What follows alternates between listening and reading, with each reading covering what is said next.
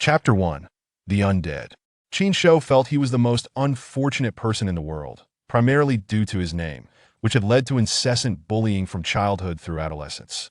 His temper, inherited from his father, was rather volatile, and he would not quietly endure the harassment. Thus, fighting became a daily routine, which ultimately led to his expulsion from school. Before he even finished high school, he was out in society, struggling to make his way. Initially, he considered enrolling in a vocational school, hoping to learn a trade that could provide him with a skill. However, when his parents began to loudly argue about divorce, their conflict escalated rapidly until it culminated in the dissolution of their marriage. His father quickly formed a new family, and his mother remarried. Qin Shou's dream of attending vocational school was dashed, as the turmoil brought on by his parents' divorce took an immense toll on him. He quarreled incessantly with both parents' father, now with a new family, and his mother. In the end, he sought escape by working in distant cities, severing ties with his parents. At such a young age, embroiled in the chaos of society, he was unable to resist temptation. Qin Shou quickly fell into the clutches of internet addiction, using video games to numb himself and devoting all his earnings to internet cafes, aside from the necessities of food and drink. Interacting with a motley crew in the cafes, he gradually became labeled a petty thug, engaging in brawls alongside his ne'er-do-well friends and mingling with unsavory characters, even spending time in detention several times. His romantic pursuits ended regrettably, with every relationship falling apart. His first girlfriend he met in an internet cafe lasted for a while until she discovered his reputation and ended things with him, never to be seen again. Subsequent relationships faltered as well, often derailed by family opposition or conflicting values ultimately, all tied back to his questionable identity. Eventually, the factory where he worked shuttered, the boss vanished, leaving him unemployed. As his living conditions became increasingly dire, he still couldn't shake his internet addiction, spending his days idling away in internet cafes. Then came the stormy weather, accompanied by a bolt of lightning. In the internet cafe, with dozens of machines linked together, only Qin Shou's computer exploded, and a terrifying surge of electricity engulfed him. "I am Qin Shou, not a beast. I have committed no heinous crimes. Why must I be struck down by divine punishment?" This was the last thought he had before losing consciousness. When he awoke, he found himself in a hospital room. "Luck is on my side. I'm still alive." Having expected his demise, Qin Shou sat up, astonished to discover that his body was intact and showed no signs of injury. This defied logic. How could he have emerged unscathed after being struck by lightning that coursed through all the wires surrounding him? Could it be that he possessed superpowers, like a lightning bolt warrior, impervious to thunder's wrath? The room contained 3 beds, 2 of which were empty, and the door was tightly locked. Even though he was in a hospital, an eerie silence enveloped the environment, unnervingly quiet. Looking around, he realized that aside from the hospital gown on his body, everything else was missing. All his personal belongings had vanished. While material possessions were trivial, the loss of his identification and driver's license would pose a hassle to replace. Attempting to ring the call bell beside the bed yielded no results. Had it lost power? Resigned, he decided to get out of bed and walk toward the door. System loading successful. An electronic synthesized voice suddenly echoed in his ears, fleeting yet startling. Qin Shou jumped back, turning around in confusion. In the next moment, a familiar game interface appeared before him, precisely that of the sandbox doomsday game he had been obsessing over. Was this a hallucination? He tried reaching out to touch the game interface, only for his hand to pass through it entirely, unable to make contact. This clearly had to be an illusion, or perhaps he was still dreaming. Surely, such absurdity couldn't be real? If only it were true, to have a sandbox game system would enable him to amass wealth and achieve greatness. The system's manufacturing capabilities seemed so powerful, even one item could transform his reality.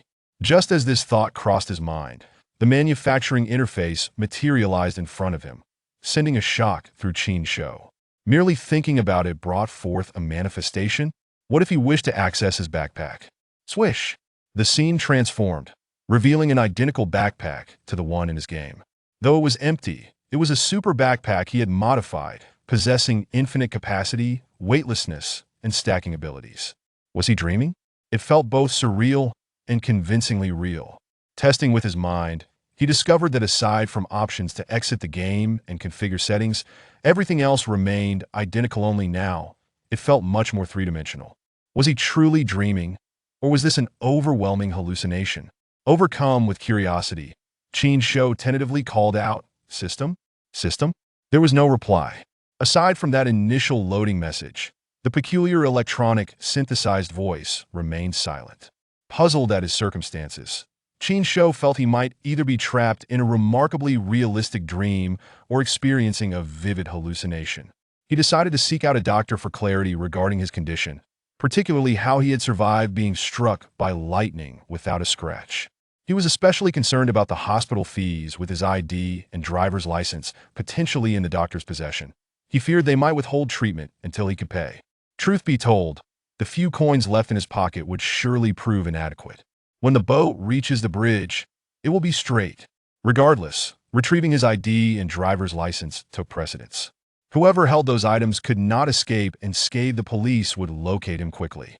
Taking a deep breath, Qin Shou opened the hospital room door. As he walked down the corridor toward the inpatient service desk, he was taken aback to see that the computers and medical equipment lay scattered and damaged, with potted plants and chairs knocked over, as though a violent disturbance had taken place. All the electrical appliances were powered down. The entire floor was cloaked in darkness, devoid of sound. Is anyone there? A sense of unease settled in Qin Shou's heart. The bizarre scene was unsettling. Is anyone there? Is anyone there? The echoes in the corridor escalated his anxiety. Something was distinctly amiss. It was broad daylight. Hearing echoes in a hospital corridor was absurd. Tap, tap. Perhaps having heard his voice, footsteps echoed from the elevator area. Is someone there? Qin Shou exclaimed, his heart soaring with hope as he rushed towards the source of the sound. Upon arrival, he spotted a figure emerge from the open door, a man in a white coat. "Hello, may I ask?" Before Qin Shou could finish, the man lifted his gaze. His pale eyes lacked any glimmer of life, and his blood-streaked mouth opened wide in a feral snarl as he lunged directly at Qin Shou. As Qin Shou recognized the horrifying visage of the man in white, fear overtook him. The man's skin was a deep gray, riddled with decay, emanating a nauseating scent that mingled with the sterile smell of antiseptic in the air. His eyes were devoid of color, resembling white orbs laced with veins, adding to the horrific image. His movements mirrored those of a zombie, akin to the creatures from his Doomsday games. When confronted by the man's attack, Qin Shou, a veteran of street brawls, instinctively evaded and kicked him to the ground. The man crashed down but wobbled back to his feet, lunging at Qin Shou once more. "Get away from me!" Qin Shou sidestepped and delivered a powerful kick to the man's back. Thud! The man fell again, landing near the disarrayed service desk. "Don't mess with me." Seeing him rise again, Qin Shou cursed under his breath. "Ha!" The man stood, slowly turning his head, a shard of shattered glass embedded in one of his eyes, creating a nightmarish spectacle. Yet he seemed entirely unbothered by the injury, ignoring the putrid liquid that oozed from him as he advanced toward Qin Shou. "What the hell?" Qin Shou felt a chill run down his spine. This is genuinely a zombie. Chapter 2. Infection. It must be a dream. It must be a dream. Faced with the approaching figure of a man in a white coat, Qin Shou found himself at a loss for words. Despite having dispatched countless zombies in the game, the sheer terror of confronting this creature in person was unprecedented. Even if he believed he were dreaming, he found it nearly impossible to look directly at the grotesque monster before him, a sight both repulsive and frightening. Fortunately, the creature moved at a languid pace, and with Qin Shou's years of brawling experience, he managed to evade its attacks with relative ease, quickly retreating towards the vicinity of the elevator. He contemplated escaping downstairs via the elevator or perhaps finding someone in the hospital to subdue the monstrosity. However, as he neared the elevator, an unexpected assailant, a nurse clad in white, emerged, seizing the opportunity while Qin Shou was distracted by the man in the white coat. She lunged at him from behind, wrapping her arms around him. Before he could react, an excruciating pain shot through his shoulder. The white-coated nurse, akin to a feral beast, gnawed viciously, ripping through Qin Shou's hospital gown and embedding her teeth into his flesh. "Roar!" The man in white charged at him, intending to flank him from both sides. "System alert. You are injured. Entering bleeding state. Bandages can be used for treatment. System alert." You are infected. Quickly find a vaccine to eliminate the toxins within your body. Flashing red alerts filled his vision.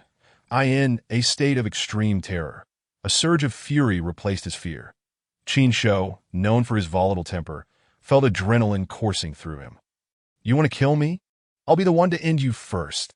In a fit of rage, he kicked the man in white, sending him sprawling to the ground, and seized the nurse's right arm, executing a powerful throw. As the two zombies staggered to their feet, Qin Shou glanced around and grabbed a fire extinguisher that lay quietly in the corner, swinging it with all his might to strike the man in white on the head. The man fell backward from the impact, while the nurse lunged toward Qin Shou, only to be met with the same fate. Before they could rise again, in a wild state of fury, Qin Shou unleashed a barrage of blows. 1, 2, 3, until the two zombies lay motionless. Only then did he cease his assault, prompted by the system notification that echoed in his mind. System alert. You have killed a zombie, gaining 10 experience points. System alert. You have killed a zombie, gaining 10 experience points. Dreams don't hurt, do they? He turned to inspect the gory wound on his shoulder, the pain piercing his soul and leaving him in disarray. He shut the elevator door to prevent any further zombie encounters and proceeded to the emergency exit, locking the door to the stairwell. Although he remained uncertain whether he was dreaming or awake, he was resolute in avoiding being savaged by zombies and experiencing such torment again. After securing the floor, he pushed open a nearby patient room to search for supplies. To his astonishment, simply opening drawers or cabinets revealed empty slots that conjured game items. The contents of these drawers seemed irrelevant. It was as if the items were generated anew. System alert. You have obtained a clean hospital gown. System alert. You have obtained a doctor's uniform. System alert. You have obtained medical bandages. System alert. You have obtained alcohol. System alert. You have obtained painkillers. From the cabinet emerged 2 sets of clothing, a patient gown and a doctor's uniform. With his own garments in tatters, Qin Shou stripped off the ragged gown, disinfected his wound with alcohol, awkwardly wrapped it with bandages, and donned the doctor's uniform. Upon opening his character status screen, he noted that the bleeding had ceased. Though his health had diminished to 45100, a loss of 55 points, the time taken to stop the bleeding after being bitten was considerable. The infection status persisted, indicated by a green progress bar on his character interface. Gradually moving to the right with a countdown currently at 7 hours and 43 minutes. Realizing he had been bitten for approximately 10 minutes, Qin Shou deduced that this countdown indicated he had 8 hours to find a vaccine. Failure to do so would result in his transformation into a zombie. He had no desire to become one, nor did he know when this dream would end. He continued his search through the patient rooms, seeking the vaccine that might save him. Along the way, he stumbled upon some peculiar items. System alert. You have obtained Li Fang's mobile phone. System alert. You have obtained a map of Huajun. System alert. You have obtained the formula for medical bandages. Li Fang's phone had been discovered by her on the roadside during her commute, leading her to bring him to the hospital. The device seemed to contain information pertinent to him, and he resolved to unlock it using her fingerprint. System alert. Huajun map unlocked, revealing the fog of war in the Huajun area. System alert. Medical bandage formula can be learned and crafted after study. I wasn't struck by lightning in an internet CAF. How did I end up found on the roadside? Who is this Li Fang? Qin Shou's mind was further bewildered. A map of Huajun? Where is this place? I should be on Earth. Amidst the chaos, he pressed on with his search, eventually locating a vial of the virus vaccine. The instructions indicated that it required a syringe for injection. Although the syringe was included, Qin Shou had no knowledge of how to administer an injection. He could only rely on his past experience of receiving rabies shots after being bitten by a dog. Gritting his teeth, he plunged the needle into his arm and administered the injection. While a nurse's injection was typically painless, self-administration was excruciating, confirming that there was indeed skill involved in such matters. Fortunately, after completing the injection, the infection progress bar in his character's status vanished, and he returned to normal. With a sense of relief washing over him, his gaze fell upon the 2 lifeless zombies in the corridor, and he wondered if, by some cruel twist of fate, Li Fang was among them. Cautiously approaching, he examined their name tags, only to discover that the nurse was indeed named Li Fang. What an uncanny coincidence. Li Fang's phone screen was locked, and it retained a mere 30 battery. Given her current state, she would certainly not divulge the password to Qin Shou. Could he use iris recognition? Her eyes were entirely white. That would be futile. The only option left was to endure his disgust and press her fingers against the screen in succession. Swipe. The phone successfully unlocked. Video. Qin Shou hurriedly navigated to the album, rifling through the video files until he found the most recent one. The footage revealed an utterly unfamiliar environment, a stretch of road that bore no resemblance to anything he recognized. Logically, he should have been familiar with every corner of his city, making this disorientation all the more perplexing. Initially, the scene depicted the interior of a vehicle, likely from the driver's seat, as a woman spoke. "What the hell? Why is the fog red? There's a naked man over there. For safety's sake, I'll record a video to prove I have nothing to do with this. I'm going to check whether this man is alive or dead." The footage continued as she exited the vehicle and approached the roadside. Next, Li Fong examined herself to confirm she was still alive before calling for an ambulance. Throughout the video, she was entirely unclothed, devoid of any identification or even her original clothing. The final moments of the footage captured Li Fong recording several seconds of the eerie red fog before the video abruptly ended. It appeared she had driven back to the hospital, which explained why he had found no personal belongings. What was the connection between the bizarre red fog, the strange lightning that night, and his own nakedness by the roadside? Where was he truly? The peculiar game system, the terrifying zombies. What was their significance? To unravel these mysteries, it seemed he needed to start with the enigmatic red fog. Chapter 3. Thirst and Hunger. Bang. Bang! Noises echoed from both the elevator and the emergency exit, accompanied by the sounds of feral howling. Perhaps due to Qin Shou's skirmish with the two zombies and the commotion from searching the floor.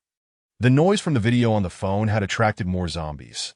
With zombies closing in from both sides, Qin Shou found himself cornered on this floor that if the zombies were to breach the doors, escape would be impossible. Whether ascending or descending, he would need to navigate the stairwell or the elevator. The entire hospital was in a blackout, rendering the elevator useless. Bang, bang. The doors shook continuously as more and more zombies gathered outside. He feared the structure would not withstand the onslaught for long. What to do? Qin Shou was determined not to become fodder for the zombies, his mind racing for solutions. Aha! The game system in the game. Most furniture could be stored in his backpack for transport, and with his infinite capacity, weightlessness, and unlimited stacking abilities, he could fit any piece of furniture he saw into his bag. Why not use some heavy furniture to block the doors, preventing the zombies from invading the floor while he devised an escape plan? Without hesitation, Qin Shou dashed into the nearest room and selected the largest and seemingly heaviest hospital bed, constructed from metal. It should suffice for the task. System alert. You have obtained a medical bed. System alert. You have obtained a clean pillow. System alert.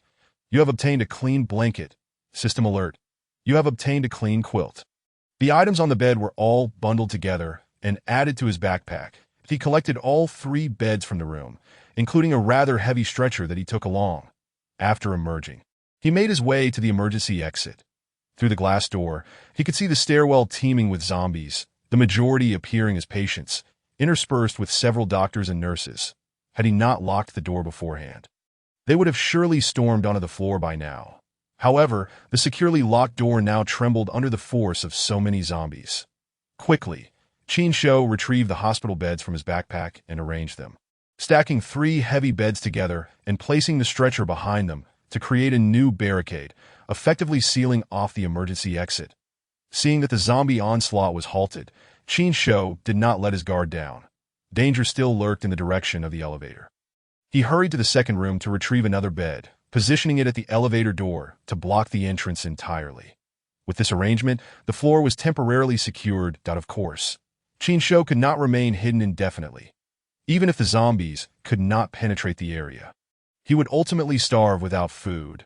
The earlier panic and rage had left him feeling quite hungry that he returned to the patient room where he had awakened and peered out the window.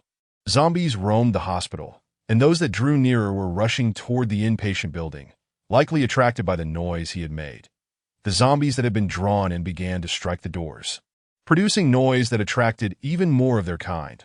All converging on the scene, that it was evident that zombies possessed a keen sense of hearing, easily lured by sound.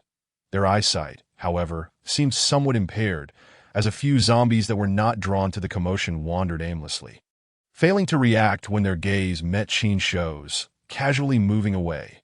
Perhaps the distance was simply too great for them to perceive him. This is the 5th floor, and descending through the window poses considerable danger.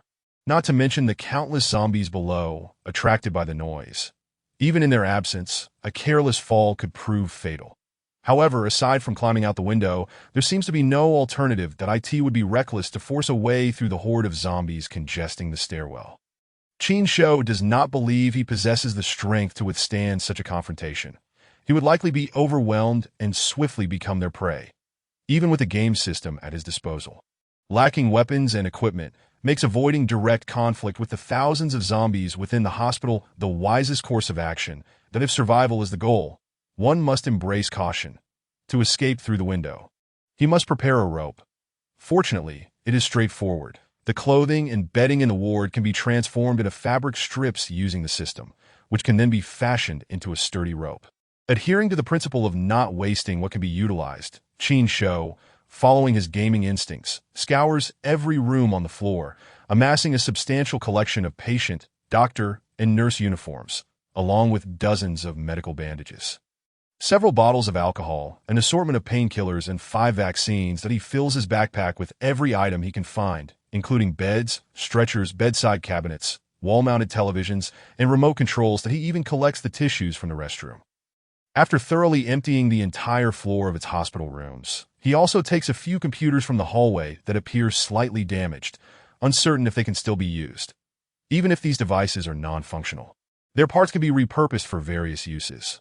Observing the numerous items in his backpack, dozens of beds, several computers, televisions, and various medical supplies, Qin Shou exclaims, "How is it possible that there are no snacks or fruits in the hospital ward? Isn't it customary to bring some treats when visiting patients?" His stomach growls, echoing his hunger. His backpack contains no food, and his throat feels parched. Reluctantly, he decides to fetch some water from the restroom. The electricity is out, but surely there is still water available. Luckily, when he turns on the tap, water flows forth. However, just as he leans in to drink, a warning appears before him. The water source has been contaminated and is undrinkable. It contains a virus that would surely lead to infection if consumed. Qin Shou hurriedly steps back, fearing to touch it. The water is tainted, rendering it undrinkable. Thirsty and famished, compounded by the incessant groans of zombies echoing in his ears, he feels increasingly agitated. It seems his only option is to escape the hospital and search for food nearby. There must be a supermarket or restaurant in the vicinity, though he is uncertain of the danger that awaits. Peering through the window, he observes the surrounding area is eerily quiet. Save for the building he occupies, he wonders if there are any other survivors besides himself. Time is of the essence. He quickly navigates the crafting interface to convert some of the hospital gowns into fabric strips, rapidly creating a robust rope that he retrieves a magazine rack to serve as an anchor point near the window, securing the fabric rope and tossing it outside, where it conveniently dangles down to the 1st floor. The only issue is that, in addition to the zombies surging into the building, there are numerous others that are unable to enter, trapped near the main entrance that if he were to slide down recklessly, he would undoubtedly be discovered and swiftly surrounded, that he must devise a strategy to disperse them to clear his path, that if he can successfully reach the ground, he should be able to navigate through the area with the least zombie presence and escape the hospital's confines. But how to divert those zombies? As he surveys his surroundings, he notices a few vehicles in the parking area adjacent to the hospital, and an idea sparks in his mind, recalling a time when he accidentally struck a car during a brawl. Triggering its piercing alarm and startling the zombies, he formulates a plan. Smash a car. If he can cause the alarm to sound, the nearby zombies will be drawn to it, allowing him to descend unimpeded. Without hesitation, he rummages through his pack filled with useless items collected from the floor. The fragments of potted plants, utterly devoid of purpose, now emerge as his most practical weapon. Chapter 4. The small shop. A car alarm is a security device installed on vehicles. If someone strikes, bumps, or moves the car, the sensors send a signal to the controller based on the intensity of the vibration. Depending on this intensity, the controller emits a warning sound or triggers a full alarm, deterring thieves and alerting the owner. Qin Shou does not fully grasp this principle. He merely knows that most cars will sound an alarm, that he tosses the potted plant fragments out of the window. His aim not quite precise, but after throwing a dozen or so, he finally hits a black sedan. The car immediately blares its shrill alarm, and as expected, the surrounding zombies are drawn to it, turning to move toward the vehicle. Success! Qin Shou readies himself, waiting for the opportune moment, taking a deep breath to suppress his acrophobia, and wraps himself in the fabric rope that he climbs out the window. Gradually descending, he had never anticipated embarking on such a perilous endeavor from such a height. And to claim he was unafraid would be a lie.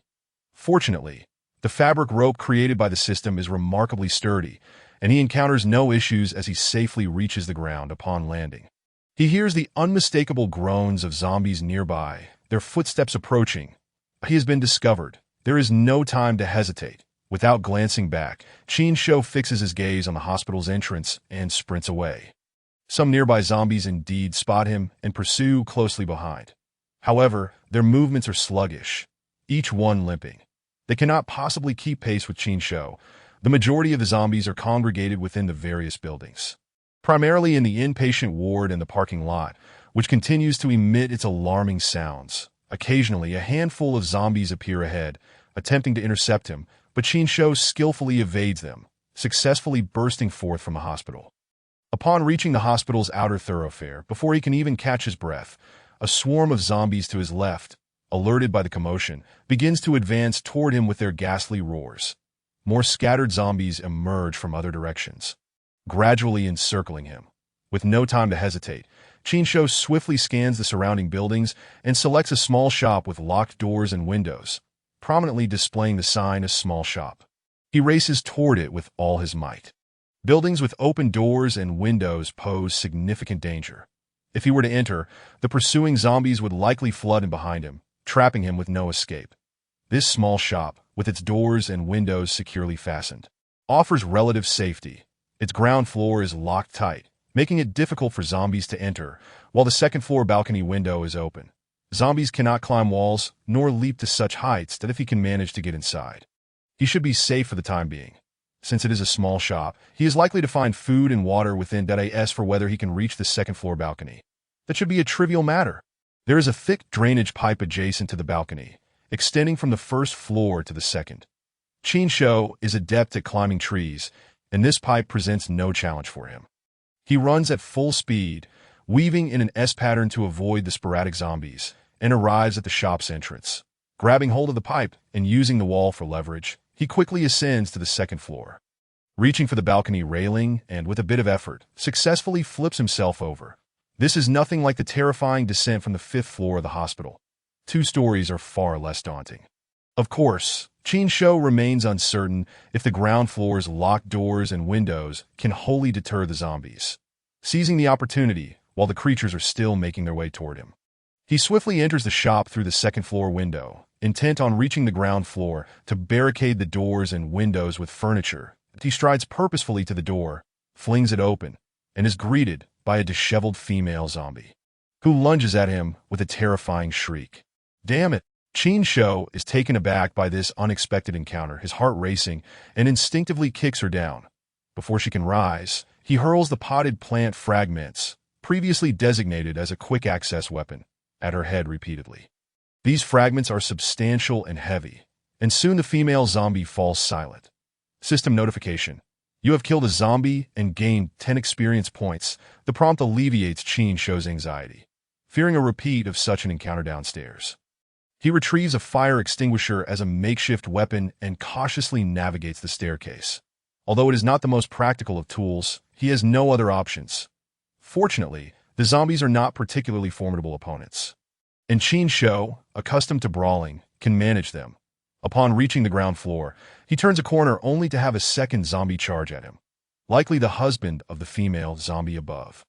The couple, having locked their door in a futile bid for safety, did not escape the fate of becoming zombies. Perhaps their transformation is linked to the tainted water. He was warned by the system. But how could those without such a system discern the danger? The water's color may have changed slightly, but without close inspection, it would be hard to notice.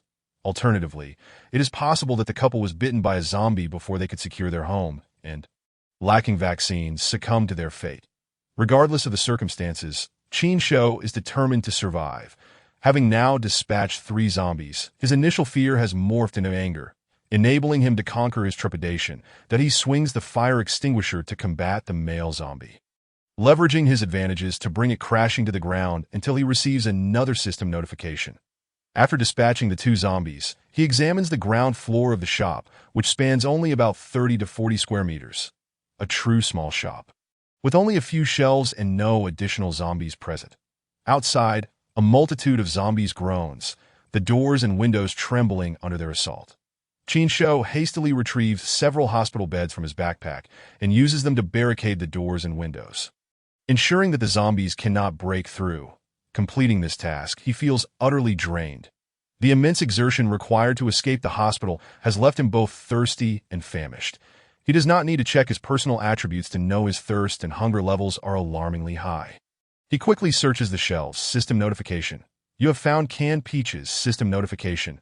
You have found beef jerky. System notification.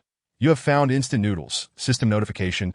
You have found potato chips. System notification. You have found bottled water. Thank heavens, although the shelves appear mostly bare, having been ransacked by others, he successfully locates a substantial amount of food and drink through the system's scavenging feature. Clearly, the supplies he has found are automatically generated by the game system. This means that in a reality where resources are scarce, he can still receive an additional supply of provisions from the system. This game system truly embodies the hope for his survival. Though it is merely a small distribution shop, it provides Qin Shou with ample food and water, resolving his hunger and thirst. After satisfying his appetite, he discovers a number of clean clothes while searching the second floor, presumably belonging to the male shopkeeper. Qin Shou donned a doctor's uniform, yet beneath it were the trousers of a patient, creating a rather unsightly ensemble, compounded by the absence of undergarments. Fortunately, he managed to change into a pair of unopened underwear and socks, along with a shirt and jeans, which appeared far more natural. The doctor's attire was excessively loose, significantly hindering his mobility, and he had never been fond of the all-white attire. After resolving his clothing dilemma, he stumbled upon a wrench and a crowbar. The wrench proved to be immensely useful within the game, serving dual purposes for crafting workbenches and dismantling vehicle electronics to procure various useful components. The crowbar, too, was quite handy, functioning as a more effective weapon than a fire extinguisher. Chapter 5. Inference. For the time being, he considered himself safe, despite the incessant roars of zombies outside, clawing at doors and windows without respite. At least they could not breach his sanctuary.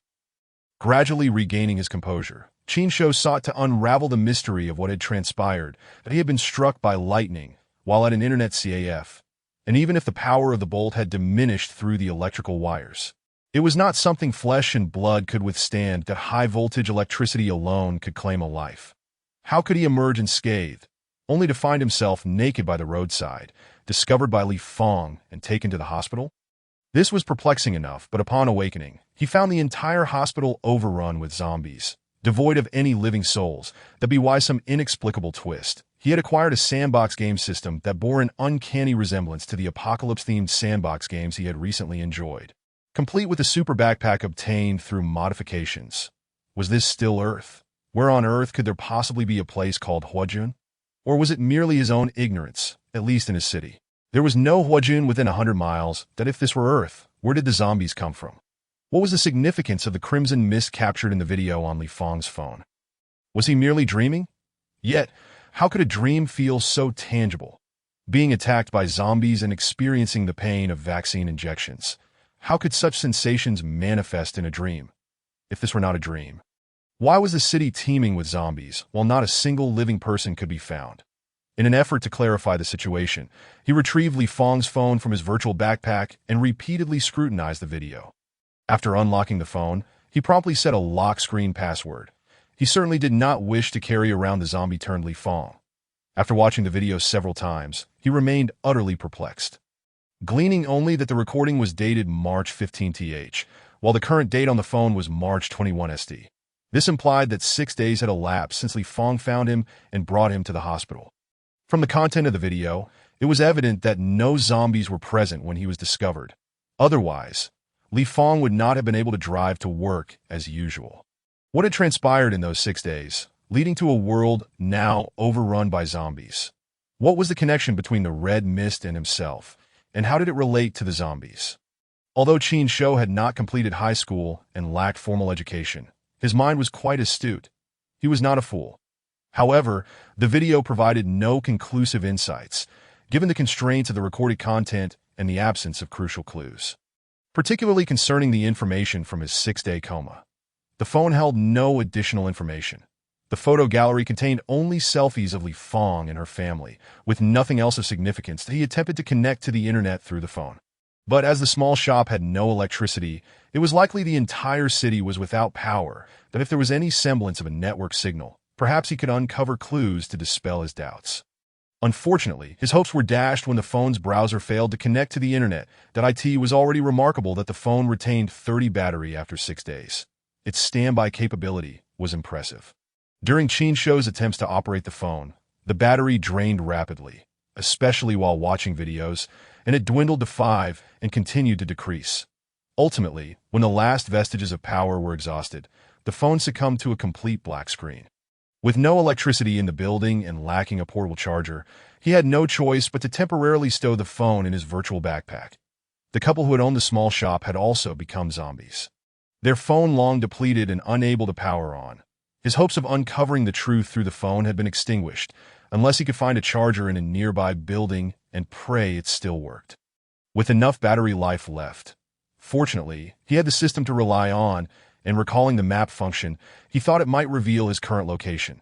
Immediately, he activated the option, and a detailed map materialized before him, marked with dense traffic routes and urban structures.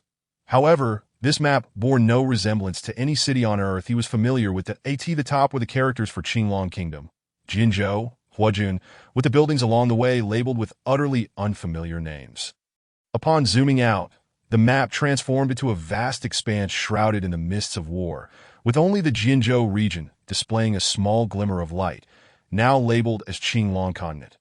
When he zoomed to the maximum extent, the entire screen was enveloped in darkness, revealing 4 names in the obscuring black mist: Qinglong Continent, White Tiger Continent, Vermilion Bird Continent, and Black Tortoise Continent.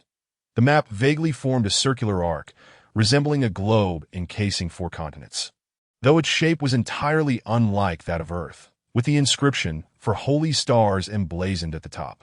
4 holy stars: Qinglong Continent, Qinglong Kingdom, Jinzhou, Huajun. Qin Shou could hardly believe his eyes, repeatedly adjusting the map scale. Gazing at the utterly alien sphere cloaked in the fog of war, his mind buzzing with thoughts.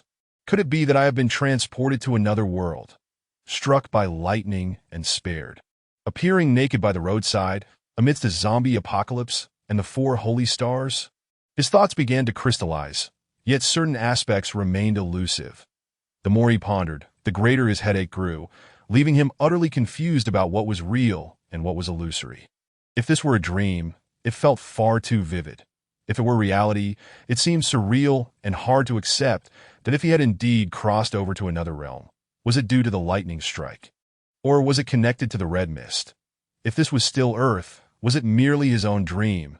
And how could he awaken from it? Qin Shou enjoyed apocalypse survival games, but that did not mean he wished to dwell in a world beset by doom. Faced with terrifying zombies, and no matter how arduous or unsatisfactory his real life may be, it was still one of peace and tranquility. Confronted with the apocalypse and zombies, he could meet his demise at any moment. In truth, without the game system's intervention, he would have perished the moment he was bitten by Li Fong, only to rise again as one of the undead. It was peculiar that after 6 days of unconsciousness, he awoke feeling no discomfort whatsoever. It defied reason. Even if he had received nutritional injections during those days, it was implausible that he would awaken feeling entirely normal. Perhaps this was related to the inexplicable binding of his game system. However, during the 6 days he had been in a coma, all the doctors, nurses, and patients had transformed into zombies, yet he remained unscathed. What could account for that? The locked door of his hospital room might be one reason. Suddenly, a thought struck him. The water source. The tap water must be contaminated with zombie toxins. Drinking it would lead to becoming a zombie. I lay in a coma for 6 days without a single drop to drink. The other survivors lacking a game system, Even if they hid in the hospital room without being bitten by zombies, would certainly suffer from thirst and hunger. The food in the hospital is limited, and they can only drink water. Unaware that the tap water was contaminated, those survivors would have inevitably succumbed to the zombie toxin and turned into zombies themselves. Coming to this realization, his mind cleared slightly. The sole enigma that continued to plague him was the mystery of his crossing over, along with the connection to the lightning and the red mist. After an incredibly terrifying day, he was utterly exhausted and in need of rest. Perhaps after a good night's sleep, he would awaken back in reality, or maybe this was all just a bizarre dream. Qin Shou locked the door to his room, secured the balcony doors and windows, drew the curtains, and pretended not to hear the relentless zombie howls outside. Refusing to think about the bodies of the couple turned zombies from the shop, he burrowed under the covers and muttered, "If this is a dream, let me wake up soon."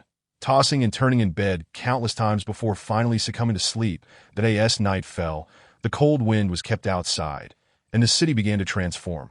Chapter 6. Digging a Pit Roar. In the darkness, Qin Shou was jolted awake by a series of roars that in the pitch blackness. He could not see his hand before his face, and the growls seemed alarmingly close, as if thousands of ferocious beasts prowled nearby. With no electricity, he had no sense of time. The cacophony of howls surrounding him was akin to that of brutal predators, sending chills down his spine. Not having returned to reality, Qin Shou felt a surge of panic. He made his way to the balcony as quietly as possible, cautiously lifting the curtain. What he beheld sent cold sweat cascading down his brow, his legs trembling in fear. Under the silvery moonlight, a myriad of red lights twinkled everywhere. These red lights were none other than the eyes of countless zombies roaming the streets. The zombies appeared strikingly different from their daytime selves. Their previously pale eyes now glimmered with an eerie crimson glow, as if every zombie bore two glowing bulbs upon their faces. Simultaneously, the sluggish zombies of the day now moved with astonishing speed. Their combat prowess had inexplicably surged, and while he had managed to defeat 4 zombies with his sheer strength earlier, facing these now would be a death sentence. This was madness. Not only was this not a dream, but the zombies had also somehow leveled up. With their newfound speed, venturing outside would spell doom. Even leaving the small shop posed a significant risk. What frightened Qin Shou most was that the zombies surrounding the shop showed no signs of dispersing. Instead, they were now leaping atop one another, drawing dangerously close to the second-floor balcony. How could he possibly stop them? With merely a crowbar, he stood no chance against these frenzied and terrifying zombies. What to do? Doing nothing was not an option. Even if the zombies could not break through the barricade formed by several hospital beds downstairs, the relentless pressure of their bodies could easily allow them to scale the balcony. The doors and windows here were certainly not robust enough to withstand a horde of zombies. What should he do? He could not just sit idly by. Qin Shou's heart raced, and he felt an overwhelming sense of urgency that he had never imagined that the zombies would be so relentless, surrounding the shop and growing increasingly frenzied. The small shop had no back entrance. Even if it did, he would not dare venture out with the zombies now moving with such speed. Climbing onto the roof. If these zombies could stack themselves on the balcony, they could surely do the same on the roof. The shop was not particularly tall. Unless it were a skyscraper, there was little hope of escape. Suddenly, he found himself with no way up to the heavens or down to the earth. Wait a moment, down to the earth. This thought sparked a glimmer of inspiration. Under normal circumstances, there would be no solution to such a predicament. However, he possessed a sandbox game system, and therein lay the key: sandbox. In sandbox games, any structure could be destroyed that is a sandbox player. The most fundamental tactic for evading danger was to dig a pit. Qin Shou was uncertain whether the tactics from the game could be applied in reality.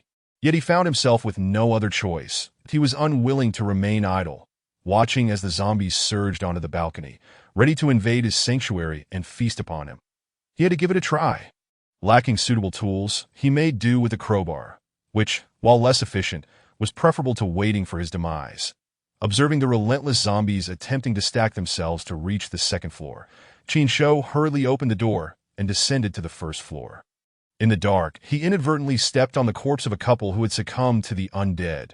Silently reminding himself that such occurrences were to be expected, he navigated down the stairs and, Relying on his memory, located the corner of the shop. The tiled floor of the shop was quite sturdy. Under normal circumstances, it would be nearly impossible to excavate it with a crowbar. However, endowed with a sandbox game system, he placed the crowbar via the quick access key and, upon equipping it, struck the ground, causing immediate cracks to appear that it was just like in the game. As the fissures widened, the strike points were destroyed, and a block of rock flew into his virtual backpack, leaving behind a sizable pit in the ground. The pit measured 1 cubic meter in length, width, and height. In reality, digging such a hole would take at least half a day. Yet he accomplished it in mere seconds, an unfathomable feat. Ecstatic at this revelation, Qin Shou wasted no time in continuing his excavation. After creating 3 square pits, he retrieved a tile from his virtual backpack and positioned it perfectly to seal the exit. A sense of worry crept in. While he could perform such actions in the game, would the real-world consequences lead to suffocation due to lack of oxygen? To his relief, he discovered that even in this small sealed space, there was no sensation of asphyxiation. He felt perfectly fine. That it appeared the game system had indeed altered his physiology, as he had awakened after 6 days of unconsciousness without any adverse effects. And the enclosed space posed no risk of oxygen deprivation. Given this, he reasoned that lighting a torch within the space would likely have no negative repercussions. That he mentally accessed the crafting list and searched for the torch option. The recipe required 1 piece of cloth and 1 piece of wood. With an abundance of cloth left over from his previous crafting of rope and plenty of wooden bedside tables salvaged from the hospital, he could easily procure the necessary materials. Dismantling items in his virtual backpack was not an option. He placed them on the ground to break them down. The space was limited, so he used the crowbar to dig outwards, slightly expanding the area before placing a bedside table down to smash it apart. Proper tool usage yielded more materials, such as an axe. Acquiring woodworking skills would enhance efficiency and yield even greater resources. However, given the urgency of the situation, Qin Shou was unconcerned with the optimal method. He simply needed to break down the furniture, regardless of the material waste.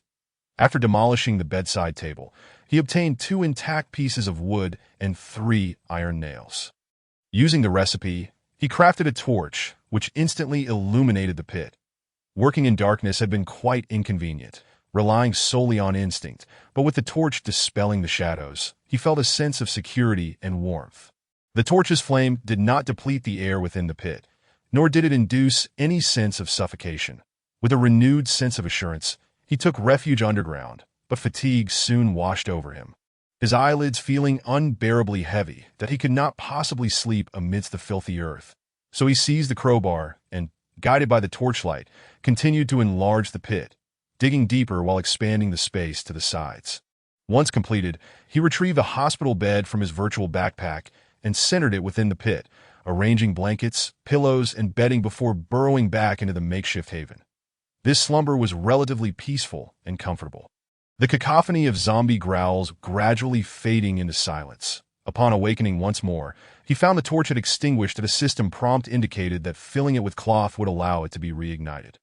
After a sufficient rest, Qin Shou felt invigorated and alert. He replenished the torch with cloth and reignited it, then retrieved food and drink from his virtual backpack, satisfying his hunger and thirst. The outside was eerily quiet. Surely, the zombies had dispersed. He wondered if they had invaded the shop during the night. Although he had lost track of time, he surmised that after such a long slumber, dawn must have arrived. It was imperative to leave the shop and seek a more secure location. Qin Shou lifted the crowbar and began dismantling the tile above him. As soon as he broke through, light flooded in, and he was met with the cacophonous cries of a multitude of zombies, growing ever closer. Clearly, the undead had breached the shop the previous night, and he had narrowly escaped by hiding below. Reacting swiftly, Qin Shou hurriedly blocked the opening with another tile. Out of the corner of his eye, he noticed nearby zombies, their movements lethargic and less frenzied than the night prior. It seemed they were recovering from their previous fervor. The shop was undoubtedly teeming with zombies. It appeared the only option was to tunnel underground and escape. Chapter 7. Exploration. The zombies were unable to penetrate the tiled and cement floor, which was indeed good news. These materials provided excellent sound insulation and prevented the scent of his wounds from attracting the undead, allowing him to rest securely underground. However, remaining there indefinitely was not an option, even if he experienced no sensation of suffocation in the subterranean space.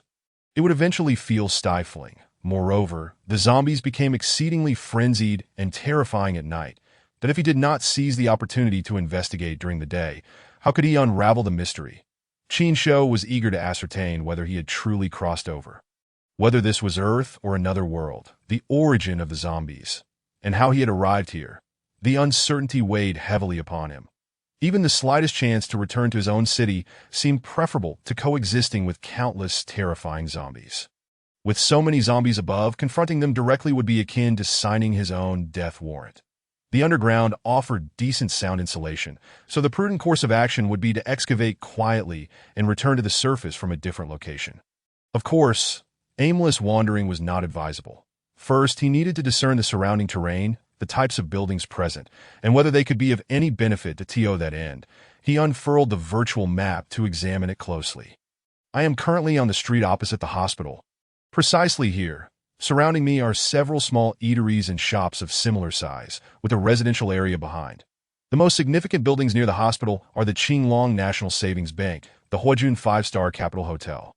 And the Capital Core? The bank and hotel are understandable, but what is this Capital Core? It resembles a police station based on the markings. Qin Shou mused as he studied the nearest major buildings to the hospital. If it truly is a police station, it takes precedence over the others that if luck is on my side, I might acquire firearms or law enforcement weaponry, significantly increasing my chances of survival against the zombies that if I could secure a vehicle. That would be even better. When playing games, he always prioritized searching police stations. Obtaining firearms and ammunition would enable a swift escape, even if fortune did not smile upon him and he could not find firearms. At the very least, he hoped to acquire several items that would greatly assist in survival. With a target in mind, he promptly gathered his bed and commenced digging. The crowbar, while possessing decent attack power, was only marginally more effective than using his bare hands as a tool for excavation. The surrounding area consisted of muddy terrain, likely the soil beneath the building's foundation, that he began digging several squares toward the direction of the core, removing dirt blocks and unexpectedly uncovering some small stones. Qin Shou felt a surge of delight. With stones, he could craft the most basic stone tools, which would enhance his digging efficiency compared to the crowbar. The raw materials for stone tools included stones, plant fibers or ropes, and wood. The wood could be obtained by dismantling the bedside table, while the cloth could be used to create rope, with the necessary materials in hand. He crafted a set of basic stone tools: a small stone axe, stone pickaxe, stone shovel, and stone spear. These fundamental stone implements were essential for survival in the game. The small stone axe could fell trees, mine resources, and construct shelters. The stone pickaxe was effective for mining, dealing greater damage to stone and mineral blocks. The stone shovel excelled at excavation, inflicting more damage to soil blocks, while the stone spear, though not as powerful as the crowbar, boasted greater reach, allowing him to attack enemies from a distance, thus reducing the risk of being bitten by the zombies. That he placed the stone tools into his quick-access inventory, enabling seamless switching at will through mental command. Equipping the stone shovel, he found it much easier and quicker to excavate the soil blocks. After digging for a while, he encountered a concrete wall, clearly the foundation of a building. This was to be expected. He promptly switched to the stone pickaxe. The durability of the concrete wall was exceptionally high, and Qin Shou spent a considerable amount of time breaking through it, depleting the pickaxe's durability significantly. His character had not leveled up, nor had his tool crafting skills improved, resulting in the basic tools having relatively low durability. Fortunately, he had acquired numerous stones during his digging, so even if the tools broke, he could easily recreate them. That'd be why alternating between the stone shovel and pickaxe, and patiently excavating, he eventually succeeded in creating a new passageway underground, far from the shop. Consulting the virtual map, he determined he was near a relatively open area close to a bus station. Although he had vacated the vicinity of the shop, Qin Shou remained cautious, excavating in a stair-step fashion as he ascended, first breaking through above him to quickly survey the surroundings. Fortune favored him. There was no immediate danger. The zombies were wandering in and around various buildings, primarily focused on the entrance of the hospital and the shop where he had rested the previous night. Breathing a sigh of relief, he swiftly exited the underground passage and blocked the opening with a tile. Taking advantage of the zombies' distance, He switched to the wooden spear and made his way stealthily toward the core. Numerous vehicles lined the roadside, some abandoned in the middle of the road with doors ajar. Alongside scattered motorcycles and electric scooters strewn across the ground as he passed, he examined each vehicle, hoping to find a means of transportation. Unfortunately, luck was not on his side. The doors and windows of the parked vehicles were tightly locked, rendering them inaccessible, that if he were to smash a window with the crowbar, it would undoubtedly trigger an alarm, attracting a horde of zombies that he had no intention of courting death. The vehicles that lay wrecked in the middle of the road bore the marks of severe collisions, a grim reminder of the chaos that had unfolded. The intact vehicles had locked doors and windows, while those with keys or open doors were too damaged to be useful. Ultimately, he was left empty-handed that it could only be deemed unfortunate luck. And he reluctantly continued on foot, carefully avoiding any zombies that came into view, maneuvering around them silently as he pressed onward toward the core. Navigating around the scattered zombies or small groups in the streets proved to be quite time-consuming. But it was preferable to alerting them and forcing his way through, which would undoubtedly create noise and potentially lead to being overwhelmed by a horde, with trepidation akin to that of a thief. He traversed the path, miraculously evading numerous perils, ultimately beholding a grand edifice that bore the same insignia as depicted on the virtual map, the Capitol Garrison. The architectural design, indeed, bore resemblances to police stations on Earth. Yet it intriguingly fused both modern and ancient styles, leaving it ambiguous whether to classify it as a police station or a government office. Frankly speaking, the various residential and commercial structures encountered along the way exuded an air of antiquity. Even the hospital he previously fled from showcased a rooftop style and wall tiles that echoed this sentiment, granting an impression akin to that of a tourist attraction or a film set. It seemed improbable that someone had orchestrated an elaborate prank, casting him into a cinematic realm or sightseeing locale.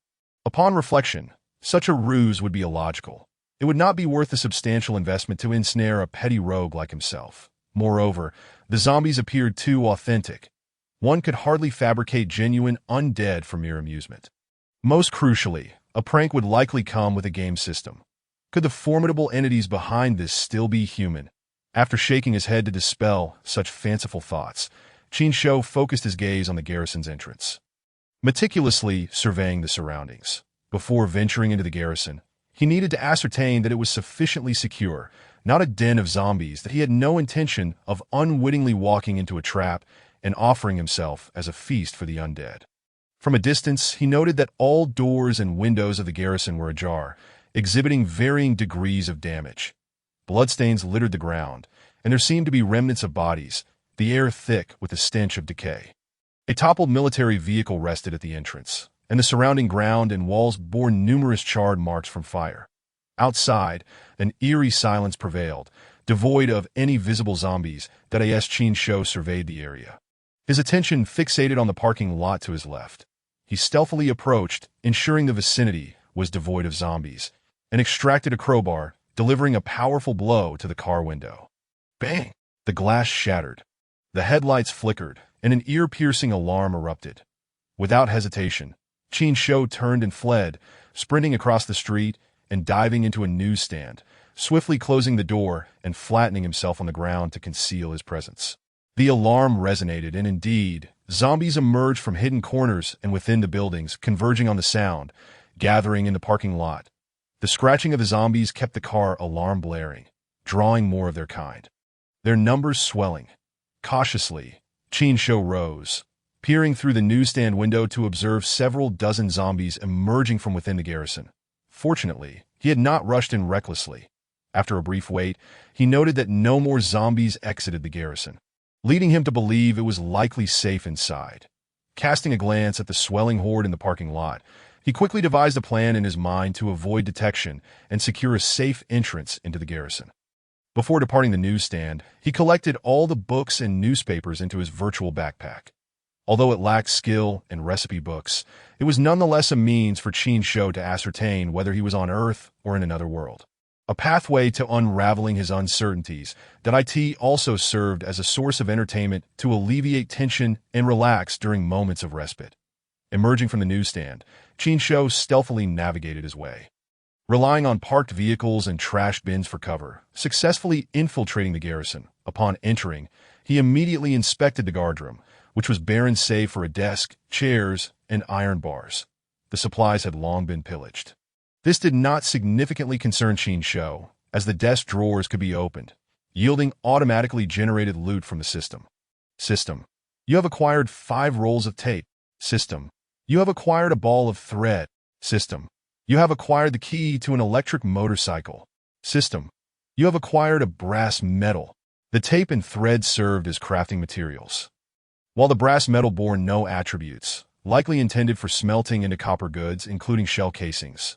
Surprisingly, he had unearthed the key to an electric motorcycle. Why not a car key instead? A motorcycle would suffice. But where would he charge it? Exiting the guardroom, he indeed spotted an array of vehicles inside. 2 military trucks, 2 3-wheel motorcycles, and 1 electric motorcycle. The military trucks and 3-wheel motorcycles lacked keys, rendering them inoperable. However, the electric motorcycle started up with the key, indicating a full charge. Qin Shou remained unhurried, choosing to pocket the key for now. Perhaps a search within the garrison would yield the keys for the military trucks or the 3-wheeled motorcycles. Gripping his wooden spear, he cautiously ventured deeper. The first floor was nearly empty apart from a service desk and a few chairs.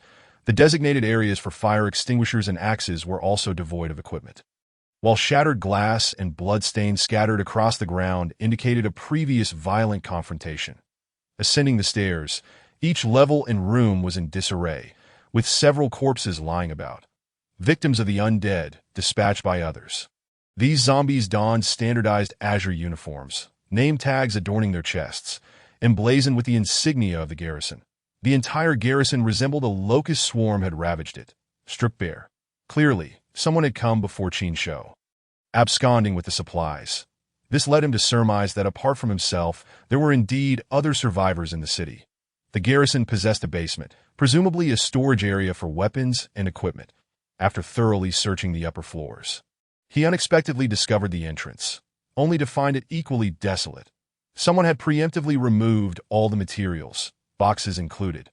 After expending such effort, he had merely retrieved a few crafting materials from the immovable desk drawers, leaving him feeling rather disheartened. Who could have taken the garrison's weapons and equipment ahead of him? Surely, they could have at least left the boxes behind. What was the necessity of being so thorough? Encountering such a scenario left Qin Shou quite vexed. Cursing the individual who had seized the supplies in his mind, he pondered his next course of action.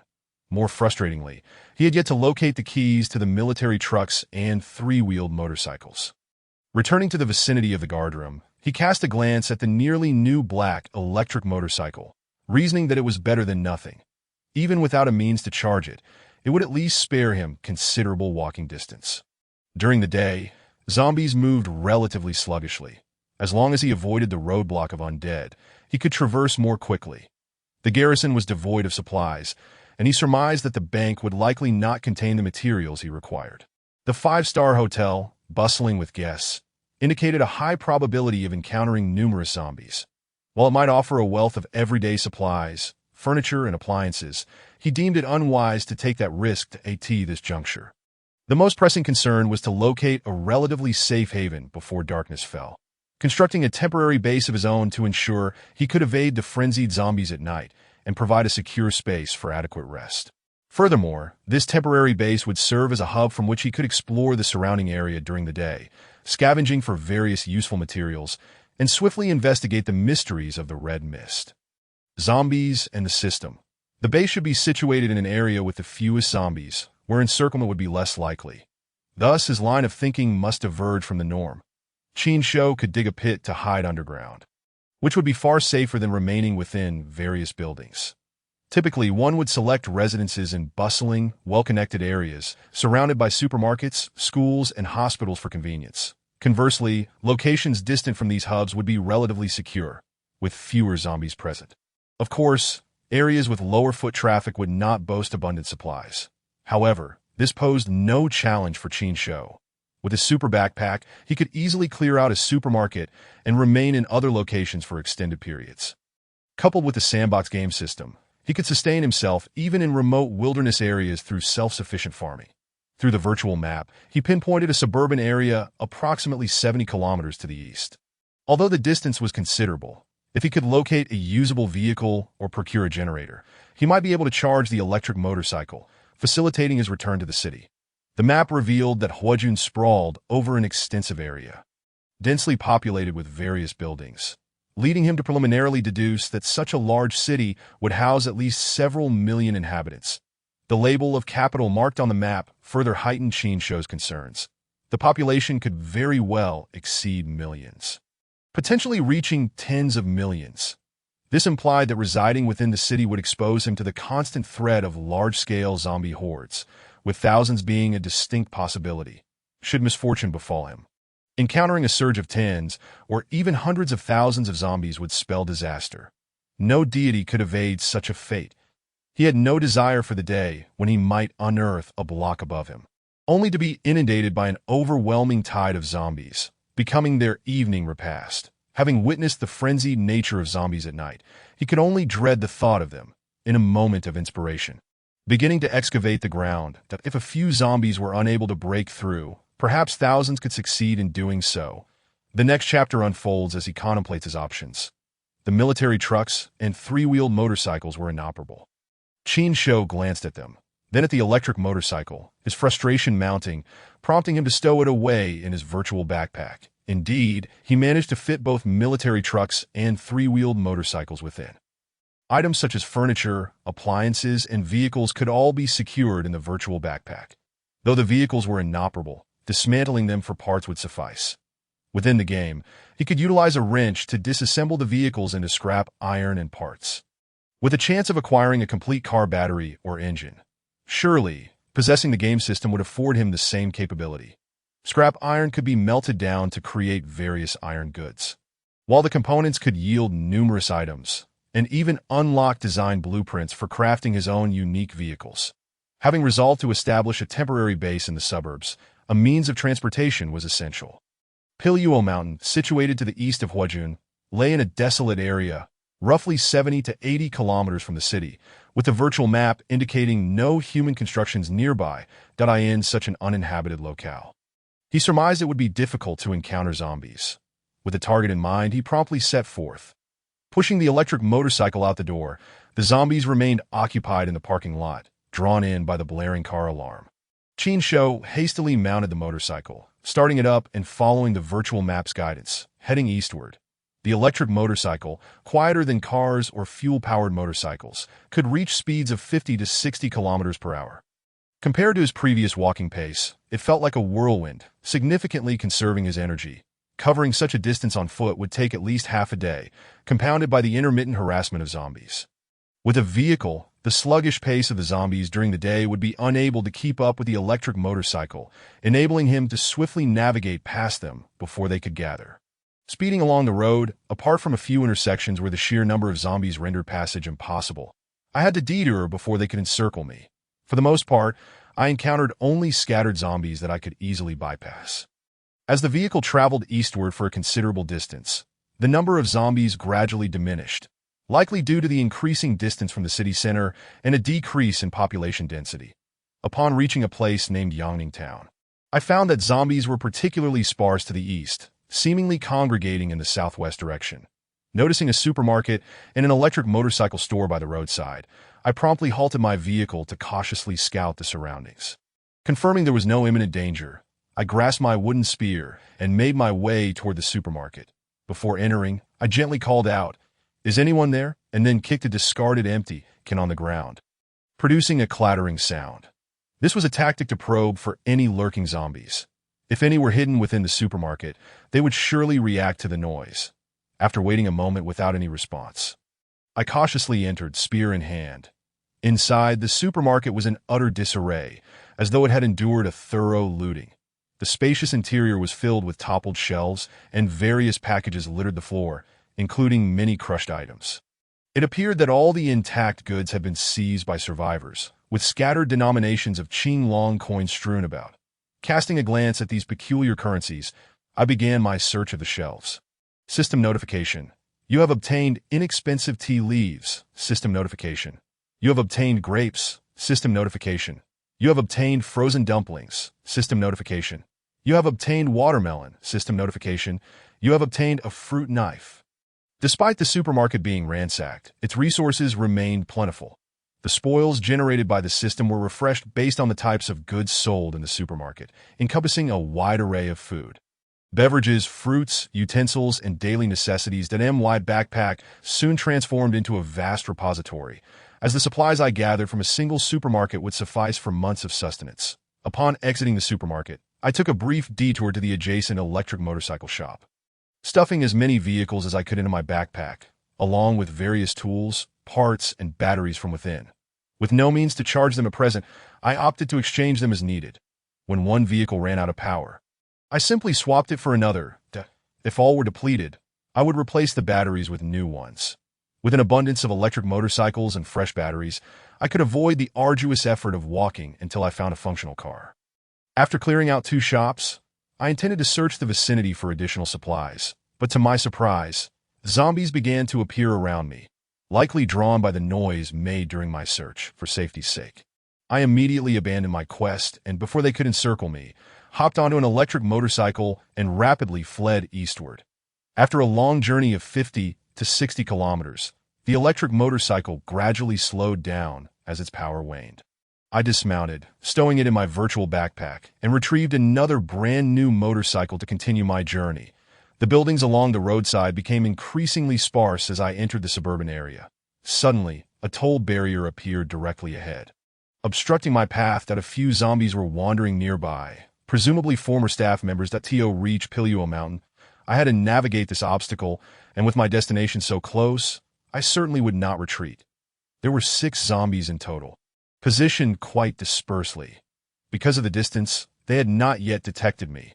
Taking on all 6 at once would surely be overwhelming, but I could lure them in one by one, having already dispatched 4 zombies. I felt somewhat seasoned in combat and deemed it feasible to eliminate them and clear the barrier. Parking my motorcycle off to the side, I stealthily approached with my wooden spear. Upon closing in on the nearest zombie, which was less than 30 meters away, it indeed noticed me and began to advance. The other 5 remained oblivious, still loitering at a distance that I retreated slightly to draw the zombie further away, reducing the chances of being spotted by the remaining 5. That once the distance was sufficient, I halted and faced my adversary. Roar! The zombie lunged at me, initiating its attack. That I raised my spear, leveraging its length to maintain a safe distance, and sharply thrust the spearhead toward its skull. The zombie attacked relentlessly, devoid of any defensive tactics, and each time it attempted to close the gap, it was met with the sharp end of my spear. After an intense struggle, I finally pierced its head, and it collapsed to the ground. System notification. You have killed a zombie, gaining 10 experience points. With the successful kill, I felt a wave of relief wash over me. Indeed, a longer weapon provided a significant advantage in one-on-one confrontations with zombies. Employing the same tactic, I quickly lured in the second zombie and dispatched it using similar maneuvers. However, during the confrontation with the third zombie, an unexpected mishap occurred. I had neglected to monitor the durability of my spear. As a low-quality tool, it was prone to breaking. Consequently, during the battle, the spear snapped, leaving me momentarily stunned as the zombie bit into my chest. Swiftly, I switched to my crowbar and struck its head with considerable force, finishing it off. After tending to my wound, bandaging it and administering a vaccine, I realized my vigilance had been insufficient. At this rate, the few vaccines in my backpack would not last long. Seizing the opportunity while the remaining zombies had not noticed me, I crafted several more wooden spears as a precaution against similar perilous situations in the future. With backup equipment, I would be able to recover even if something were to break. Once prepared, I employed the same tactic to lure and eliminate the 3 wandering zombies one by one before successfully clearing the obstacle and opening the path ahead. Chapter 10. The base. Previously, I had dispatched 4 zombies in the city, and now I had eliminated 6 more. With the first level up requiring 100 experience points, I had just enough to smoothly reach level 2, earning 5 skill points. This was excellent news, as skill points could be used to enhance various abilities and improve my chances of survival. The character possessed 5 main skill systems: perception, strength, agility, physique, and intelligence. Enhancing these attributes would unlock more branch skills. There were also secondary professions that could be unlocked through skill books, not falling within the primary system. During my gaming sessions, I had a tendency to favor the intelligence tree. Boosting my intelligence would significantly enhance headshot damage against enemies, and unlocking various technologies was also contingent upon intelligence, making it quite paramount. Thus, without hesitation, I allocated 4 skill points to elevate my intelligence from level 1 to level 5. The remaining point was invested in the intelligence tree's secondary profession, blacksmithing. With blacksmithing at level 1, I unlocked the furnace, allowing for a 20 increase in item smelting speed that my character's base intelligence was level 1. With a headshot damage attribute of 200, increasing by 10 damage per level, making it 240 at level 5. Additionally, mechanical weapon damage started at 5, increasing by 5 per level, resulting in a total increase of 25 damage. Currently, this bonus was not particularly useful. It would only become formidable when I unlocked automatic firearm turrets. After successfully clearing the barrier, I quickly pressed on. The electric motorcycle advanced for another 10 kilometers until I finally reached the secluded Piluo mountain area. Although there was a road bypassing Piluo mountain, there were no stopping points or human-made structures for over 10 kilometers. The scenery here was breathtaking. Clear streams meandered through the lush landscape, filled with chirping birds and fragrant flowers, creating an atmosphere of tranquility devoid of the horrifying roars of zombies or the nauseating stench of decay. I stowed the electric motorcycle, leaving the road to trek on foot into Piluo Mountain. Navigating through the dense thickets, I arrived at the foot of the mountain, where a wide, crystal-clear stream gracefully traversed the path, and the surrounding terrain was relatively flat, creating a pleasant environment. The stream teemed with fish, shrimp, and crabs, and upon closer inspection, I was pleasantly surprised to find that the water had not been contaminated. Given the pristine surroundings, absence of human presence, and clean water source, this location was an ideal choice. With the road nearby, establishing a temporary base here was exceedingly convenient. I immediately set to work, selecting a spacious and level area, pulling out a stone shovel to begin digging. After experiencing the terrifying onslaught of frenzied zombies the previous night, I felt that residing underground would offer a sense of security. When conditions permitted in the future, I would expand and fortify a robust above-ground fortress. Despite Piluo Mountain's remoteness and apparent lack of human habitation, I remained committed to prioritizing safety. What if a zombie wandered nearby? I certainly did not wish to sleep soundly in my abode, only to be awakened in the middle of the night by a frenzied zombie knocking at my door, offering a rather unwelcome warmth. As for the underground chamber, the deeper it was, the safer it would be. With sufficient time before sunset, I endeavored to dig as deep as possible. The further underground I went, the better the sound insulation, making it less likely for zombies on the surface to discover my presence. With determination, I employed the stone shovel to excavate deeper, repairing or crafting new shovels as needed. After relentless effort, I successfully burrowed 30 levels down, expanding the area around me to a 10 by 10 foot section, 5 levels high, resulting in a spacious underground chamber nearing 100 square meters. Inside, I placed multiple torches for illumination, creating a bright environment. From the basement to the entrance, I constructed 30 wooden ladders for easy access. At the entrance, I fashioned a wooden hatch door and installed it, surrounding it with branches and leaves, making it challenging for outsiders to detect. Having completed all these tasks, the sun began to set. Exhausted from a day of labor, I closed the hatch and descended the wooden ladder into the basement. In one corner, I arranged a bed, bedside table, wardrobe, and lamp. On the opposite side, I set up a desk, chair, refrigerator, and positioned a TV stand facing the bed. I promptly retrieved various pieces of furniture from my virtual backpack and arranged them, quickly creating a homely ambience. The only discordant element was the lack of electricity, rendering all appliances inoperative. At least I had a temporary base, allowing for potential expansion into a larger underground space at any time. As I ventured into the city to search for supplies, I might stumble upon a generator to resolve the power dilemma. Even if I failed to find one, I could enhance my character's level through combat with zombies, unlocking the ability to craft one in the intelligence tree upon collecting sufficient parts. This place would serve as my stronghold, and henceforth, I would use it as a center to explore Huajun, seeking various resources and uncovering the truth behind the red mist and my own translocation. With the sun just set, it was too early to sleep, so I opened my virtual backpack to examine the books and newspapers I had scavenged from the newsstand. I also pulled out a plethora of snacks and beverages, using the light of the torches to inspect the contents. Qinglong Morning News. His Majesty has approved the hosting of the 78th Qinglong National Games in April. Personally verified by Prime Minister Qin Shou. Upon reading the headline, I furrowed my brow. What on earth? The Emperor of Qinglong, Lu Qingye, can't possibly be serious. Despite being as advanced as Earth, it seems they still adhere to a feudal monarchy. Is it really correct to label this development as feudal? The Qinglong Commercial News reports that Qinglong Investment Bank has signed the latest urban development contract with the authorities.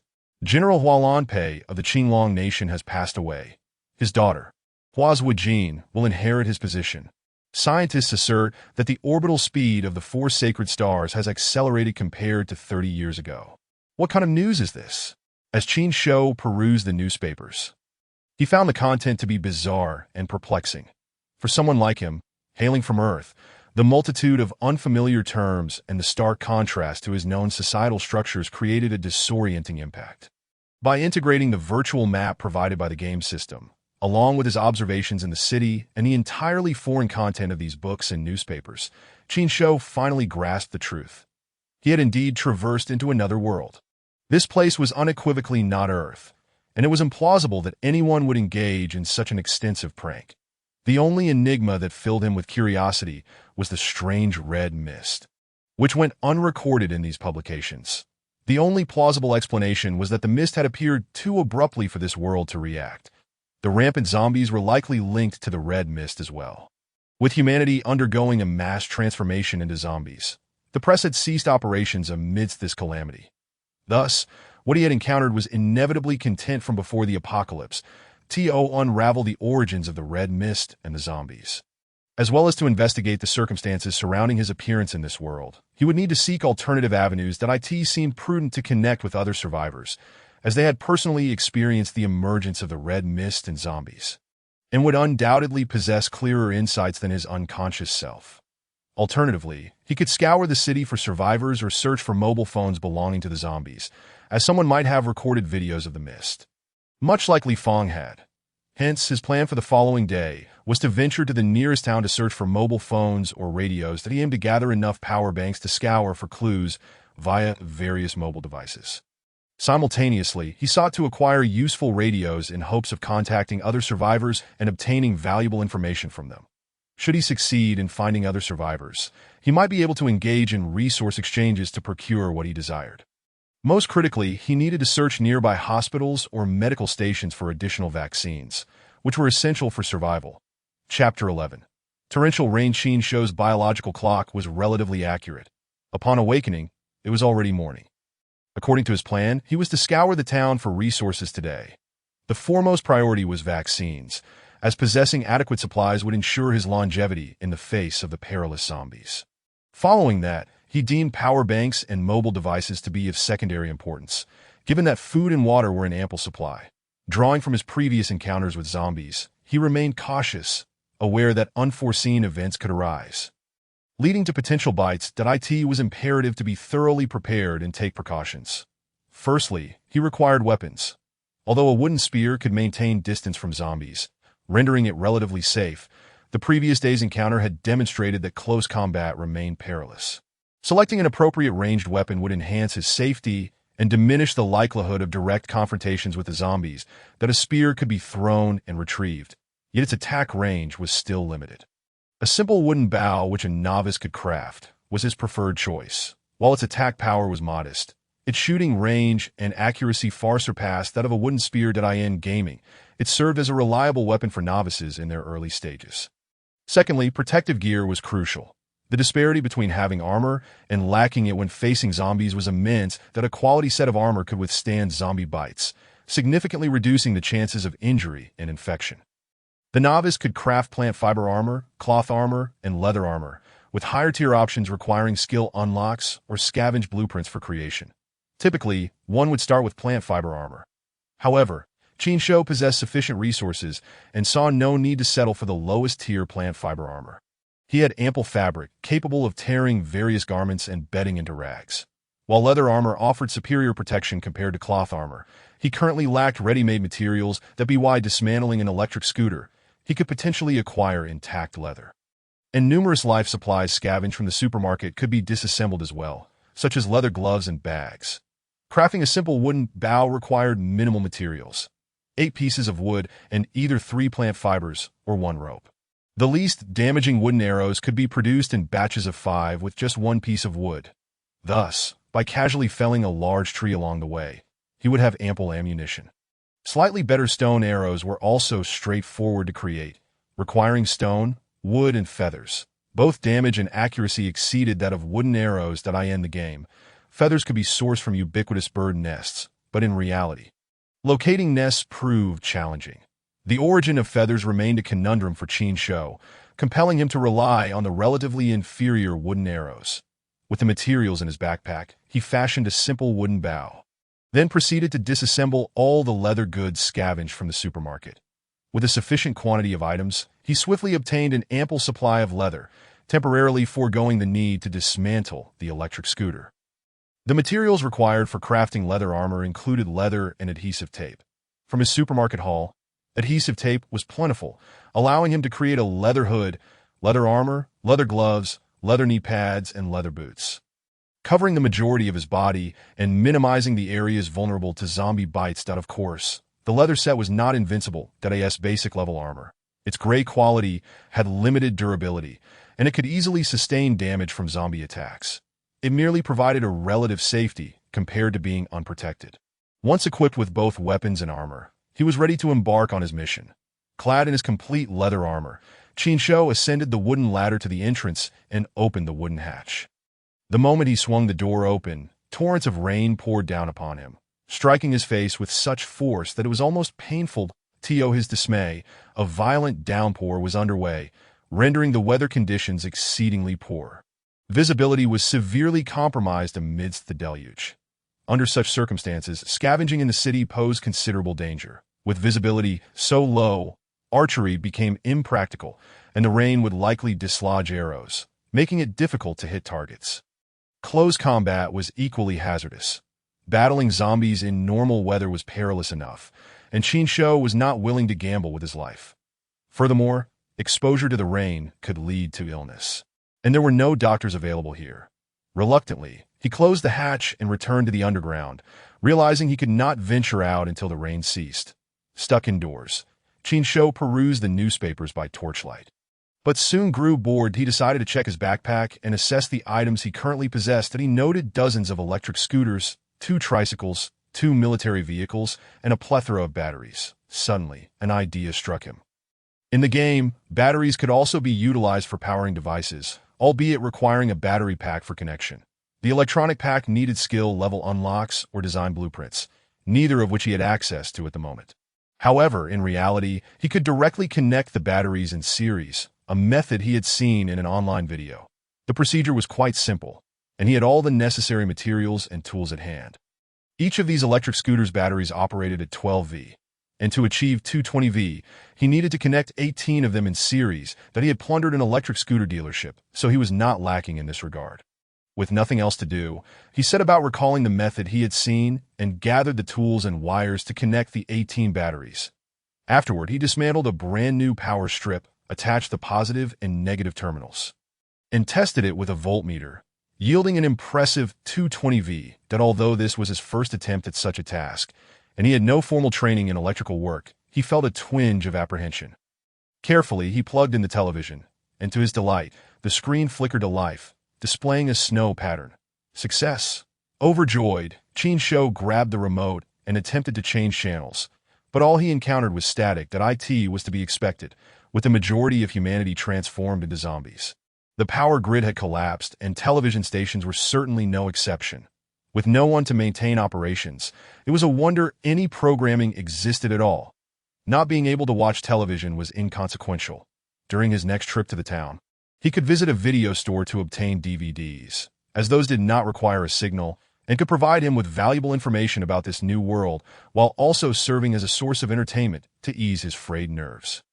Having successfully established a basic power supply, his first task was to retrieve the incandescent bulbs he had scavenged from the supermarket and install them in the center of the room. After connecting the power and switch, the bulb illuminated, transforming the basement into a bright haven, a stark contrast to the flickering torchlight he had previously relied upon. Qin Shou dismantled the torches and gazed at the well-lit room, marveling at the modern comforts he had long taken for granted. With the battery power limited, he dared not connect high-consumption appliances like refrigerators, as there was no immediate need. Utilizing the electricity for lighting should suffice for the time being. To enable the use of various electrical devices, a generator was an essential apparatus that IT could recharge the batteries and restore his life to a semblance of modernity. That TO manufacture one, he would need to venture out. Engage in combat with zombies to level up and unlock skill points. In contrast, searching for a generator in the town seemed a more convenient option. Yes, on his next scavenging trip, he would ensure he located a generator to facilitate a more comfortable lifestyle. Chapter 12. Whiling away the time with the power successfully restored, its utility was limited to lighting for the moment. Although he had no worries regarding sustenance, spending solitary hours in the basement proved rather dull. He flipped through newspapers and magazines for entertainment, but nothing particularly piqued his interest, and he soon began to feel drowsy. After lying on the bed for a while, he found himself too well rested to sleep. Instead, wishing for the rain to cease quickly, he made several trips to the entrance to check on the weather, but the downpour showed no signs of letting up. Thus, he returned to the basement, attempting to pass the time by jogging in place, doing push-ups, and performing sit-ups to stay active. However, this only lasted for a short while before he was once again overwhelmed by boredom. If only he had a computer, he could easily occupy himself for an entire day with a simple game. Yet idleness only fueled his restlessness. The computers salvaged from the hospital were all damaged, suitable only for disassembly to extract parts. Leaving him with nothing functional, he recalled passing through the nearest town recently and vaguely remembered spotting a cyber-safe along the street that he resolved to investigate on his next outing. If he could find a working computer, it would be a tremendous boon. Moreover, cyber-safes typically had their own generators to cope with power outages. Qin Shou took note of this detail, for he was unable to remain idle and began to survey his surroundings. With truly nothing to occupy his time, he retrieved a stone shovel and a stone pickaxe to commence the expansion of his makeshift base. Although the basement was quite spacious, it was sufficient for him alone to exercise his endeavors. And since he had nothing else to do, he figured why not. After exerting considerable effort, he swiftly unearthed additional rooms, transforming the basement into a more expansive area. This shall be the kitchen. I will relocate the refrigerator and kitchenware here to prepare meals in the future. Qin Shou commenced planning his residence, only to be struck by a sudden realization as he scratched his head. Speaking of which, I do not possess any culinary skills beyond boiling instant noodles. Investing early skill points into cooking would impede technological advancements, and that hardly seems prudent. Regardless, it will be necessary later on. A kitchen is indispensable. For now, I shall rely on ready-made food. In reality, Qin Shou was indeed inept in the kitchen, surviving solely on instant noodles and fast food. With the game system in play, he hoped that upgrading his culinary skills later on could alter this predicament. Or perhaps he might fortuitously encounter a fellow survivor adept in cooking. This will serve as the restroom. I shall install a toilet and bathing facilities in due course. I wonder if the toilet and bathing equipment manufactured through the game system can be installed and utilized in the basement. How will the water supply and drainage be managed? A restroom was essential. Encountering zombies while attending to such matters would be dire. Over here is the new bedroom. I will move in the bed and furniture, while converting the exterior into a more respectable hall. As Qin Shou planned, he adjusted the positions of various furniture and appliances, arranging his underground sanctuary. Time slipped away unnoticed, and soon it was afternoon. The newly expanded basement exuded a more homely ambience, featuring a kitchen, restroom, bedroom, secondary bedroom, living room, storage, and gym, with the potential for further expansion in the future. In fact, before his transmutation, Qin Shou had often fantasized while playing games about digging tunnels like his in-game character to create his own subterranean abode, thereby eliminating the expenses of renting or purchasing property that he never anticipated that such a day would truly arrive. Upon completing the expansion, he inspected the entrance. The torrential rain had finally ceased, yet the clouds remained, enveloping the area in a veil of moisture and creating a decidedly humid environment. The terrain was sufficiently elevated, devoid of standing water. It appeared likely that rain could resume at any moment. Perhaps even a deluge later that night, that it was already afternoon, making it unwise to venture outside. Even if he were to cycle to the town, darkness would soon fall, rendering it perilous. He certainly wished to avoid a direct encounter with frenzied zombies. Even the ordinary ones had bitten him twice, and he feared the crazed ones could easily rend him to shreds. With no option to venture outdoors, he resolved to find something meaningful to occupy his time. Why not gather materials to craft a few furnaces? After all, he had acquired level 1 blacksmithing skills, and dismantling vehicles would yield scrap iron, which could be smelted into ingots. Without further ado, he set to work. The materials required for the furnaces were not overly complex. 50 stones, 60 clays, 10 leathers, 3 rolls of tape, and 3 short iron pipes. During the basement expansion, he had unearthed hundreds of stones, more than enough. The leather he had previously obtained remained, and he had an ample supply of tape. What he lacked were clay and short iron pipes. The excavations had yielded only ordinary soil, and clay could typically be found near water sources. Thus, he resolved to search near a stream. As for the short iron pipes, he could easily obtain them by dismantling a hospital bed. Without delay, Qin Shou set a hospital bed in the hall and began disassembling it with a wrench. Successfully acquiring scraps of cloth, short iron pipes, and scrap iron, that he then exited the underground space to search near the stream, where he indeed found a clay deposit. Armed with his stone shovel, he dug as much as he could before nightfall. With darkness descending, he hurried back to the basement. The materials were plentiful. Qin Shou constructed 2 furnaces, converting the storage area into a workshop. After positioning the furnaces, he stored the remaining clay separately, as it was an essential component for smelting. Once he had completed this, he retrieved 2 military vehicles and 2 tricycles, methodically dismantling them alongside various broken computers and appliances with his wrench, yielding a substantial amount of materials. The scrap iron produced from dismantling the vehicles and appliances was quite considerable, and he placed it into the 2 furnaces. Lacking fuel, he resorted to dismantling wooden furniture, such as bedside tables and wardrobes that he had no immediate use for. Feeding the wood into the furnaces, there was little choice. The night had fallen, and he dared not venture out to chop wood. For one, the darkened skies, coupled with the already poor weather, diminished visibility. For another, he feared the unpredictable nature of encountering even a single frenzied zombie could prove fatal. After all, getting bitten would necessitate disinfection, wound dressing, and a vaccination. While he was not particularly concerned about bandages and alcohol, his supply of vaccines was limited and he needed to conserve them.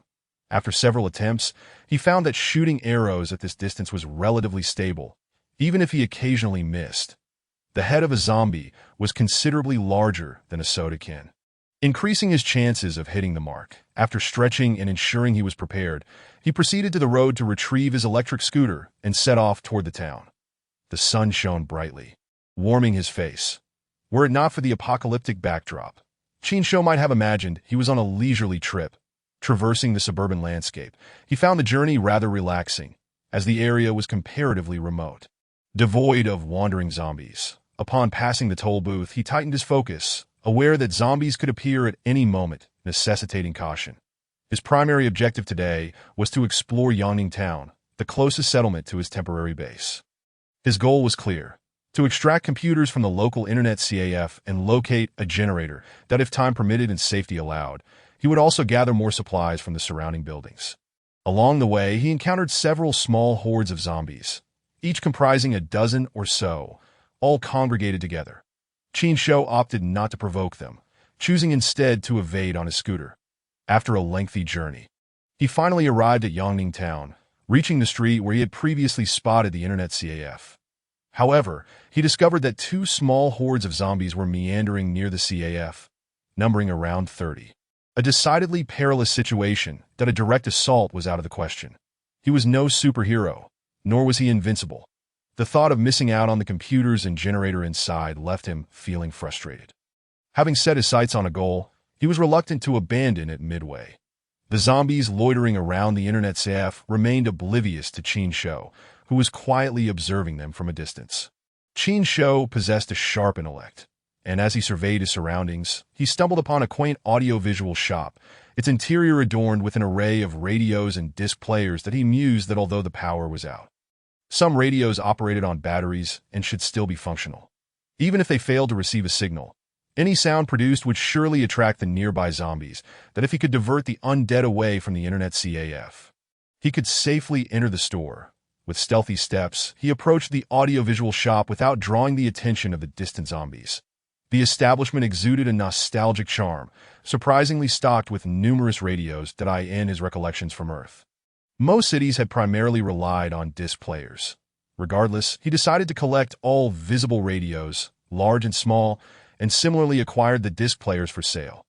The shelves brimming with various types of CDs were also not to be overlooked, as they represented vital knowledge about the current world and its differences from Earth. The capabilities of his virtual backpack allowed him to easily clear out the entire shop. Before long, the audiovisual store stood entirely stripped of its contents. Qin Shou even cleared the counter and furniture, leaving behind an impeccably empty establishment that could not be physically relocated.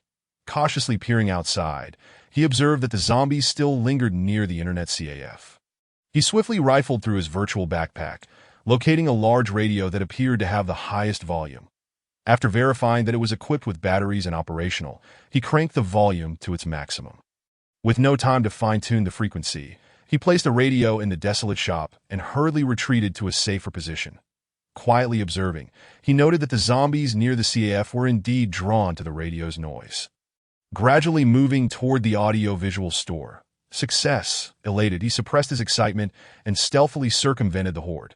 Once he confirmed the area was secure, he dashed into the establishment, making minimal noise as he reached his destination. There was no time for rest.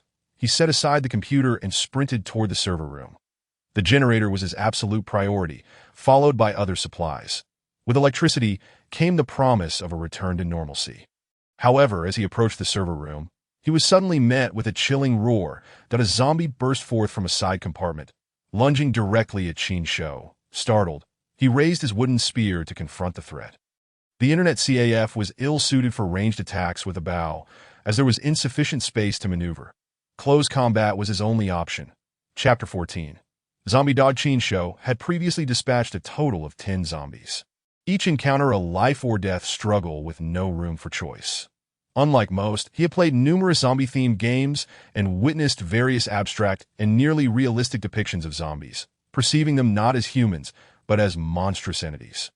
Thus, while there was an inherent fear, it did not paralyze him as it did many others. Furthermore, having navigated the harsh realities of life and having claimed the lives of zombies in desperate circumstances, he found acceptance in this grim task to be why viewing the zombies merely as experience-granting monsters from a game. He felt little hesitation. The rules were simple. Either slay the zombies or be consumed by them. Qin Shou unequivocally preferred the former. Most zombie games share a common principle. To attack the head, it was evident that the zombies in this world adhered to the same logic, allowing Qin Shou to apply his gaming experience. After a fierce battle, he finally vanquished the zombie, earning 10 experience points. Although unscathed, he grew more cautious, meticulously searching every corner of the CAF to ensure no threat remained. He had no desire to be ambushed by a suddenly emerging zombie. Once satisfied with the safety of the area, he hastily proceeded to the server room, only to discover that the door was severely damaged, as if forcibly pried open that a wave of foreboding washed over him. Upon entering, he found the interior alarmingly empty. The generator that should have been on standby was conspicuously absent. Damn it! Frustration surged within him, and he couldn't help but curse. Who the hell is stealing my generator? Despite his annoyance, he pressed on, dismantling the CAFS servers, air conditioning units, and more, placing everything into his virtual backpack. But he thoroughly scoured the CAF, collecting all computers, desks, chairs, and even the drink refrigerator and coffee machine from the counter, leaving the place utterly bare. Not stopping there, he searched the staff quarters on each floor, acquiring any useful furniture and appliances available. Ultimately, he emptied the entire establishment before departing. Emerging from the CAF, he noted that the day was still young. Qin Shou pondered intently on where he might locate a generator. He was particularly fixated on this issue, for rechargeable batteries were finite. Once depleted, they were gone unless he found a generator to recharge them. Wait! Solar power! Although he had never encountered such technology, he had often heard tales of shops selling solar-powered generators before his journey. Though this place was not Earth, its semblance was uncanny, almost like a parallel world. And perhaps he could indeed find a solar generator. Quickly, he opened his virtual map to observe the surrounding markers. Yangning Town was included in the broader map of Huajun, and the fog of war had lifted, revealing notable buildings within the town, making his search considerably more convenient. Lamentably, there was no generator factory in Yangning Town, so he would have to search through various large stores. Typically, small enterprises didn't require generators. Establishments like Internet CAFS or large supermarkets were more likely candidates. At the town center lay a large shopping mall, though his only concern was that a high foot traffic would likely indicate a significant number of zombies, with a plethora of radios in his possession. Qin Shou resolved to explore the mall, considering it a risk worth taking for the sake of acquiring a generator. The advantage of having a virtual map was that he could plot the optimal route, strategically avoiding the busiest areas and traversing quieter, safer paths, thereby maximizing his distance from the zombie hordes. While there was always the possibility of miscalculating, as zombies could wander aimlessly or be drawn to various sounds, his planned route remained relatively secure. Mounting his electric scooter, Qin Shou set off, diligently steering clear of the undead, while carefully scrutinizing each building along the way that if he spotted a solar generator atop a structure, he could avoid unnecessary risk.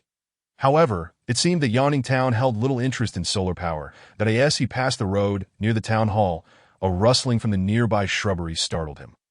Halting his vehicle, he peered from a distance, suspecting a small animal was concealed within. This was a necessary thoroughfare, and after a moment's hesitation, he advanced on his electric bike, gradually closing the distance. When he was merely 10 meters away from the source of the commotion, he finally caught sight of a fluffy white backside peeking out that it was a purebred poodle, seemingly trapped in the foliage or perhaps scavenging for scraps. Qin Shou had a fondness for pets like cats and dogs, so he whistled gently and called out, "Hey there, little one. Do you have an owner?" The small dog wagged its tail and gradually emerged from the bushes, turning to face Qin Shou. However, he noticed that a large portion of its left cheek was missing. Blood and flesh marred its features, and its eyes were a ghostly hue as it assumed an aggressive stance. Upon recognizing its disfigurement, Qin Shou couldn't suppress a grimace. "I guess you don't have an owner after all? Growl!" The poodle lunged at him. Qin Shou quickly mounted his electric scooter and sped away, attempting to escape this zombie-infested pet. To his astonishment, the zombified poodle was remarkably swift, effortlessly keeping pace with the electric scooter. This was beyond Qin Shou's expectations, and panic began to set in as he accelerated forward. Growl! The zombie poodle leaped, sinking its teeth into Qin Shou's left foot. The impact caused him to lose his balance, and the scooter toppled over. Fortunately, his body was protected by leather armor, so aside from a few abrasions, he sustained no serious injuries. However, the poodle had bitten him in an unprotected area, and he felt the sting of infection as blood seeped from the wound. He had been careless. It appeared that animals could also transform into zombies, and they were arguably more dangerous than their human counterparts.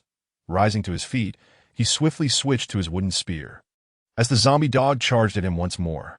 Growl! Having succeeded in its previous attack, the zombie dog now aimed for Qin Shou's neck, leaping in a sudden assault. Ordinary small poodles lacked such jumping prowess. Yet Qin Shou immediately raised his spear in defense. Fortunately, the zombie dog, lacking any semblance of thought, did not attempt to evade the wooden spear and impaled itself directly upon it. Witnessing the zombie dog thrashing desperately as it hung on the spear, Qin Shou quickly discarded it to the ground, firmly stepping on the spear to immobilize it. Without hesitation, he switched to his crowbar and dealt a series of brutal blows to its head. He continued until the system notified him that he had slain the zombie dog and earned 10 experience points, at which point he finally relaxed, breathing heavily. Regaining his composure, he quickly disinfected the wound, bandaging it and administering a vaccine. The injury to his left leg posed a significant concern, impacting his mobility and combat effectiveness. Should he encounter another zombie dog, it would undoubtedly complicate matters further. Though it appeared small, it was remarkably fast, agile, and explosively powerful that as he approached the mall, he hesitated.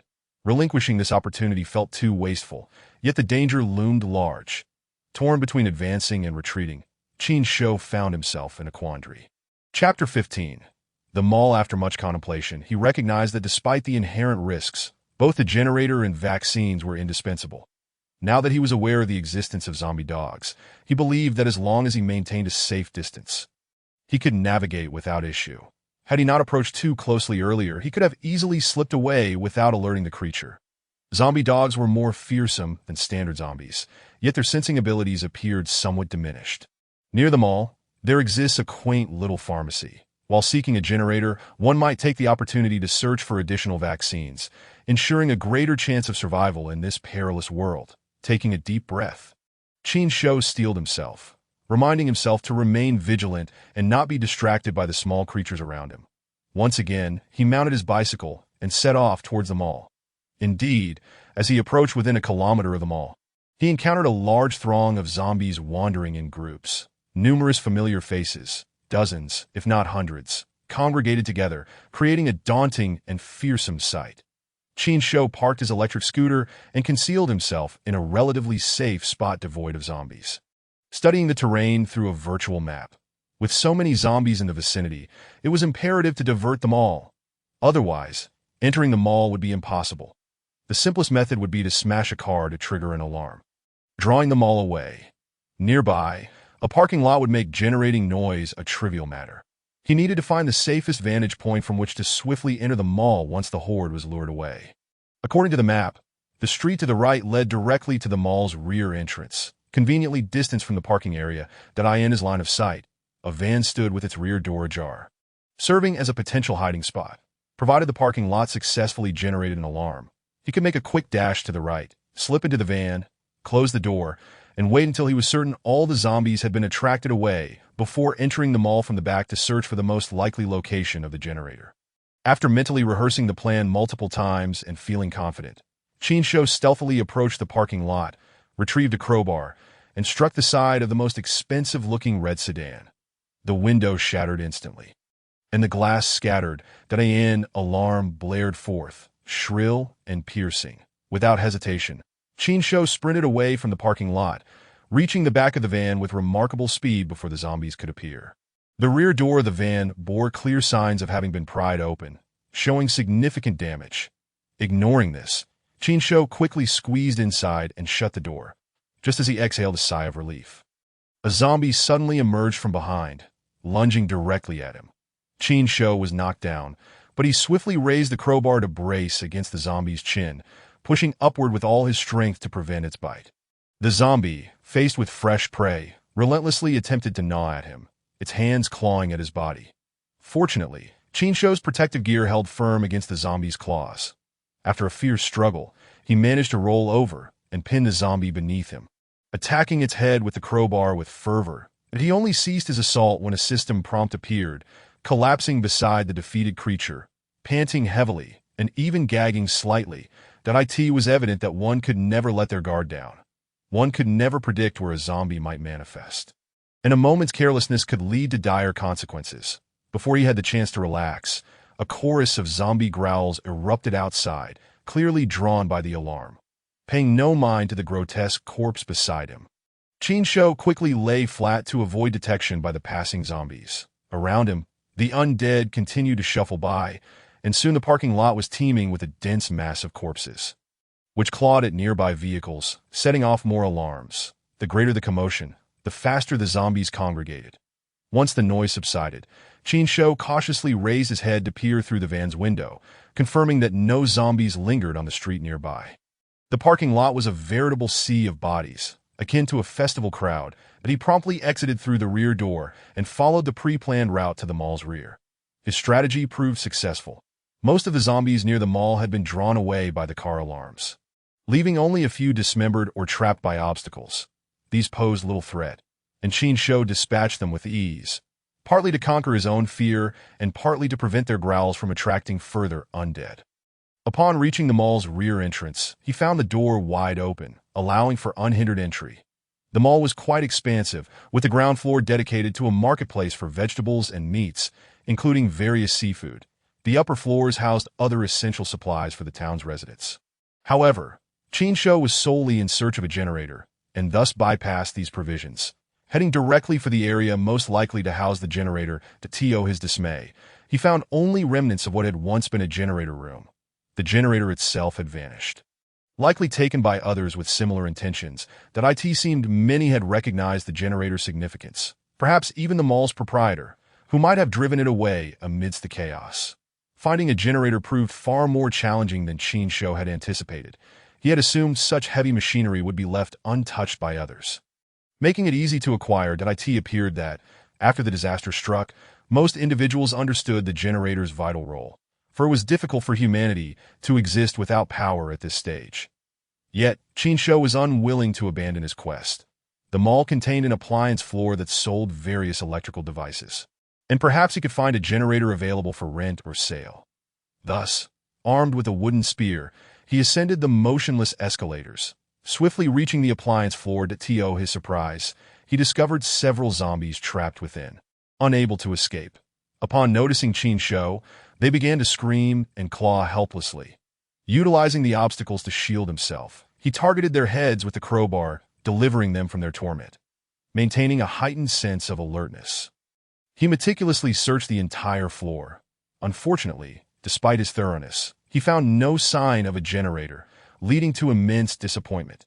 Feeling somewhat discouraged, yet adhering to the principle of maximizing his efforts, Qin Shou collected every electrical appliance from that floor. Leaving no corner unchecked, he applied the same diligence to the other floors, gathering whatever was within his line of sight, regardless of its utility, and stowed it all in his virtual backpack. The advantage of the super backpack was evident. If he wished, he could carry the entire world upon his back. If it were possible to transport entire buildings, he would not hesitate to do so. His pace was quite rapid, as he could instantly collect items upon encountering them, making the task remarkably simple.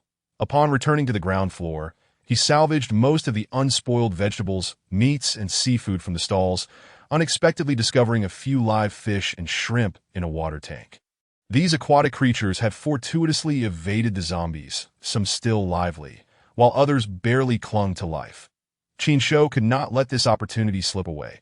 He promptly secured the entire water tank within his backpack. At that moment, he had transformed into a mobile marketplace. Chapter 16. Radio Reception System. You have obtained alcohol. System.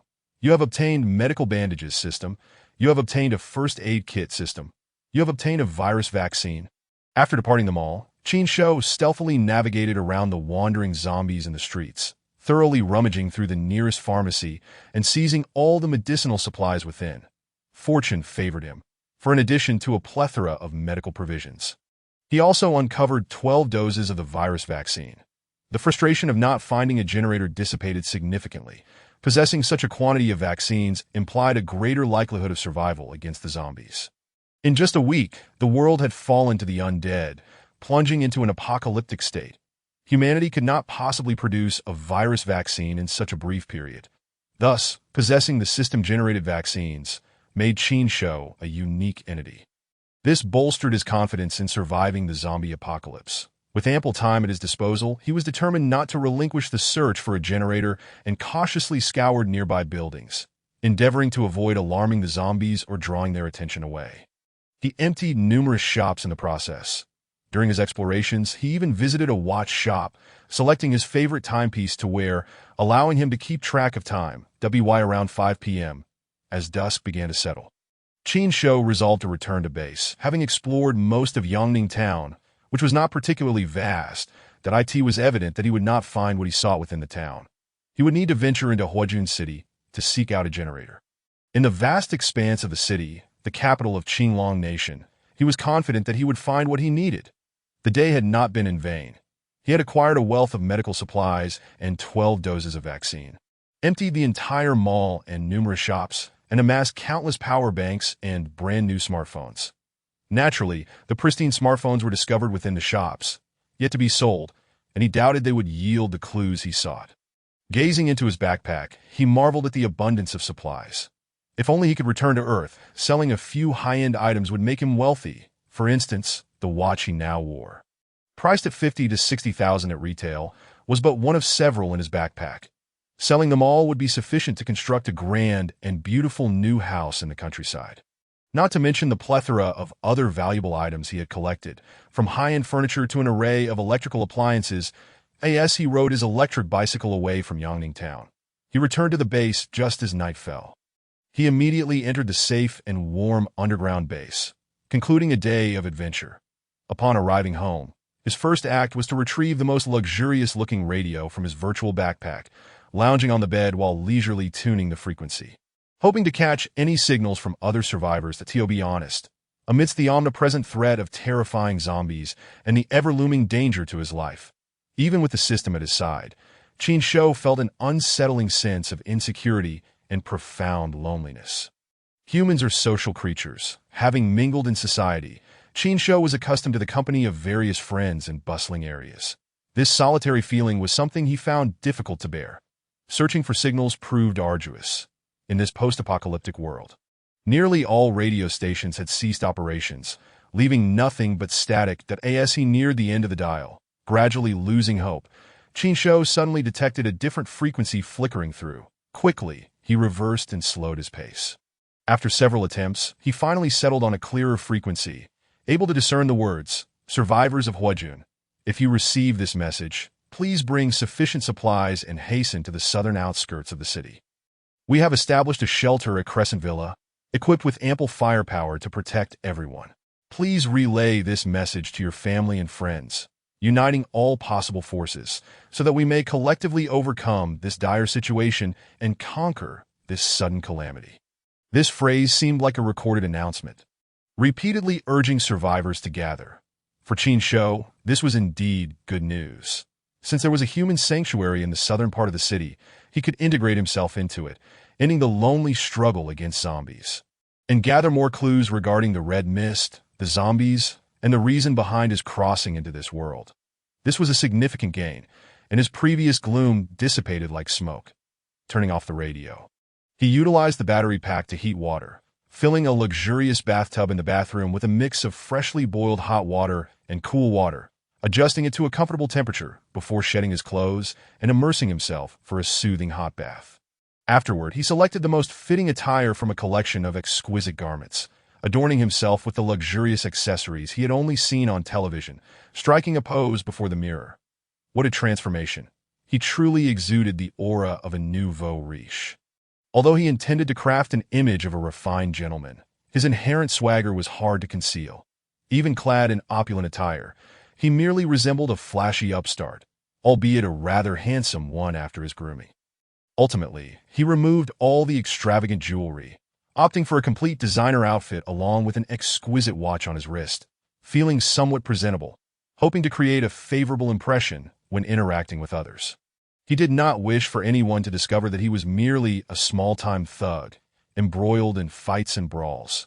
Having traversed into a new world, regardless of whether he could return, Qin Shou aspired to rise above mediocrity. Rather than continue as a marginalized individual, scorned, feared, and even disliked by the majority, people naturally strive for higher grounds, having once been compelled to dwell in the lower echelons of society due to circumstances. Now that a new path lay before him, he was determined to seize it courageously, particularly in this apocalyptic world teeming with zombies. With the advantage of a gaming system, he could undoubtedly ascend to a more respected stature. The next day, he would set forth to enter Huajun City directly, heading straight for the southern part to locate the sanctuary. With this decision made, the temporary base had become obsolete.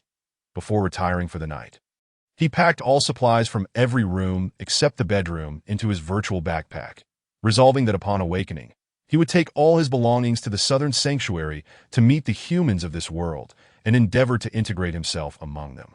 Before slumbering, he retrieved the DVD player, connected it to the television, and selected various lifestyle films to watch, aiming to familiarize himself with the customs and habits of the Qinglong Kingdom, avoiding any suspicion upon his arrival at the sanctuary.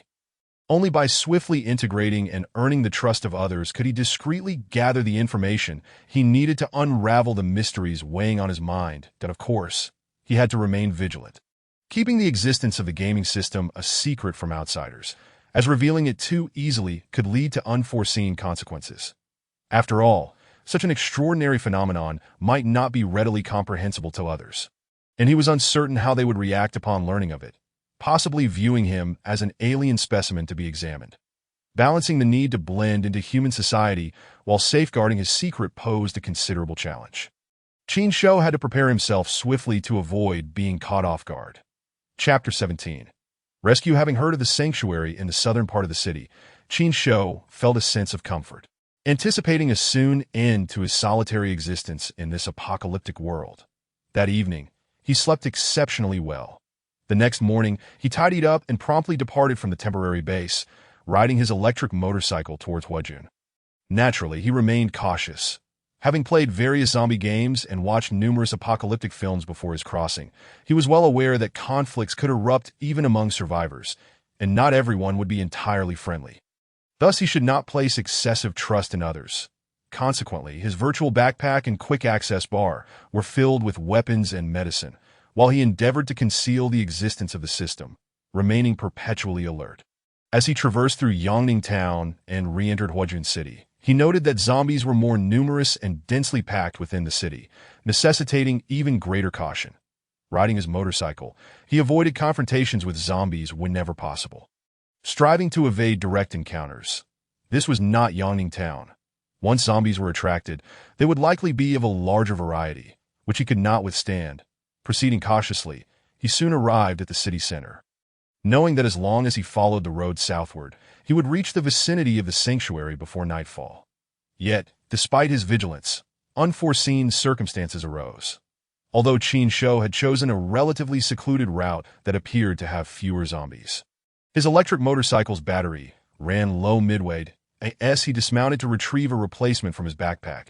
Dozens of zombies suddenly surged from the corners, encircling him with their menacing howls. Startled, he had no time to switch vehicles and hastily drew his wooden spear, turning swiftly to flee, hoping to create some distance and find a safe spot to retrieve the new motorcycle. However, as he ran, more zombies appeared from the opposite direction, effectively surrounding him, in a moment of desperation. He dashed towards the right side of the road, climbing onto a parked truck to scale a 4 or 5 meter high wall. The zombies quickly gathered beneath the wall, clawing desperately at the truck and the wall itself. They could not climb. Alleviating his fears of being captured, to be prudent, Qin Shou moved along the wall a short distance to assess the situation inside, determining whether it was safe to jump down and escape through another route. At that moment, he heard the distinct roar of motorcycles. Unlike his electric motorcycle, these were fuel-powered, their noise considerable. Curiosity piqued. He glanced toward the road and noticed 3 motorcycles approaching, carrying a total of 4 survivors. Seeing living beings for the first time stirred excitement within him, prompting him to momentarily abandon his escape plan and observe them from atop the wall. The survivors, drawn by the commotion, spotted the zombies surrounding him, and one of them pulled out binoculars for a closer look. "Brother, that person seems to be in trouble. We should help him," a woman sitting on one of the motorcycles exclaimed. The survivor on the front motorcycle, observing through the binoculars, frowned slightly. "He looks like a thug. He might cause us trouble." Another man reached for the binoculars, glancing at Qin Shou from a distance, nodding in agreement. "People like that are bound to be problematic. Let's hurry and leave." "Brother, regardless of who he is, he's still a survivor. How can we just watch him die?" The woman clearly disapproved of such a stance. The 3 men exchanged glances, silently communicating. "With so many zombies, it's not an easy task," the leader said, glancing at the woman. "We've gone through so much to get here, and we're not here to take risks. As long as we can lure him towards the wall, we can swiftly reach him before the zombies do. It should be manageable," the woman insisted. "It doesn't matter what kind of person he is. Once we get him to the southern sanctuary, we won't have to interact with him again. With zombies everywhere, every additional survivor counts. We should unite. My sister has a point. What do you guys think?" The woman's brother turned to address the 2 men. After a moment of contemplation, the men nodded in agreement. "All right, everyone, stay safe." "Who's going to rescue him?" the woman's brother asked, clearly unable to do so while accompanying his sister. The leader sighed, somewhat reluctantly. "I'll go. You 2 distract the horde." "Understood." The 2 motorcycles on the left revved their engines, roaring off swiftly towards Qin Shou's location as expected. The noise from the motorcycles attracted the zombies, causing them to turn and pursue. Crouched atop the wall, Qin Shou noticed the two motorcycles racing past. One of the riders gesturing for him to take the chance to move quickly along the wall and wait in the open space ahead. Understanding their intent, Qin Shou seized the opportunity, moving forward as swiftly as he could. Once in a relatively safe area, he leapt onto the roof of a vehicle parked against the wall before sliding down to the ground that a portion of the zombies still lingered behind. And as they closed in on him, the third motorcycle sped towards him, arriving just in time to stop ahead of the zombies, calling out, "Get on!" Without hesitation, Qin Shou dashed forward and leapt onto the motorcycle seat. The motorcycle roared to life, racing after the other three, but the trio of motorcycles quickly regrouped, effortlessly shedding the pursuing horde, forcing their way through several blocks swarming with zombies until they reached a quieter street devoid of the undead. What's the situation? Qin Shou surveyed the surroundings. Noting that while there were no zombies in sight, they were still in the city, which wasn't entirely safe, he quickly inquired. The rider who had picked him up replied, "We're low on fuel. We might not make it out of the city. You're from Huajun, right? Where's the nearest gas station?" The other three turned to look at him expectantly. "We're headed to the southern sanctuary. Help us find a gas station, and we can all go together," the survivor carrying Qin Shou's sister said. Mistakenly believing him to be a local, Qin Shou chose not to clarify. This misapprehension worked to his advantage, that he activated his virtual map through thought and quickly located the nearest gas station. "I was just about to head to the southern sanctuary. The gas station is relatively close. I'll guide you there." The four survivors visibly relaxed, quickly starting their motorcycles and following Qin Shou's directions as they sped toward the nearby gas station. Upon reaching the gas station area, they saw a large number of zombies wandering nearby from their elevated position, and the survivors' expressions grew grim. "This is bad. So many zombies. What do we do?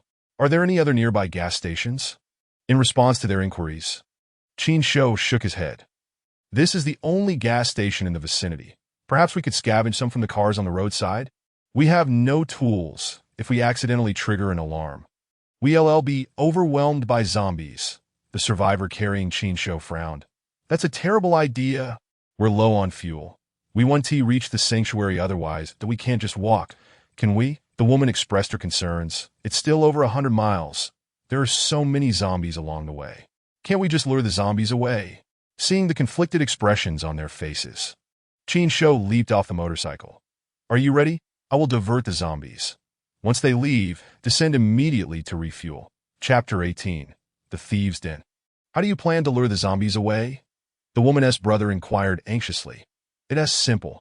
Qin Shou gestured for them to prepare and crouched down, darting towards a nearby shop. Upon reaching the parking lot, he picked up a metal road sign that had been knocked over and forcefully smashed it against a car. Bang! The window shattered, immediately triggering a piercing alarm. As Qin Shou waved at the survivors, urging them to conceal themselves and act prudently, he swiftly exited the parking lot, heading back towards their group. Several survivors hastily concealed themselves using the surrounding environment to avoid detection by the zombies. Exchanging glances that hinted at a newfound respect for Qin Shou, such a straightforward method had never occurred to them. The zombies wandering near the gas station, along with those in the surrounding areas, were drawn in by the car alarm, foolishly congregating. Qin Shou skillfully maneuvered around the horde and successfully returned to the location of the survivors, where they all observed the direction of the gas station from a vantage point. The woman's brother gave Qin Shou a thumbs up and smiled faintly. Due to the perilous circumstances, they refrained from speaking too much, resorting to gestures for communication. Qin Shou returned an okay sign and cast a glance towards the gas station. The survivors nodded in agreement. Once the zombies had dispersed sufficiently from the gas station, they hurriedly descended via an alternate route. The three riders quickly refueled, while Qin Shou and the woman cautiously scanned the vicinity of the gas station to ensure no zombies were lurking nearby, ready to ambush. Entering the gas station, out of the sight of the other survivors, Qin Shou discreetly stowed away several gasoline canisters into his virtual backpack and rummaged through drawers in search of supplies. "What are you doing?" The woman approached from the other side, observing him rummaging about with curiosity. "Just checking if I can find something useful," Qin Shou replied nonchalantly, continuing his search. After all, The system interface was invisible to others, and when he had activated the virtual map earlier, there had been no reaction. Oh! The woman, not suspecting anything, ensured the surroundings were clear of zombies before she began her own search for supplies. Outside, the three men quickly filled their motorcycles with fuel and came in to urge Qin Shou and the woman. We need to leave quickly. We must get out before nightfall. It's too dangerous to wander about after dark. While escorting the two out, they also grabbed a few small gasoline canisters. The group departed the gas station, swiftly heading southward. Along the way, they encountered several dangers, repeatedly running into large hordes of zombies. Fortunately, the motorcycles were fast, and the rider skills were commendable, allowing them to escape the perilous situations. After a prolonged ride, the three motorcycles finally burst through the southern gate of Huajun.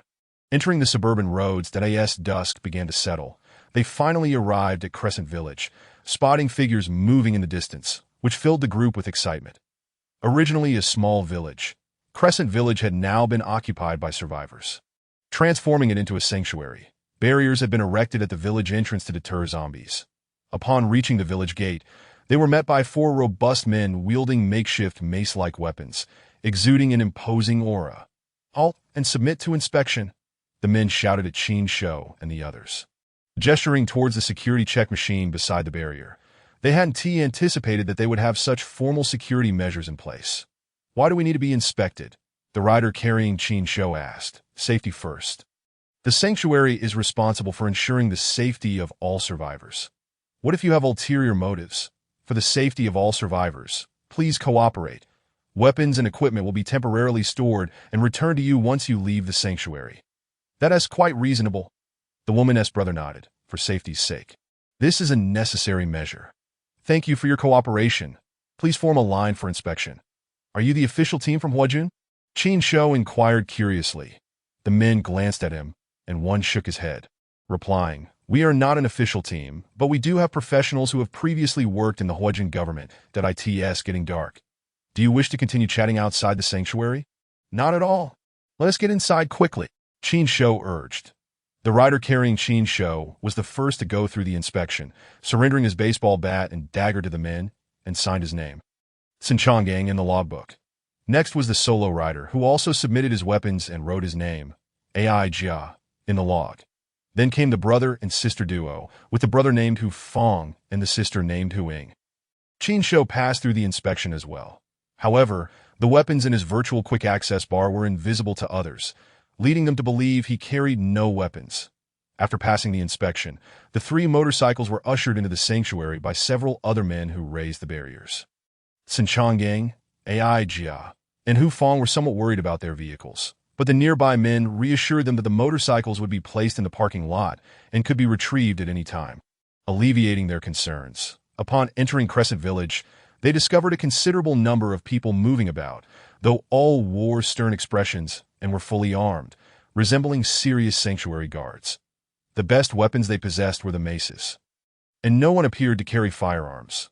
The four, Sinchanggang, Ai Jia, Hu Fong, Hu Ying, along with Qin Shou, found the atmosphere in Crescent Village rather peculiar. Since their arrival, they had not encountered any other survivors. While they pondered this, they were led to a row of rural brick houses, where they were met by a dozen fully armed individuals who scrutinized Qin Shou and his companions, with the leader stating, Hand over all your supplies. The men beside him immediately stepped forward, forcibly seizing the backpacks carried by Sinchanggang and the others, rifling through their pockets. What are you doing? Hu Fong exclaimed. These are supplies we fought hard to obtain. By joining the sanctuary, these supplies become shared among all survivors. The leader replied with a smile. Now that you are part of this collective, you cannot be selfish, that we must work together to overcome challenges. Although Sinchanggang and the others intended to resist, they found themselves outnumbered, and with their weapons having been taken away beforehand, their supplies were ultimately confiscated. Qin Shou, however, remained unfazed. His weapons and equipment were stored in the quick access bar and virtual backpack, and the only items taken from him were a few candies from his pocket. Following the confiscation of their supplies, the leader instructed his subordinates to escort the five to one of the residential buildings, bringing them to the second-floor storage room. This will be your room.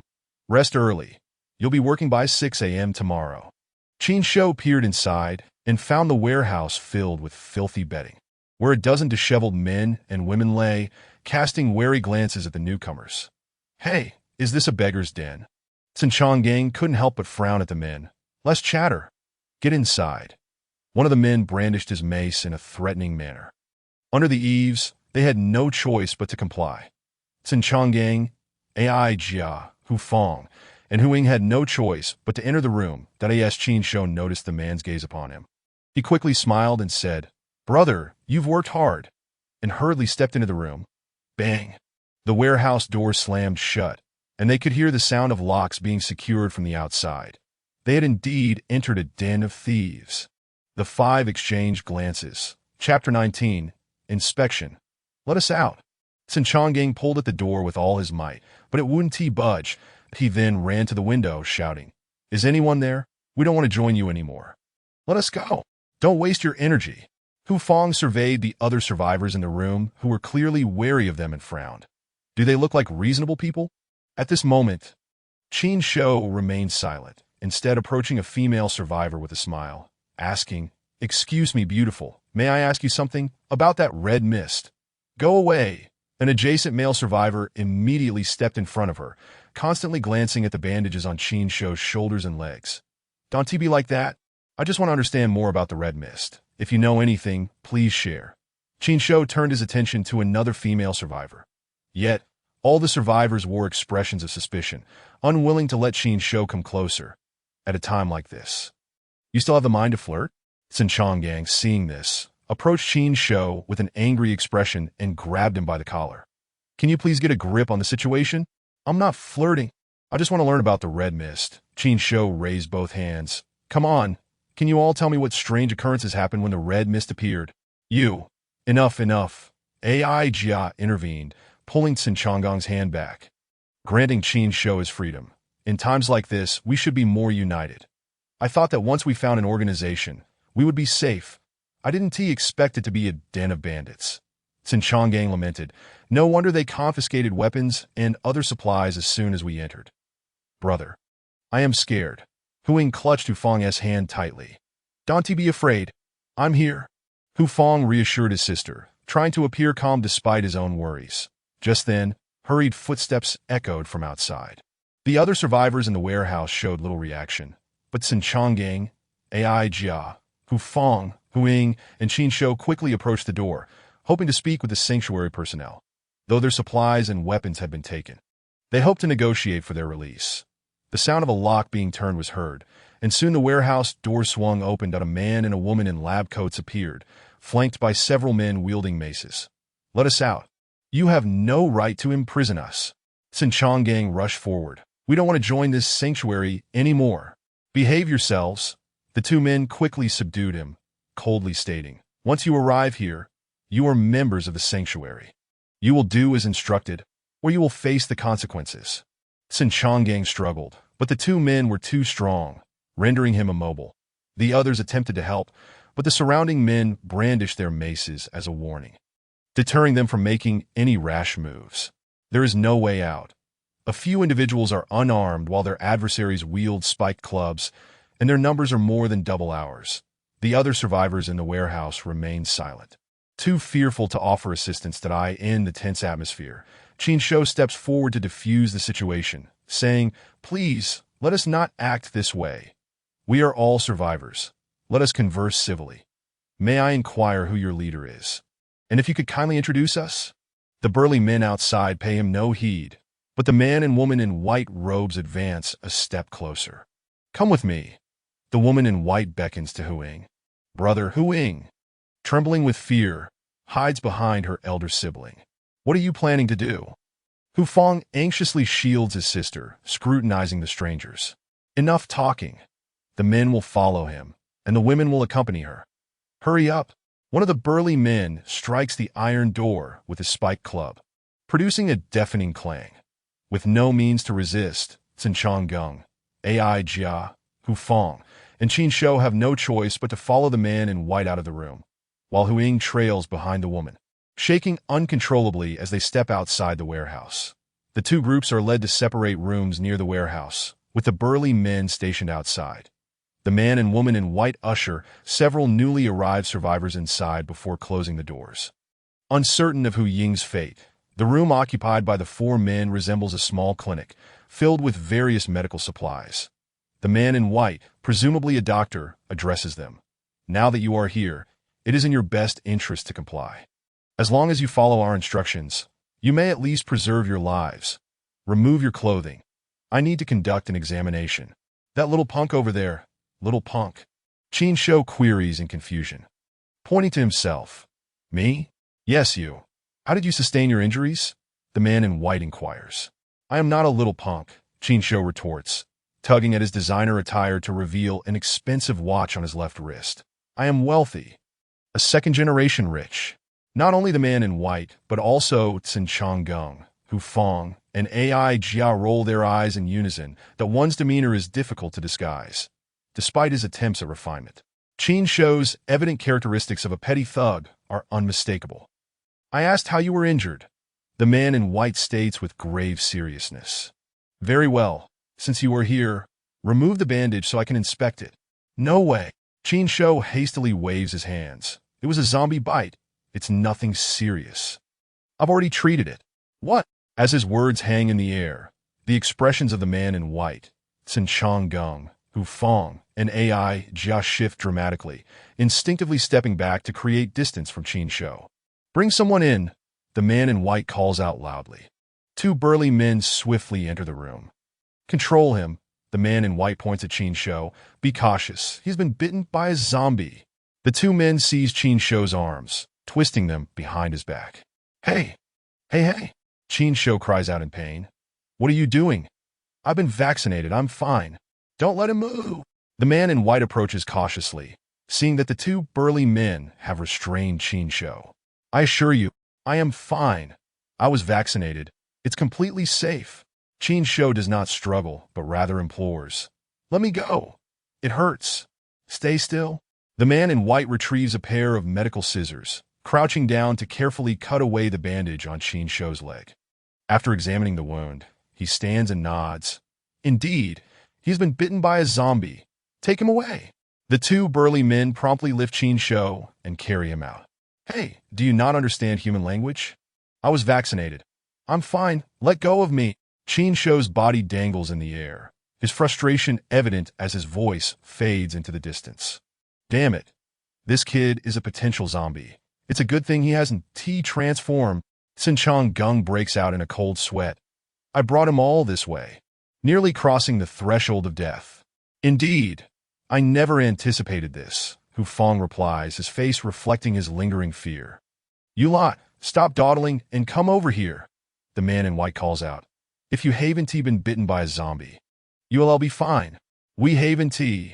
We absolutely have not been bitten by a zombie. We must check to confirm. Take off your clothes. Hey. The three men finally comply. May we see the leader of the shelter? Behave yourselves, and you will eventually meet him. Chapter 20. The girl Qin Shou is dragged out by two burly men, not returning to the warehouse, but instead departing the residential area, heading northeast toward New Moon Manor. Bent over as if being escorted like a criminal, Qin Shou winces in pain. Brothers, I can walk myself. Could you please loosen your grip? It really hurts. Shut up. The man on the left snaps coldly. You will regret this. Do you know who I am? Qin Shou's brows furrow in defiance. The burly men ignore him, continuing to lead him forward until they arrive at a cluster of more secluded buildings. These structures are surrounded by tall wooden fences adorned with several zombie corpses. And the air is thick with the stench of decay. As the trio approaches, they are immediately met with the sounds of countless zombies howling, the doors and windows of the buildings rattling from incessant banging. What the hell? Are you keeping zombies? Qin Shou exclaims in shock. Are you serious? The two burly men pay no attention and guide him inside, stopping before a door on the left side, ignoring the cacophony of zombie growls and the sounds of fists banging against the doors. One of them releases Qin Shou, retrieving a key to unlock the door, but as soon as it opens, a petite figure rushes out, only to be seized by the hair and thrown back inside by one of the burly men. Get in! The other burly man shoves Qin Shou into the room, quickly closing the door behind him. What is going on? Qin Shou sits up, visibly irritated, and raises his middle finger at the closed door, muttering, "Damn it." Wah! A sobbing voice emerges from beside him. The girl who had attempted to escape earlier is now covered in dirt and grime, likely having rolled on the ground after being thrown back in. She curls up in a ball, crying pitifully, seemingly terrified of Qin Shou's presence. "Hello!"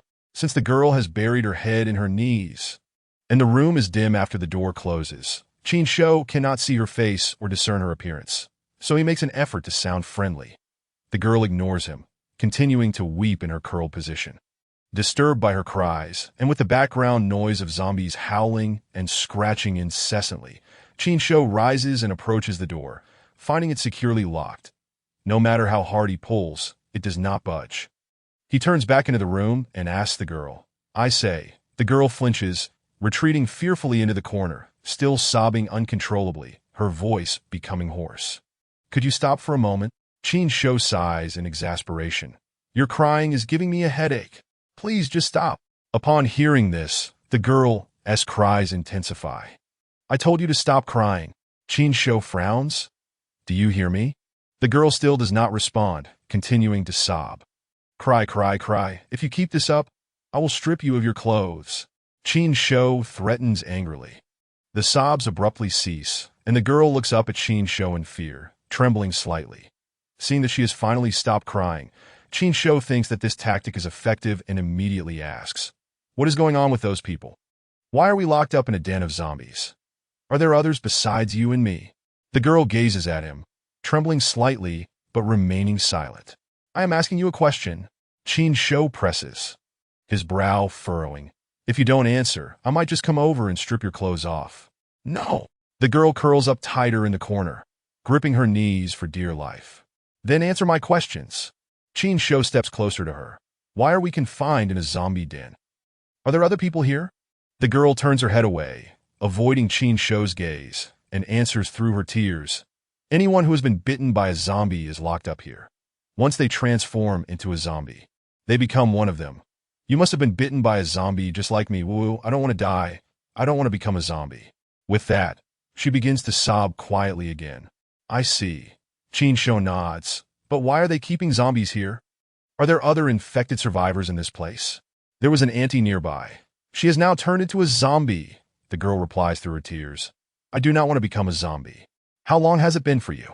Qin Shou inquires cautiously. The girl looks up at him, perplexed. How long have you been infected by the zombie?" Qin Shou repeats his question. The girl responds through her sobs. "I arrived at New Moon Manor this morning, and I was bitten on the arm by a zombie just before I got here, that I'm not sure the exact time. It's been about 6 or 7 hours. I think." "So long." Qin Shou gasps. "Doesn't that mean you could transform at any moment?" Upon hearing this, the girl clutches her head and cries out in despair, "I don't want to become a zombie. I don't want to die." Woo-woo. Her cries grow more sorrowful, mixed with terror. "Listen, stop crying." Qin Shou does not want to witness the girl transform into a zombie, as that would not bode well for him. Thus, he speaks softly. "You won't die, nor will you become a zombie, all right? Just be quiet. I have a vaccine for the virus." The girl, however, cries even harder. "Oh, I told you to stop crying. Do you hear me? If you keep this up, I will strip your clothes off." The girl quickly covers her mouth, but her tears continue to flow down her cheeks, her body shaking uncontrollably. "Listen, I will give you the vaccine, but you must answer my questions truthfully, whatever I ask. You must respond. Do you understand?" The girl shakes her head vigorously. "Aren't you the one who doesn't want to die? Who doesn't want to become a zombie?" Qin Shou asks her, puzzled. "Why are you shaking your head? You don't want the vaccine? Or do you not want to answer my questions? Are you trying to deceive a child? There is no such thing as a virus vaccine." The girl shakes her head, tears streaming down her face. "Who said that?" "I have it." Qin Shou turns around and pulls a syringe from his virtual backpack, whispering, "Just one injection, and you will be safe." "No." The girl recoils in fear. "It's the virus vaccine. It can save your life and eradicate the zombie virus within you. Why wouldn't you want it?" "I'm not an idiot," the girl tearfully replied. "Zombies appeared out of nowhere, even if we gathered the strength of the entire nation. It would take at least a year and a half to develop a genuine vaccine. This cannot possibly be a zombie vaccine. You must be trying to harm me. Qin Shou was at a loss for words. He truly possessed a real vaccine. However, logically speaking, the girl's reasoning was sound. Not to mention the vaccine for the zombie virus. Even for more common infectious diseases, developing an effective vaccine is a far from simple endeavor and requires considerable time.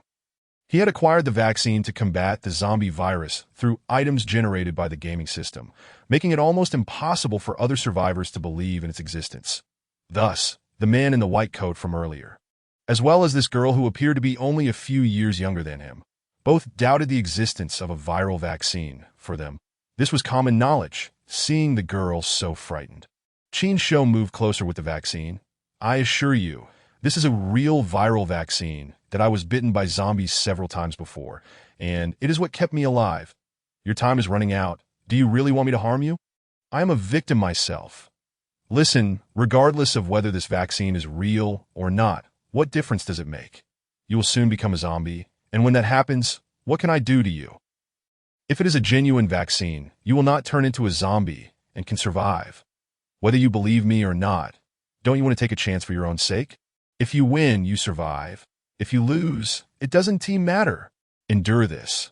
I am not a doctor or a nurse, and I don't know how to administer an injection. Qin Shou finally persuaded the girl to agree to take the vaccine.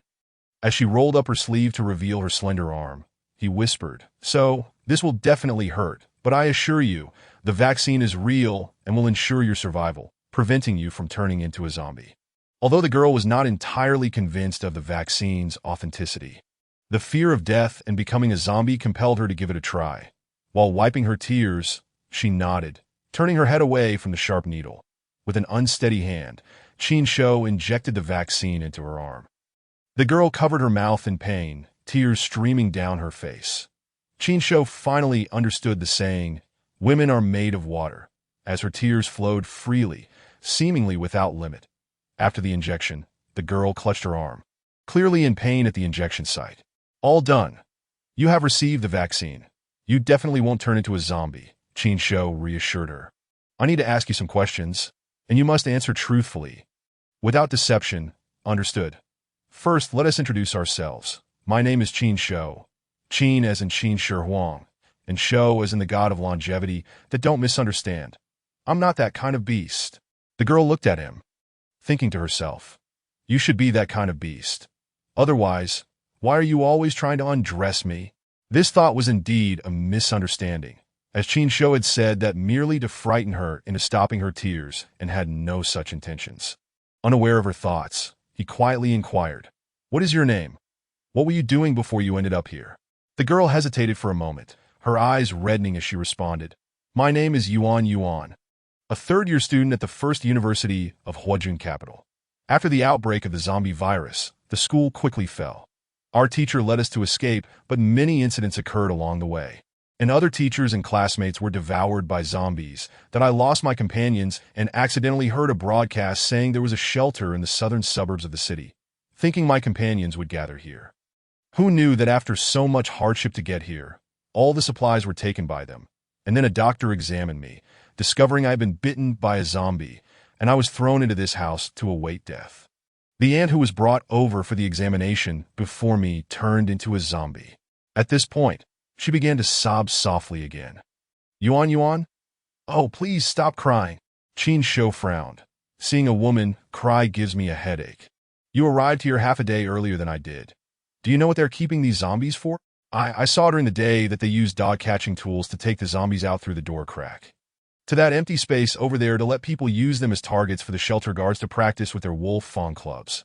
Yuan trembled as she spoke. "If we turn into zombies, we will also be taken out for them to practice their courage. They keep smashing the zombies' heads with wolf fawn clubs, woo-woo." As she spoke, her fear intensified, likely imagining herself transformed into a zombie, being attacked by someone wielding a wolf fawn club. Damn, the people in this shelter are ruthless. Qin Shou realized that they were indeed keeping these zombies for that purpose. And what about the others who were captured? Those who were not bitten by zombies are forced into labor, repairing the surrounding defenses during the day, and locked up at night without being allowed to go out. Yuan replied. That's all I know. Do you know if there were any strange occurrences when the red mist appeared? Can you describe the scenes before and after the zombies emerged? This was the line of inquiry most concerning to Qin Shou. Yuan looked at him in confusion. Everyone witnessed that toxic mist. Did you not see it yourself? I was lying in a hospital at that time. In a coma, Qin Shou answered candidly. After waking up, everyone had turned into zombies that I only learned about the red mist from a video on a mobile phone, so I am completely unaware of the specifics. Oh. Yuan nodded and thought for a moment. On the day the red mist appeared, it was March 15 that I was in class at school when suddenly the sky was enveloped in red, and it seemed to crack open. You mean the sky appeared to crack open? Qin Shou asked eagerly. Yes. It was as if the sky had split, revealing a gigantic black hole. I have never seen such a scene in my life. Yuan trembled at the mere recollection of that moment. The sun was shining brightly, but the crack was filled with thunder and lightning, which was terrifying. And then the eerie red mist covered the entire world. From my classroom window, I saw the teachers and classmates who were in gym class, as well as people walking on the streets. After inhaling a large quantity of the red mist, everyone was in agony, rolling on the ground. Many ran out to help, only to collapse and start rolling on the ground as well. Eventually, they gradually turned into zombies, biting anyone they encountered, just like in a horror movie. Yuan's voice trembled. The living hid indoors, fearful of going outside, locking all doors and windows. That be why the next day, the red mist had disappeared, and not a single living person could be seen outside, only countless zombies congregating below the teaching building. So, it was because of inhaling the red mist that people turn into zombies. That is the case for most. Yuan nodded. However, some individuals who inhaled the mist did not turn into zombies and remained unchanged, just like normal people. Aside from that, were there any other strange phenomena at that time? Qin Shou inquired again. Other strange phenomena? Yuan pondered carefully before shaking her head. Really think hard. Did you see anyone or anything flying out of the crack? Qin Shou wished to determine if there was any connection between himself and the bizarre occurrences at that time. Yuan thought for a while, but still shook her head. No, truly no other unusual events occurred. Unusual? All right, what is it? While other teachers and students were trapped in the teaching building waiting for rescue, some learned about strange occurrences happening elsewhere through the internet. But didn't the internet go down along with the power? It hadn't cut off in the first few days. It was about the 5th or 6th day before the power and internet were lost. Oh, then tell me what strange occurrences were reported at that time. At that time, some classmates saw online that our Huajun Museum had a beam of golden light shooting out when the red mist appeared. And there seemed to be many witnesses. However, I didn't look into it in detail. Museum, golden light, anything else? Additionally, around the 5th day, there were rumors online about a person who claimed to be the Chosen One appearing in the White Tiger Kingdom. The Chosen One? What is that? It seems that after the red mist incident, some individuals who inhaled the mist not only did not turn into zombies, but seemingly awakened superpowers, becoming impervious to zombies. That I don't know if it's true or not. The Chosen One? Qin Shou's eyes lit up. Chapter 22. Ambition in the most luxurious villa of Xinhua Manor. Surrounded by shelter guards, a middle-aged man adorned in gold and silver, with a pronounced belly, sat comfortably on a sofa, casually swinging his leg while holding a glass of red wine, thoroughly enjoying himself. Beside him stood several young men and women with fawning expressions, some massaging his shoulders, while others poured him more wine. General Jiang, a person entered from outside, also wearing a smile. The man known as General Jiang glanced at him, revealing an expression of displeasure. How many times must I tell you? If you can't remember, perhaps you should just be removed from this management team. The young man pouring wine for the middle-aged man scolded him with a sideways glance. The newcomer hastily knelt down, trembling as he bowed his head to the middle-aged man. I was negligent. Please forgive me, Your Majesty. Only then did the middle-aged man show a smile, bringing the cup to his lips for a sip. Your Majesty, this fellow is too foolish. We should really assign him to a different position. It would be more suitable for him to lead the team in repairing the city walls. Foolish, yes, but he is quite diligent in his work. The middle-aged man set the wine glass aside. gesturing for the young men and women attending to him to step back, standing up to approach the newcomer. The emperor rotates. Today it's my turn. Who could have anticipated that a single red mist would transform everyone? From emperors and nobles to ordinary citizens, into flesh-eating monsters, our Qinlong Kingdom's emperor, the entire court, and all military officials have perished, leaving only a handful of survivors in the capital. In this disaster, the survivors of humanity worldwide are but a minority, and our Qinlong Kingdom's court has been completely annihilated, powerless to rescue the surviving populace. In the face of catastrophe, only those endowed with both virtue and talent can step forward to lead the populace, thereby safeguarding the foundation of humanity from extinction. That if I were to seize this estate and establish a sanctuary for survivors, providing them refuge from the threat of zombies and allowing them to live in peace, what would preclude me from usurping the throne of the Emperor of the Azure Dragon Kingdom? What say you, Wu Zhongxue? Your Majesty is wise. The kneeling figure hastily nodded in agreement. The self-proclaimed emperor, a middle-aged man named Jiang Xinrong, was a well-known entrepreneur in Huajin. As the zombie virus spread and engulfed the city, he led his employees to flee beyond its bounds, purging the zombies from the New Moon estate, where he subsequently entrenched himself, establishing his own sanctuary. Amidst the apocalyptic landscape and the near collapse of the Azure Dragon Kingdom's court, Jiang Xinrong believed he could forge a new power, creating his own dynasty in this desolate world. Thus, he ordered broadcasts to attract survivors, striving to bolster his influence with the ultimate aim of usurping the Azure Dragon Kingdom and declaring himself the new emperor. Currently, aside from the management cadre of the sanctuary, comprised of Jiang Xinrong's most trusted corporate stalwarts, other survivors remained unaware of his grand ambitions. Jiang Xinrong commanded his closest aides to serve him in the manner of royalty. Wu Zhongxue was one of the recently appointed officials, the only survivor to have entered the management ranks. Rise! Jiang Xinrong approached Wu Zhongxue. What is the status of our various undertakings? Speak to me. Yes. Wu Zhongxue stood up, bowing respectfully to the side. Today, a total of 12 survivors sought refuge, of whom 3 were bitten by zombies and have been confined. Point 1 is turned, while 2 remain asymptomatic. The remaining 9 have been deemed healthy after medical examinations and can be allocated to the construction teams. Not bad. Jiang Xinrong nodded in satisfaction. What of our supplies? Our search team has safely retrieved 4 cargo trucks, 2 bags of rice, and a variety of vegetables and fruits from the safer areas of the southern city. Now we have also confiscated baseball bats, daggers, and a modest quantity of food and bottled drinks from these survivors. Why are our food resources so scant? What is the search team doing? Jiang Xinrong asked, frowning.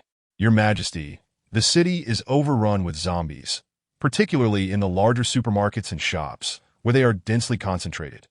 The search team dares not venture too deep, and can only linger at the periphery. As you know, these marginal areas have already been scavenged multiple times by fleeing survivors, so finding food is a stroke of luck to enter the more perilous city center.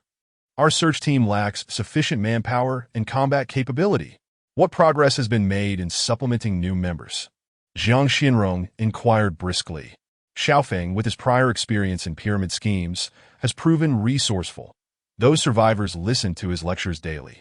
And recently, 7 or 8 have voluntarily joined the guard team, pledging allegiance to your Majesty.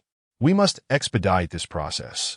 First, to ensure the loyalty of the guards, that they serve me with sincerity. Second, to hasten their training, enabling them to quickly gain combat prowess and strengthen our search team to conquer resource-rich areas. Rest assured, Your Majesty, we arrange for the guards to confront zombies daily. Although the zombies have been contained, it helps to build their courage and familiarize them with the zombies' weak points. Hasten the training of a formidable army for me. Rest assured, Your Majesty. Jiang Xinrong returned to the sofa. What is the progress on the wall's construction? Many survivors have joined recently, and the progress is satisfactory. Wu Zhongxue replied promptly. We expect to complete the perimeter wall of the New Moon estate within another week. A week? Can it be expedited? Well, is there a problem? In truth, there have been numerous complaints from the lower-tier survivors, stating that the workload is excessive and requesting an additional meal each day. Wu Zhongxue cautiously glanced at Jiang Xinrong. An additional meal? Are they unaware of the scarcity of food resources in the sanctuary? Jiang Xinrong scoffed lightly. Having anything to eat is already a privilege. They should refrain from unnecessary complaints. Wu Zhongxue stole a glance at the various food items scattered around the room, including half-eaten fruits discarded in the garbage, and sighed inwardly.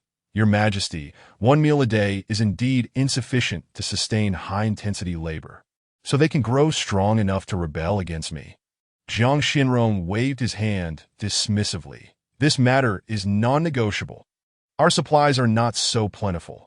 Once the sanctuary is robust enough and food is no longer scarce, then we can consider increasing their rations. Understood. Wu Zhongxue lowered his head to continue. Additionally, we have been attempting to establish contact with the outside world to seek other sanctuaries, but thus far, we have received no responses. Continue the search to expand our influence. Cooperation with other sanctuaries is paramount.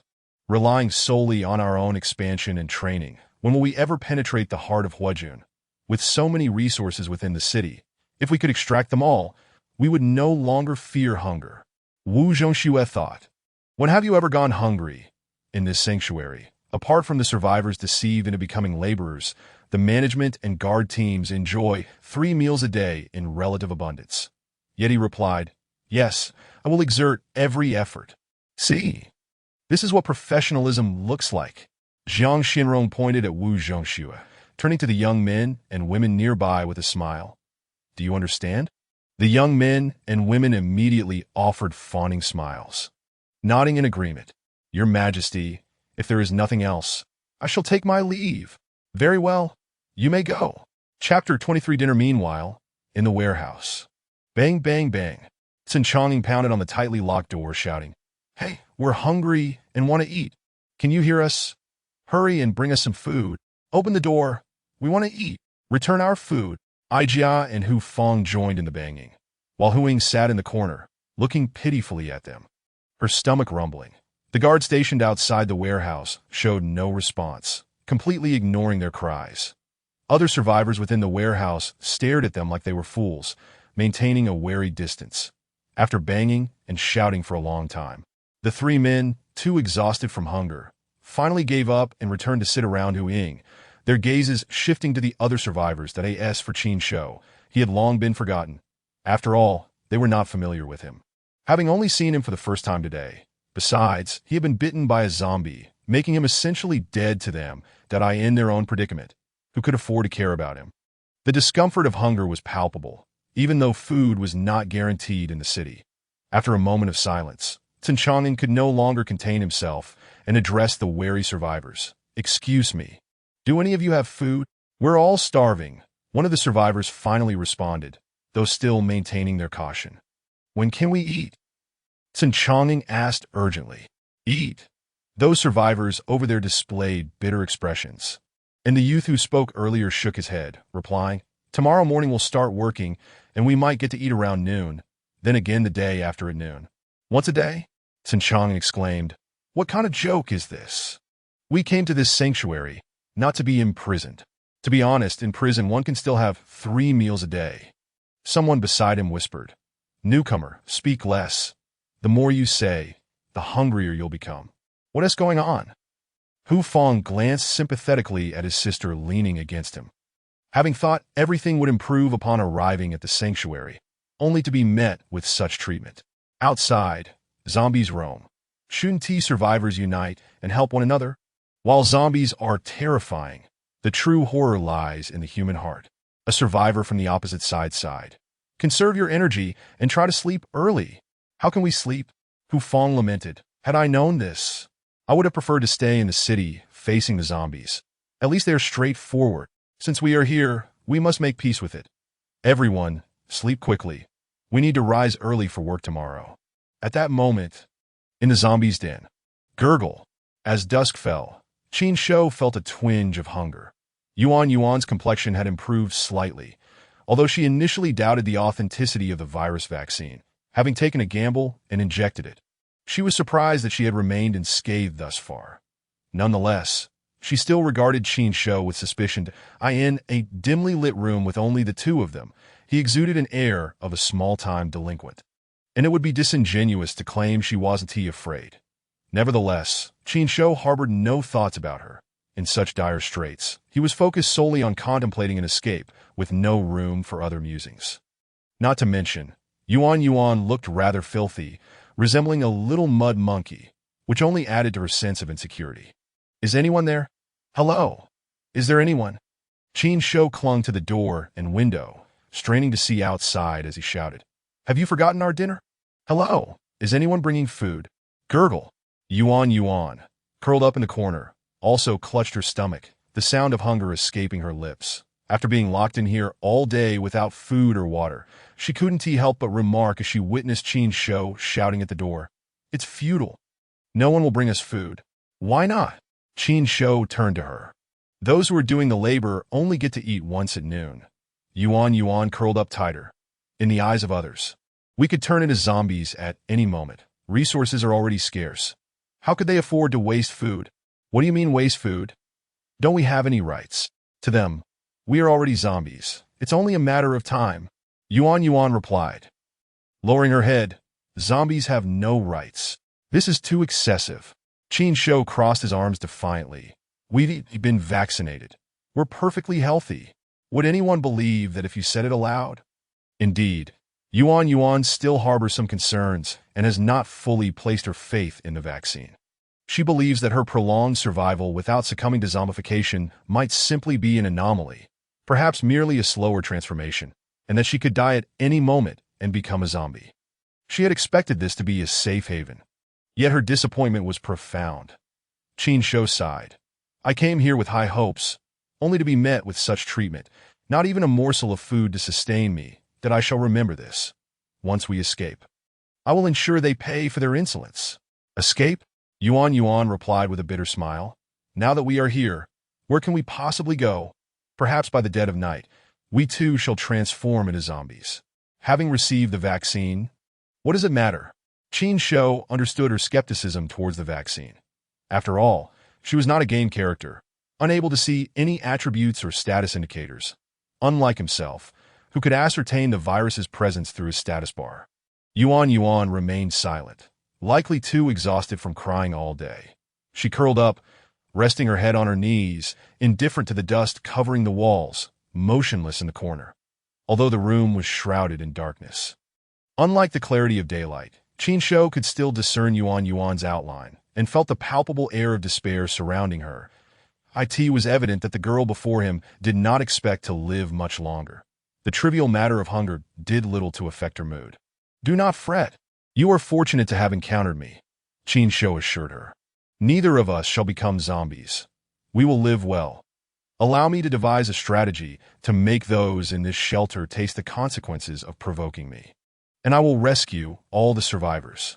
Yuan remained silent, partly due to a lack of strength from hunger, and partly because she did not believe Qin Shou's words. Is there truly no one to bring us food? Qin Shou asked again. Peering out the window, at night, the guards never approached this area.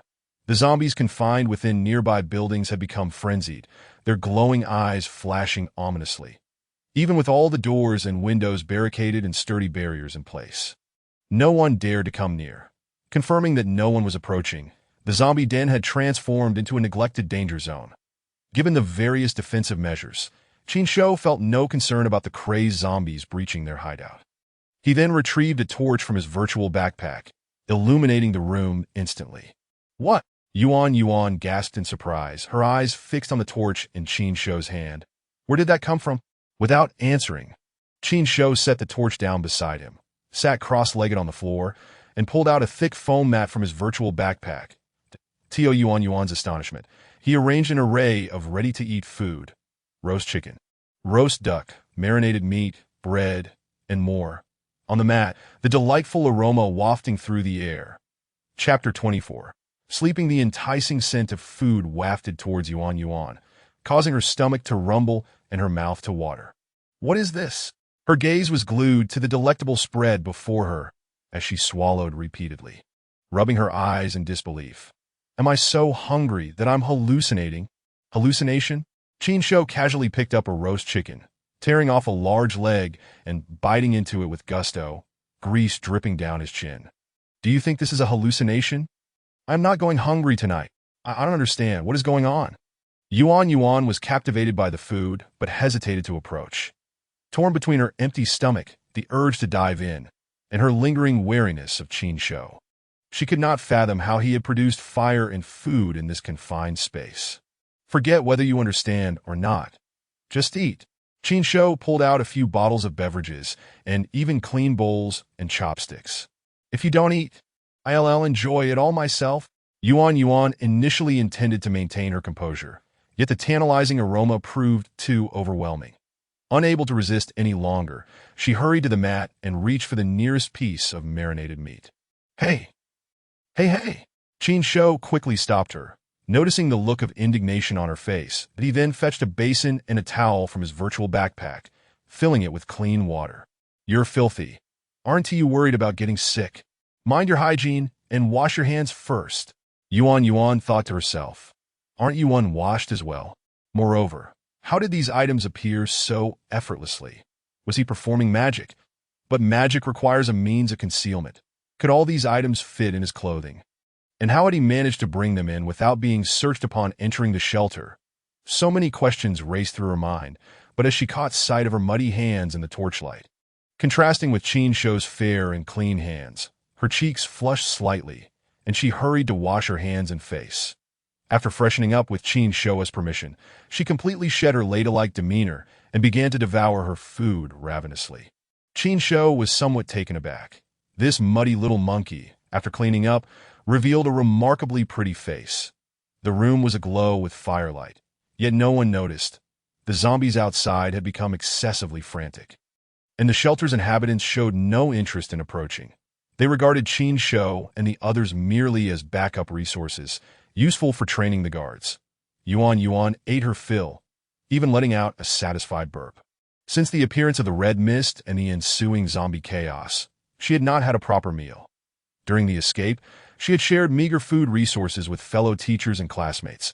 Having even a bite to eat was a luxury. She often regretted not preparing more provisions before the apocalypse struck. Eat until she was full now. Indulging in such lavish fare was something she had never dared to imagine to that moment. The happiness overwhelmed her, nearly bringing her to tears. With her hunger satiated, she felt energized enough to think clearly. After the meal, her wariness towards Qin Shou diminished significantly. Although he had threatened to strip her of her clothes upon their first meeting, he had not acted on those words, maintaining a respectful distance. His subsequent actions led her to conclude that this rough-around-the-edges man was not so bad after all. Summoning her courage, she asked softly, "Are you a magician? Did you conjure all this with magic?" Magic. Qin Shou chuckled at her words. A more fitting term would be magical powers, I suppose. Magical powers? Yuan's eyes widened in astonishment. To be honest, I am also one of the chosen ones. Upon hearing Yuan mention the term earlier, Qin Shou had decided to adopt it. Although he was uncertain about the origins of the game system, using the Chosen One label would cleverly disguise the system's existence while allowing him to utilize its powers openly, serving multiple purposes. The Chosen Ones were those who, after inhaling the red mist, had not transformed into zombies but instead gained extraordinary abilities due to their unique constitutions. Yuan had previously said that Chosen Ones were a miracle among humanity, when the internet was still operational. Only a handful of cases have been documented worldwide. They were exceedingly rare and thus highly regarded by others. This was the perfect opportunity to leverage this identity to gain the trust of other survivors, drawing more people to him and obtaining the answers he sought. Indeed, upon hearing that he was a chosen one, Yuan displayed an expression of shock, quickly becoming convinced. After all, ordinary people could not accomplish such feats. And even a magician could not conjure such a bounty without preparation. You are a chosen one? I believe so. After all, I woke up with superpowers that I asked there any other explanation. Qin Shou replied with a smile. Oh, what can you do? Yuan's previous wariness dissipated, and she eagerly inquired. So, did you create the vaccine using your superpowers? We really want to turn into zombies. Of course. Qin Shou nodded slightly. The vaccine is real. And everything before you is real. I am one of the chosen ones, possessing remarkable strength. Rest assured, I can rescue you and the others. Then why were you captured? Yuan questioned, puzzled. Couldn't you defeat everyone in this shelter? While my powers are formidable, I have yet to master them fully. Qin Shou explained, they outnumber me. And a direct confrontation is not a viable strategy, that I must devise a comprehensive plan to ensure success. They dare provoke me. They will surely regret it. Do you have any ideas? Yuan asked eagerly. No rush. I have a few companions who came with me. First, I need to establish contact with them and gather information about the shelter situation. Based on the intel, I will prepare a plan, and we will undoubtedly defeat those villains. Although we are surrounded by zombies, being locked away here is relatively safe. Get some good sleep, and do not worry about anything else. I will find a way tomorrow. All right. Yuan nodded. Feeling quite fatigued herself, she curled back into the corner, resting her head on her knees. How can you sleep like that? Qin Shou casually produced a bed, placing it beside Yuan. Get on the bed and rest well. He then set down another bed for himself. Moving the torch to the bedside, Yuan's mind was a blank. She was astonished by Qin Shou's abilities, that if this world had a doorman, she would have surely doubted that Qin Shou was his incarnation. How could he pull out anything from his pocket? Even a bed. Lying down on a comfortable bed, covered by warm blankets, stirred a deep sense of nostalgia in Yuan, reminding her of her carefree life before the apocalypse. Her eyes involuntarily moistened once more. Lights out, time to sleep, Qin Shou said as she nestled under the covers, putting the torch back into his backpack, plunging the room into darkness again. Both settled into their beds. The incessant growls of zombies echoing around them, causing great discomfort and making it impossible to close their eyes. Qin Shou quickly retrieved the torch for illumination, tossing a headset with a microphone to Yuan while keeping the other for himself. These neighbors are unbearable. Let us play some music and sleep. You really have everything. Yuan marveled, holding the phone in disbelief. Chapter 25.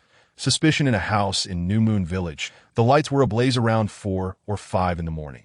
Bustling with activity as a group of people busily prepared various dishes.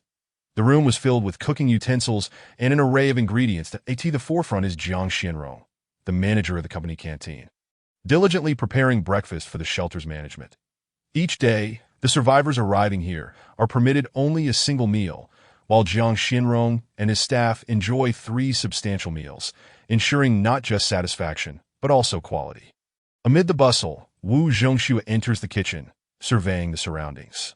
Mr. Wu, up so early? The canteen manager, upon spotting him, sets aside his tasks and approaches. You're early as well. Wu Zhongshu replies with a smile. Thank you for your hard work. Hard work? Those of us in this line of work are quite accustomed to it. What is on the menu today? Just the usual fare. Take a look for yourself. All right, you carry on, I'll just browse around. Wu Zhongshu lowers his voice. Where's the sugar? I'd like to take a few pieces, but keep it under wraps. The canteen manager chuckles. Just don't take too much. I can keep a secret. Thanks. The kitchen continues to bustle with activity. And after a few rounds, Wu Zhongshu departs. Xin Chonging and others have spent the night in the warehouse, feeling sore and uncomfortable, their stomachs empty and rumbling incessantly. Just as dawn breaks, a group of guards armed with clubs bursts in, summoning them to line up and head outside. Upon reaching the hall of Crescent Village, they find not only the warehouse survivors, but also several hundred individuals who appear to have endured similar hardships. All are gathered together, surrounded by menacing guards of the shelter. Xin Chonging, Hu Fong, Huing, and Aijiao find themselves amidst the crowd, feeling somewhat disoriented.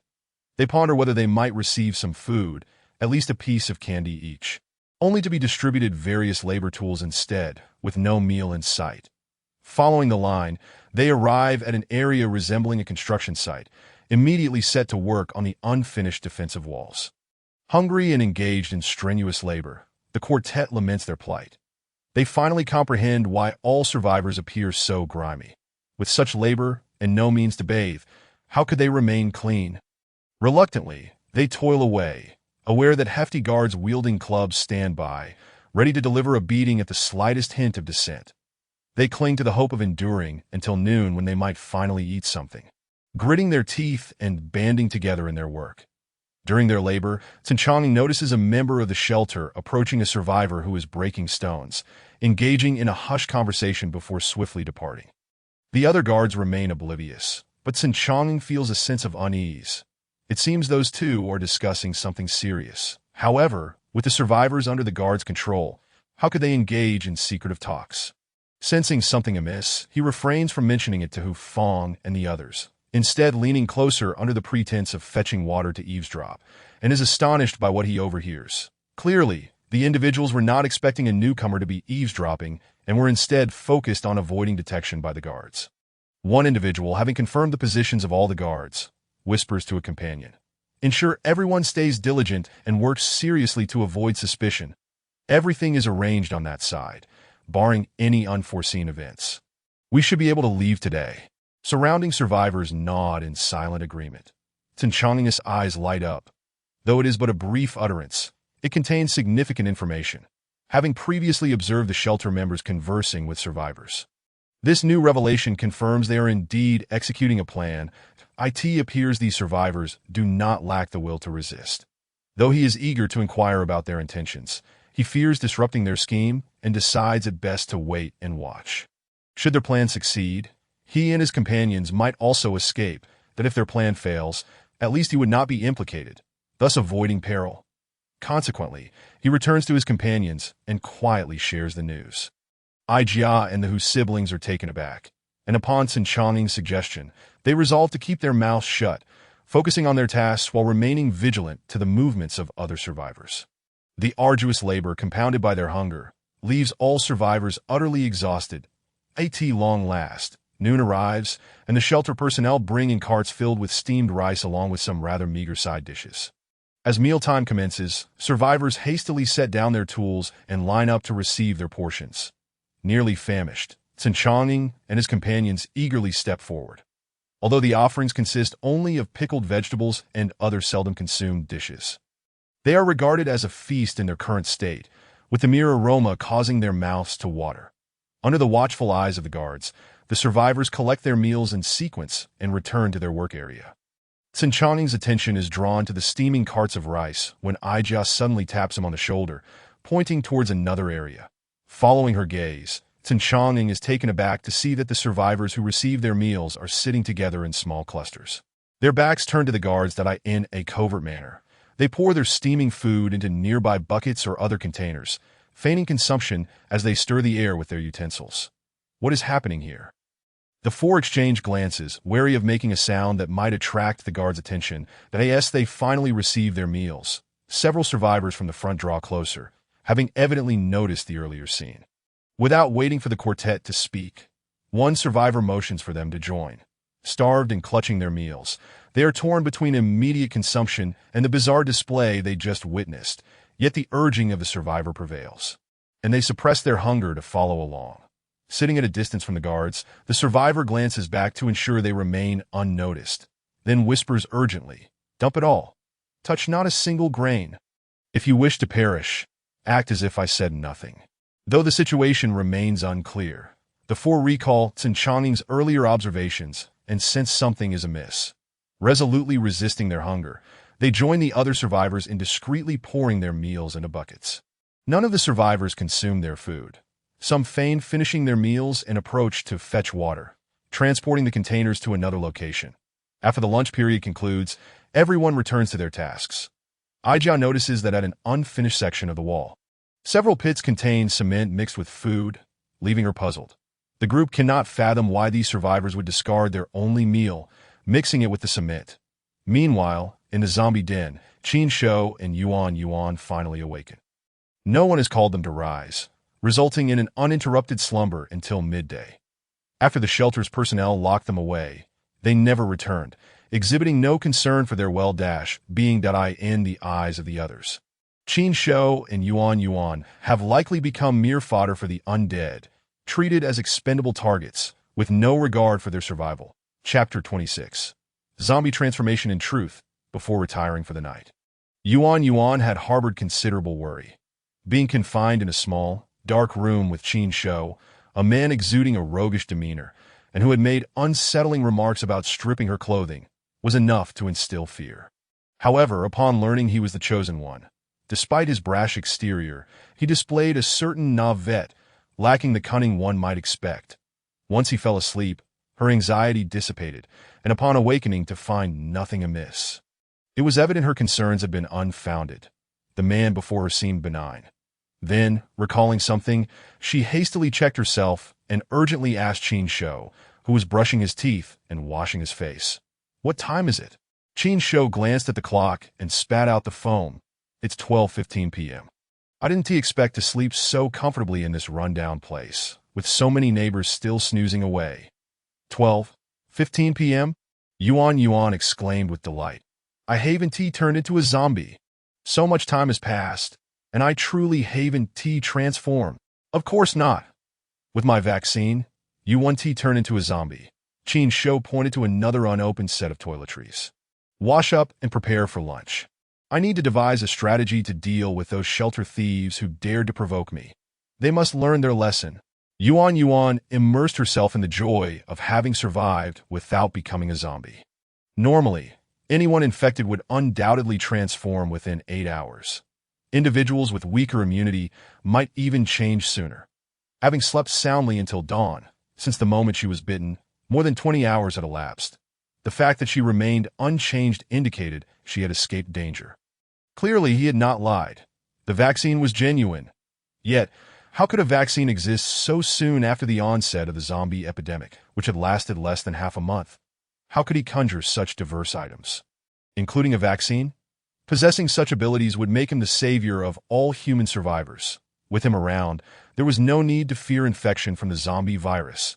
She couldn't believe her luck in encountering one of the chosen ones here. There are perhaps only 1 or 2 known chosen ones in the entire world. The odds of meeting them are astonishingly slim. Moreover, this chosen one does not seem the type to wield power oppressively. He appears relatively innocent and unsophisticated. If she could forge a good relationship with him, it would mean security and a greater chance of survival in this terrifying apocalypse. Yuan's initial wariness of Qin Shou vanished, and her mindset swiftly shifted to one of wanting to become better acquainted with him. After washing their faces and brushing their teeth, Qin Shou set up a table mat. "What would you like to eat? We can still order?" Yuan asked in astonishment. "This isn't a restaurant. But we basically have access to all the food from the market. If you want stir-fried dishes, I can only provide you with the ingredients, so you can cook yourself. By the way. Can you cook?" "Yes." Yuan nodded. "Can you conjure up cooking utensils and ingredients?"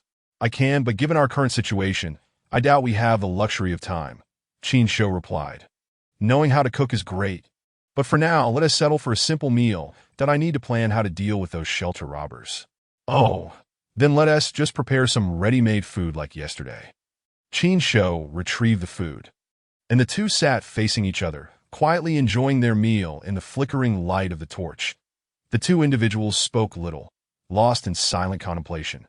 Qin Shou pondered how to escape the house without revealing the game system, seeking retribution against the marauders at the sanctuary, making them aware of the consequences of provoking him, rescuing other survivors, and subsequently extracting more information from them. Achieving these objectives without exposing the game system proved to be a formidable challenge, necessitating a comprehensive plan. Yuan, on the other hand, considered how to earn Qin Shou's trust, hoping to remain close to this chosen one while ensuring his own safety in a world beset by zombies. As they leisurely enjoyed their lunch, they remained blissfully unaware of the chaos unfolding outside. After all, the adjacent buildings were teeming with zombies, their incessant howls filling the air, drowning out any distant sounds. Meanwhile, the management of the sanctuary prepared to indulge in their own meal, a feast far more lavish than what the survivors received. While the survivors were served rice accompanied only by pickled vegetables, the management enjoyed an entire table of dishes, boasting a balanced array of nutritious vegetables and meats, all rich in flavor and aroma. Jiang Xinrong occupied the seat of honor, flanked by his subordinates, who sat as if in a meeting. "Where is old Wu?" Zhang Xiaohong inquirait de noticing Wu Zongxue's absence. "He seems to be having stomach issues and went to the restroom," replied the cafeteria manager with a smile. "Then let us not wait for him." Jiang Xinrong proclaimed. "Let us eat." However, he did not partake, and his subordinates hesitated to move. All eyes were fixed on Jiang Xinrong, awaiting his first bite. Just as he lifted his chopsticks to begin, one person at the table suddenly convulsed, sending their bowl and chopsticks crashing to the floor. The room was thrown into chaos, and all turned to see that it was Chang Yang, the manager of the Human Resources Department under Jiang Xinrong. "What is happening?" Jiang Xinrong exclaimed, alarmed by the scene unfolding before him. "Chang Yang, what is wrong?" Several individuals rushed to offer support, fearing he had suffered some affliction, to their astonishment. As Chang Yang raised his head, his skin visibly transformed from pale to ash gray, and the black of his pupils swiftly vanished, replaced by two ghastly white orbs. "Roar!" Before anyone could react, he lunged at one of his companions, sinking his teeth into the neck and tearing at it with ferocity. The entire room erupted into chaos, with Jiang Xinrong exclaiming, "What is happening? How did he become a zombie? When was he bitten?" Those nearby had no answers and no time to ponder. The bitten individual fought desperately, crying out for help, hoping others would pull Chang Yang away to save him. However, witnessing the bite, they realized that rescue was futile, and they quickly abandoned their seats, rushing to shield Jiang Xinrong. "Quick, protect me, and get me out of here!" Jiang Xinrong cried, his face paling as he watched Chang Yang gnawing on another subordinate. Before he could finish speaking, a female employee behind him began to transform, lunging at the nearest member of the management team. Moreover, the cafeteria manager and several others began to exhibit discomfort, their faces undergoing alarming changes. How could this happen? How could this happen? Jiang Xinrong was gripped by fear as he prepared to flee through the back door, only to suddenly feel a wave of nausea wash over him. He looked down to see the skin on the back of his hands seemingly changing color, terror causing him to scream incessantly.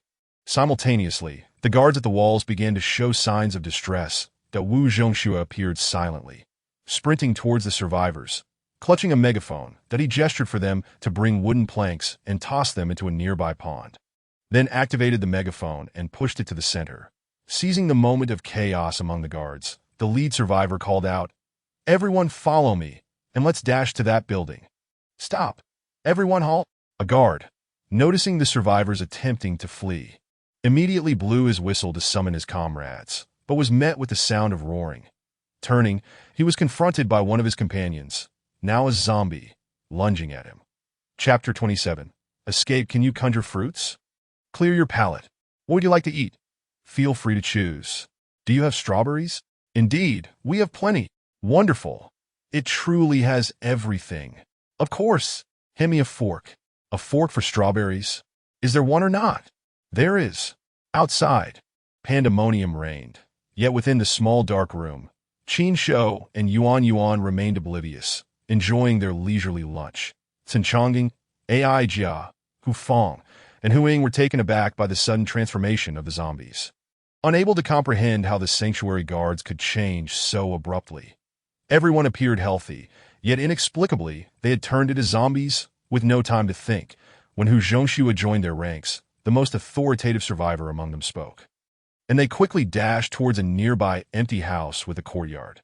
The guards from the sanctuary attempted to pursue them, but were suddenly beset by a multitude of newly transformed zombies, who attacked and bit them. Some were bitten and began to transform, while others were killed before they could change. The survivors reached the empty house, swiftly closing the courtyard gate and retreating inside, locking the doors and windows tightly.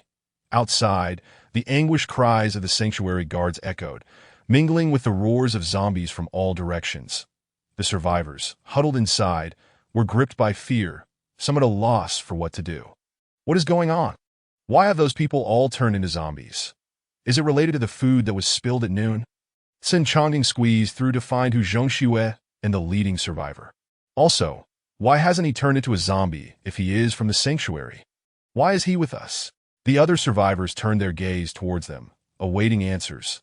The leading survivor appraised Sun Chongqing with a smile. "You all must be the newcomers from yesterday." "Indeed." Sun Chongqing nodded. "I imagine you have many questions." The leading survivor surveyed the crowd.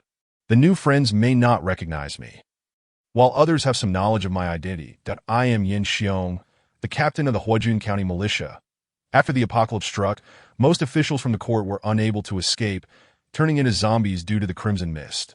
The few of us who survived the ordeal followed our county commander, Gu Hong, to the military camp in the northern part of the city, establishing a sanctuary that we received signals from this area and learned of a new sanctuary.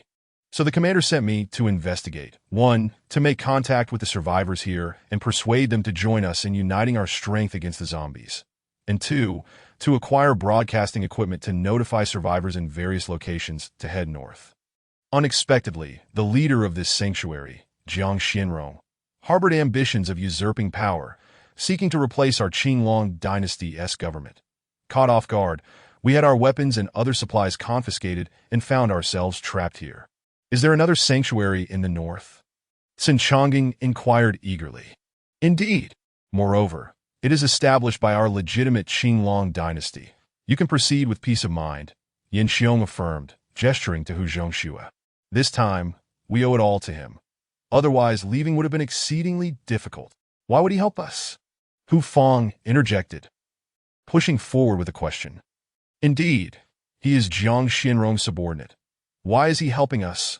Other survivors echoed their confusion. Allow me to introduce him. Hu Zhongxue, my dear friend, Yin Xiong said, pulling him forward. We haven't seen each other in many years.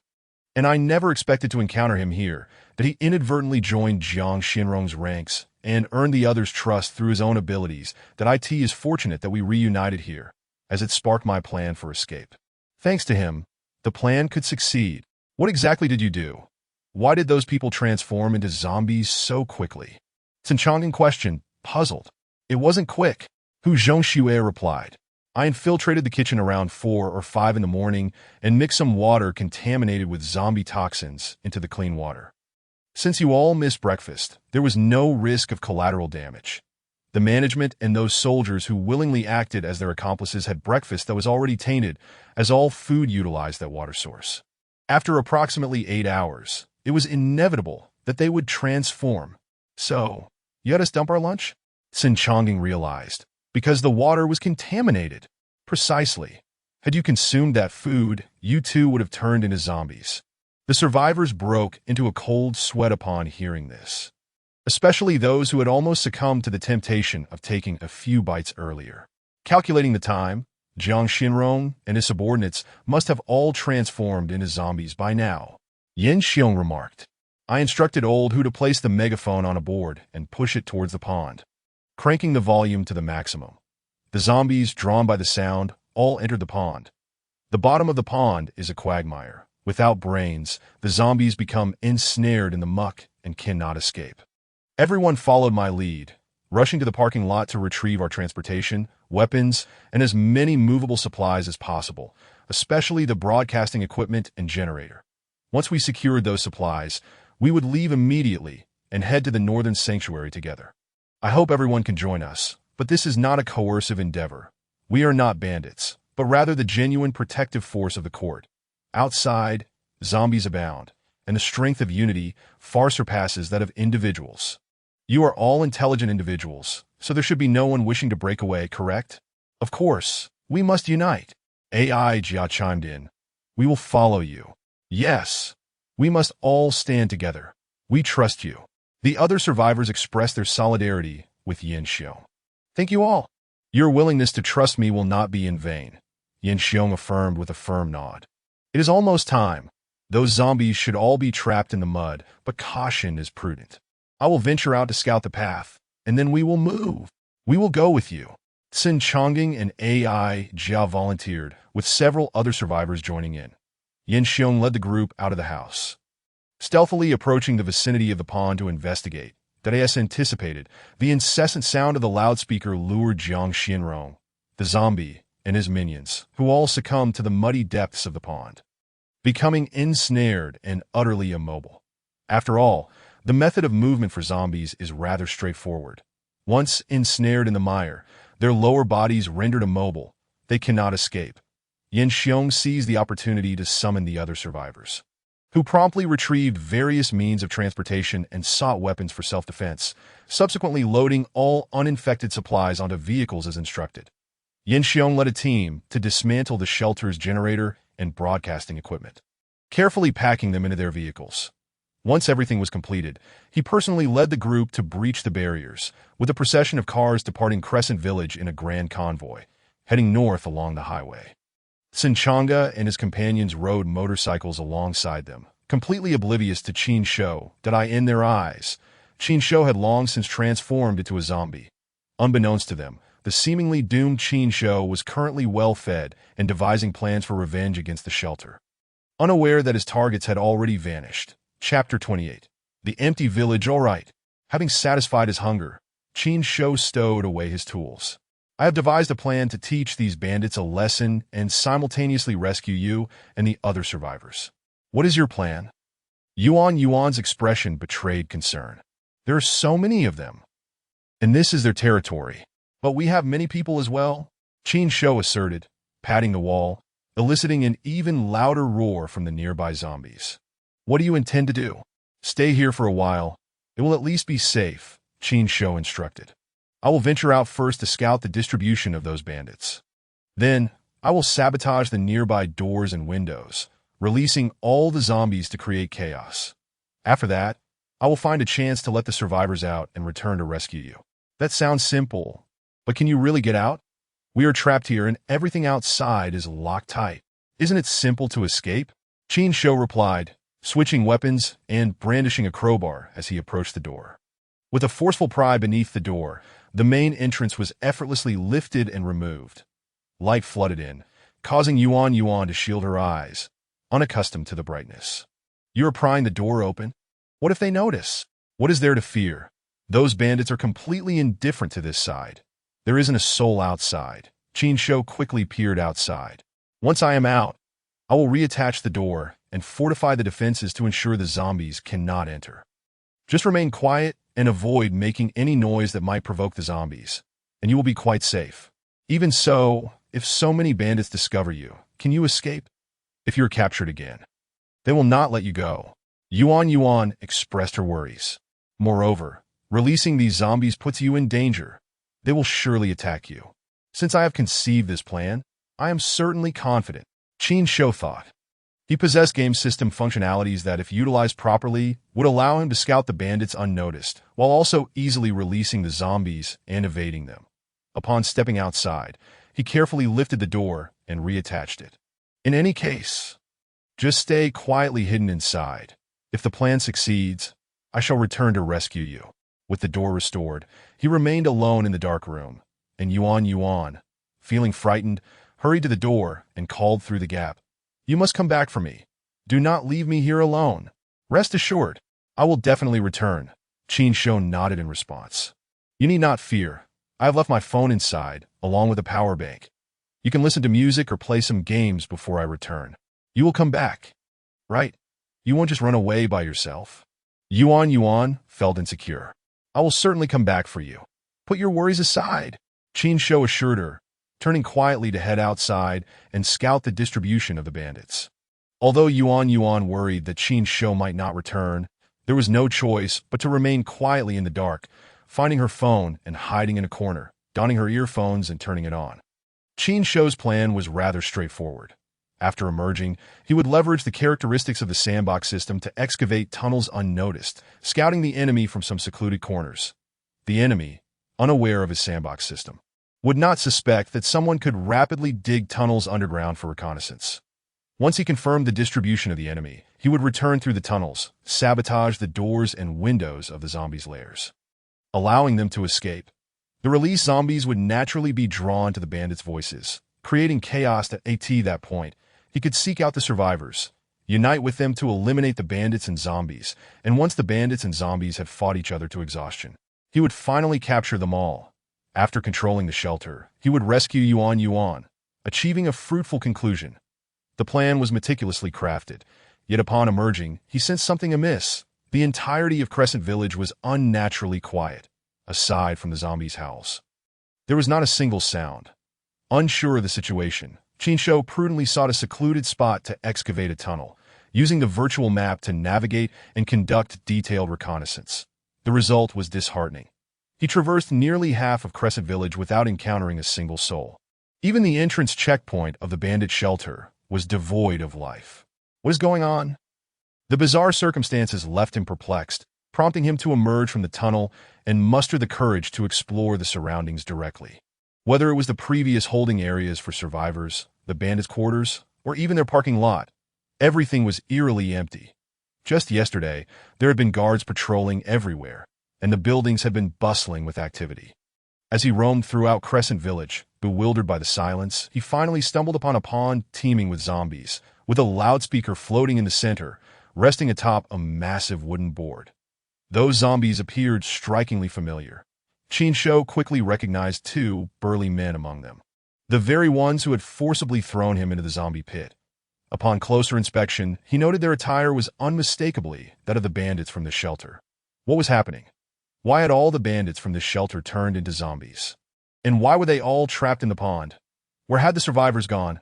Up to this point, there had been no sight of any living person other than the bandits within Crescent Village.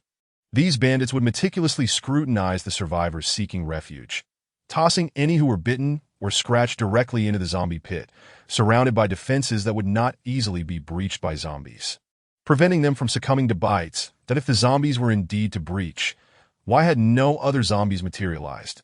Presently, two known methods existed for becoming a zombie, one being bitten or scratched by a zombie, and the other consuming infected water. It seemed unlikely to be the former. Yet these cautious bandits would certainly be vigilant regarding their water sources. How could they all have collectively contracted the infection? Connecting the dots with the mysteriously vanished survivors, a sudden thought struck him. Unless someone poisoned them, and that person was someone the bandits trusted, someone they did not guard against. Perhaps it was a morally conscious underling among the bandits who, unable to bear it any longer, poisoned them to rescue the other survivors. Qin Shou reasoned, finding this hypothesis the most plausible, yet feeling somewhat disheartened that he had no idea who had poisoned the bandits to rescue the survivors. Yet he himself had not been saved. The culprit had eliminated these bandits in advance, leaving him with no opportunity for revenge. Reflecting further, he realized that in the eyes of others, he and Yuan, both having been bitten by zombies, were now deemed beyond salvation, perhaps considered to have already transformed. After all, no one would believe that a vaccine for the zombie virus could emerge in such a short time, nor would they think it would ever exist. This implied that aside from himself and Yuan, the entire shelter was devoid of any other living souls. Earlier, while scouting, he found it peculiar that Crescent Village appeared as if it had been ransacked. Initially, he assumed it was due to the bandits' occupation, a result of the destruction he had caused. However, it now seemed evident that the survivors had taken all they could carry upon their departure. Chapter 29. Experience with a sense of trepidation, he rummaged through each room, only to find them utterly bare. However, the system had generated some supplies, particularly at the medical station, which provided him with numerous first aid kits, bandages, alcohol, and even a vaccine for the virus. The other survivors had already fled, leaving him in the dark regarding their whereabouts. Abandoned, Qin Shou felt quite despondent. In this apocalyptic world, amidst the ever-present threat of terrifying zombies, it was undoubtedly more reassuring to unite with other humans. With only himself and Yuan remaining, Crescent Village felt decidedly unsafe. After some contemplation, he resolved to return to the temporary base in the eastern outskirts of the city for further planning. Leaving felt rather unsatisfying. Recalling the bandit zombies trapped in the pond and those in the zombie lair, he suddenly had an idea. Since they were all trapped, why not eliminate them before departing? This would not only bolster his courage and adaptability in battling zombies, but also liberate them, all the while enhancing his level and acquiring skill points. After fruitlessly searching for a generator several times, he determined that rather than relying on luck, it would be more prudent to learn electrical skills himself.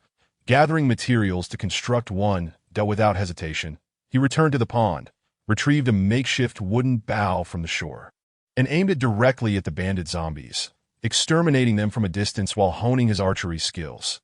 The zombies, ensnared in the mire, were powerless against Qin Shou's assaults, ultimately yielding him a wealth of experience points.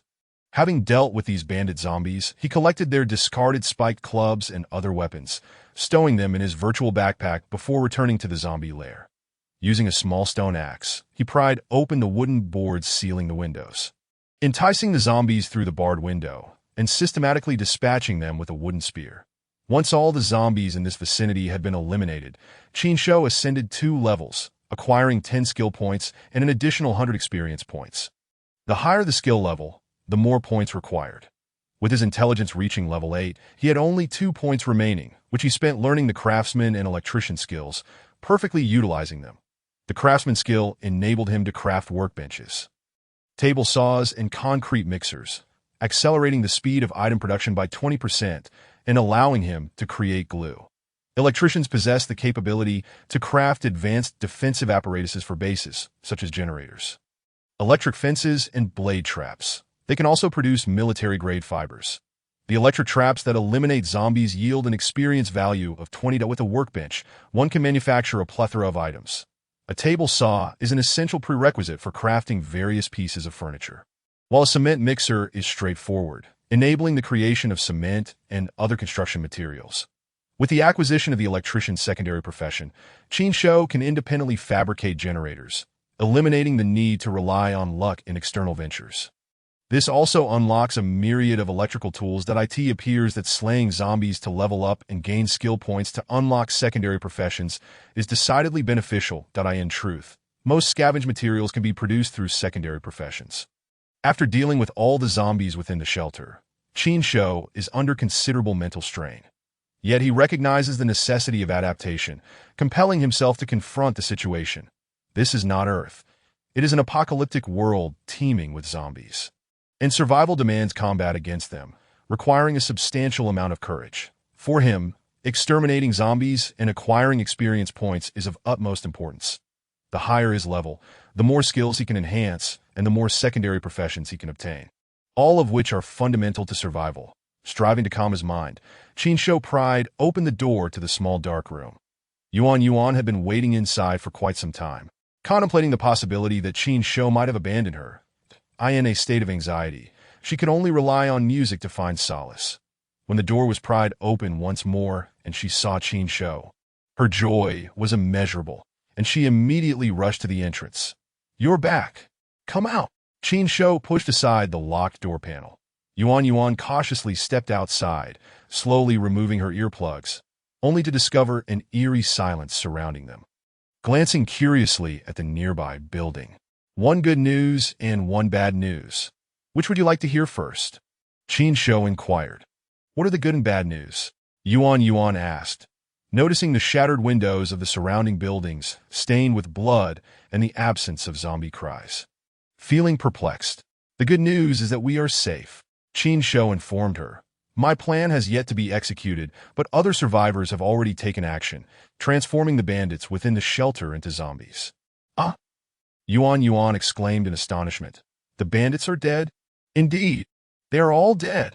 "That's wonderful. What about the other survivors?" Yuan asked excitedly. Qin Shou shrugged. "The bad news is that the other survivors have long departed, and their whereabouts are unknown. It's just you and me left, with no one else." "Ah!" Upon learning that the other survivors had left, Yuan felt quite disappointed. "There's nothing to be done. In their eyes, we have already become zombies," Qin Shou remarked. "They surely won't be looking for us." "What shall we do then?" Yuan asked, feeling at a loss. "We certainly cannot remain here," Qin Shou replied. "All the resources in the shelter have been taken by those survivors, leaving behind a multitude of zombie corpses. With just the two of us, we cannot possibly re-establish defenses around here. Even if we could fortify the defenses, it would be impossible to cover every area in such a vast space. In fact, I have a hideout in the eastern suburbs of the city, which is considerably safer and more concealed. It would be wise to return there first and seek opportunities to gather information on the whereabouts of other survivors." "Just the two of us?" "Only the two of us. If you're afraid, we can part ways right here." Qin Shou spread his hands. "I have no objections." Weighing the pros and cons, Yuan felt that facing the zombies alone would be exceedingly perilous. She had previously managed to evade zombies and reach this place not only due to luck, but also because many companions had sacrificed themselves to provide her with that chance. If they were to separate, encountering a single zombie could lead to her demise. Qin Shou was a chosen one, possessing supernatural abilities. Although his powers were not combat-oriented, he could conjure a variety of items, addressing the most critical needs for survival. Despite his somewhat rebellious demeanor, he was not inherently bad. His actions might seem somewhat juvenile and lacking in sophistication, yet he exhibited great courage, at least enough to confront zombies. Following him was relatively safer than facing the undead alone and meeting a grim fate. With this in mind, she said to Qin Shou, "At times like this, having an extra person adds strength. Since we've been abandoned by the other survivors, we should unite and assist one another. However, the journey to the eastern suburbs is quite distant, and the road may be fraught with danger. On foot, we could easily be surrounded by zombies. Even with a vehicle, we wouldn't be able to arrive before nightfall. I have an electric motorcycle, so at least we won't have to walk," Qin Shou said, retrieving the mode of transportation from his virtual backpack and placing it on the ground. "We'll head to the city first and find a relatively safe building to shelter in for the night before resuming our journey in the morning. With me around, I guarantee we'll reach the eastern suburbs safely. Hop on." With that, he mounted the motorcycle. Yuan hesitated for a moment before carefully sitting behind him, gently wrapping her arms around his waist. The vehicle roared to life and sped toward the exit of Crescent Manor. Chapter 30. Dialogue. The electric motorcycle departed from the southern part of the city, traversing the streets for quite some time until it entered the urban area.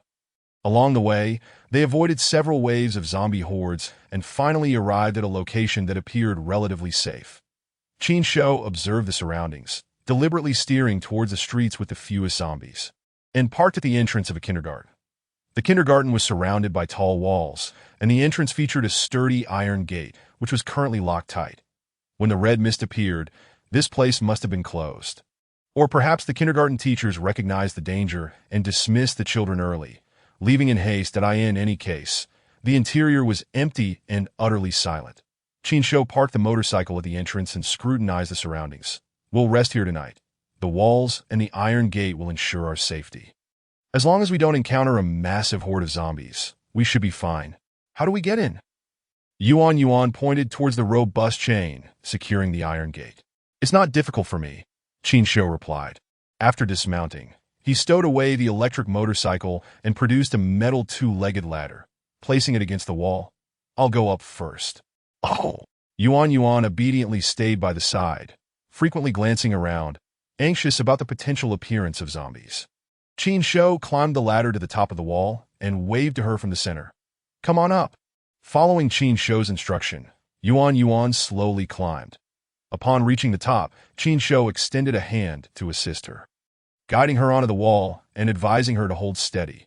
Once Yuan nodded to indicate she was ready, he stored the ladder and turned to place it on the inner side of the wall. Allowing Yuan to descend, the two safely entered the kindergarten, and Qin Shou retrieved the ladder, pulling out a wooden spear as he moved forward. "Stay close to me and don't stray too far. For safety's sake, we must thoroughly inspect every corner to avoid any zombies lurking in the shadows." "Oh!" Yuan obediently followed closely behind Qin Shou, careful not to make too much noise. They searched every nook and cranny of the kindergarten, finding no zombies, which relieved them. "We'll stay on the second floor tonight. To be cautious, I'll seal off the entrance on the first floor," Qin Shou declared, setting up 2 beds. "Do we really need to seal off the first floor?"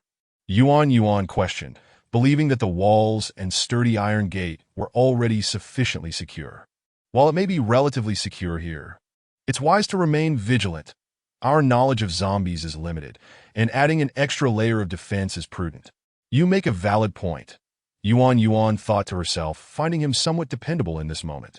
Qin Shou returned to the first floor, locking all doors and windows tightly and barricading them with available furniture. Once satisfied that everything was secure, he ascended to the second floor. He also retrieved some heavy furniture to block the staircase leading to the second floor. This way, even if zombies managed to enter, they would be unable to reach the upper level. Checking the time, it was precisely 6 p.m., and the outside world was gradually darkening. He took out a torch to illuminate the interior and began preparing dinner. "What are your plans moving forward?" Yuan asked quietly during their meal. "Return to the temporary base and see if I can find any signals from other shelters," Qin Shou replied. "I prefer a lively environment. If I can locate an official shelter, I would gladly relocate there." "Indeed, During such times, humanity should unite. Yuan nodded. Then her expression turned somber. I wonder how my parents are doing. You got separated from your parents? No, I was studying in Huajun, while my parents remained at home. Yuan's mood dipped slightly. Do you know about Jiahua County? Jiahua County. Qin Shou activated the virtual map with his thoughts and quickly found the location. That's quite far. Towards the southwest, right? Yes. Yuan picked up the phone Qin Shou had given her earlier. After the zombie outbreak, I called home multiple times, but no one answered. Now that there's no signal, I can't reach them at all. Before the internet went down, my phone was always on, and my parents didn't contact me. I'm afraid.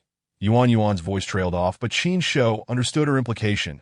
It was likely that her parents had transformed into zombies at the very onset of the red mist. Otherwise, how could they not contact their child? How could they fail to answer her calls? Nevertheless, seeing Yuan's sorrowful expression, he spoke to console her. Perhaps things are not as dire as you envision. Your parents might have simply lost their phones due to the suddenness of the disaster. Even if they lost their phones, they could still call to contact me, right? Yuan countered, knowing he was trying to comfort her. It's also possible that during their escape, they faced insurmountable challenges, and when they found a place to settle, the power and internet were already down. Hearing you say that does seem plausible. Yuan's melancholic gaze regained a flicker of hope. Do you think my parents are truly okay? I cannot say for certain, but it's best to think positively. Perhaps your parents are somewhere, worrying about you, Qin Shou replied. Thank you. Yuan's spirits lifted slightly. It turns out you're quite a good person. What sort of talk is that? Qin Shou rolled his eyes. So you always thought I was a bad person? I am sorry. By the way, what about your family? Yuan awkwardly shifted the topic. I have no family. In a fleeting moment, Qin Shou thought of his parents back on Earth and shook his head. He indeed had no family in this world. As for his biological parents still on Earth, truth be told, he had harbored resentment towards them before his journey. Yet now he found himself feeling a pang of nostalgia. Upon hearing this, Yuan misinterpreted his words, believing Qin Shou to be an orphan or that his parents had passed away, and hurriedly apologized. I'm sorry, I didn't know. Forget it. Let us not dwell on that. Qin Shou interjected directly. You're a university student, right? Yes. Well then, my education is rather lacking, that I entered society before completing high school. So one could say I am somewhat deprived of knowledge. As a university student, you must be well-versed in history, correct? Could you enlighten me on the history of our Qin Kingdom?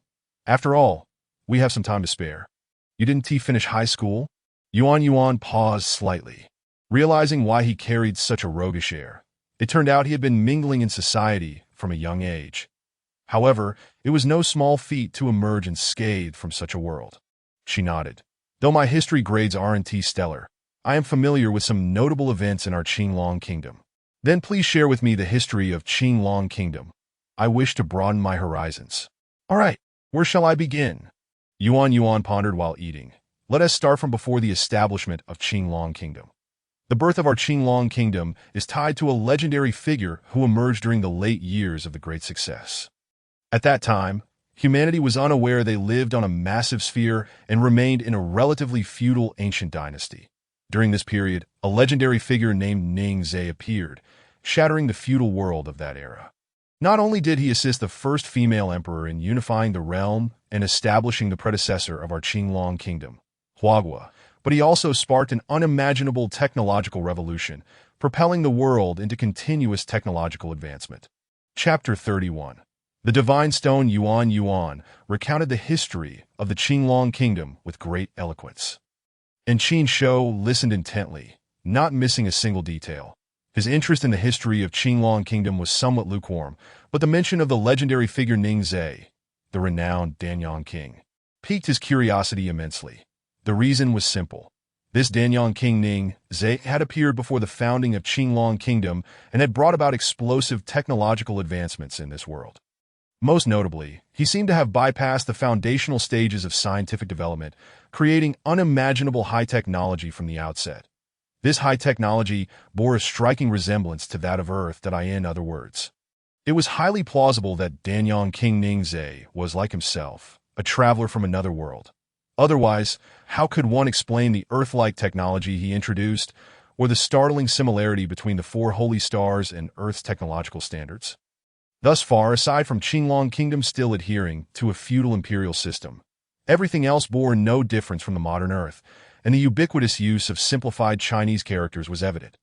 According to Yuan, prior to the emergence of Danyang King Ningzhe, the ancient scripts had various forms, which were standardized only after unification, progressively evolving into the current characters. Additionally, other descriptions of Danyang King Ningzhe revealed familiar elements to Qin Shou. The sole distinction was that Danyang King Ningzhe had traversed to an ancient battlefield, conquering all factions with his prowess, aiding the female emperor in unifying the realm, and even becoming her consort. Whereas Qin Shou had found himself amidst an apocalyptic scenario, faced solely with endless hordes of zombies.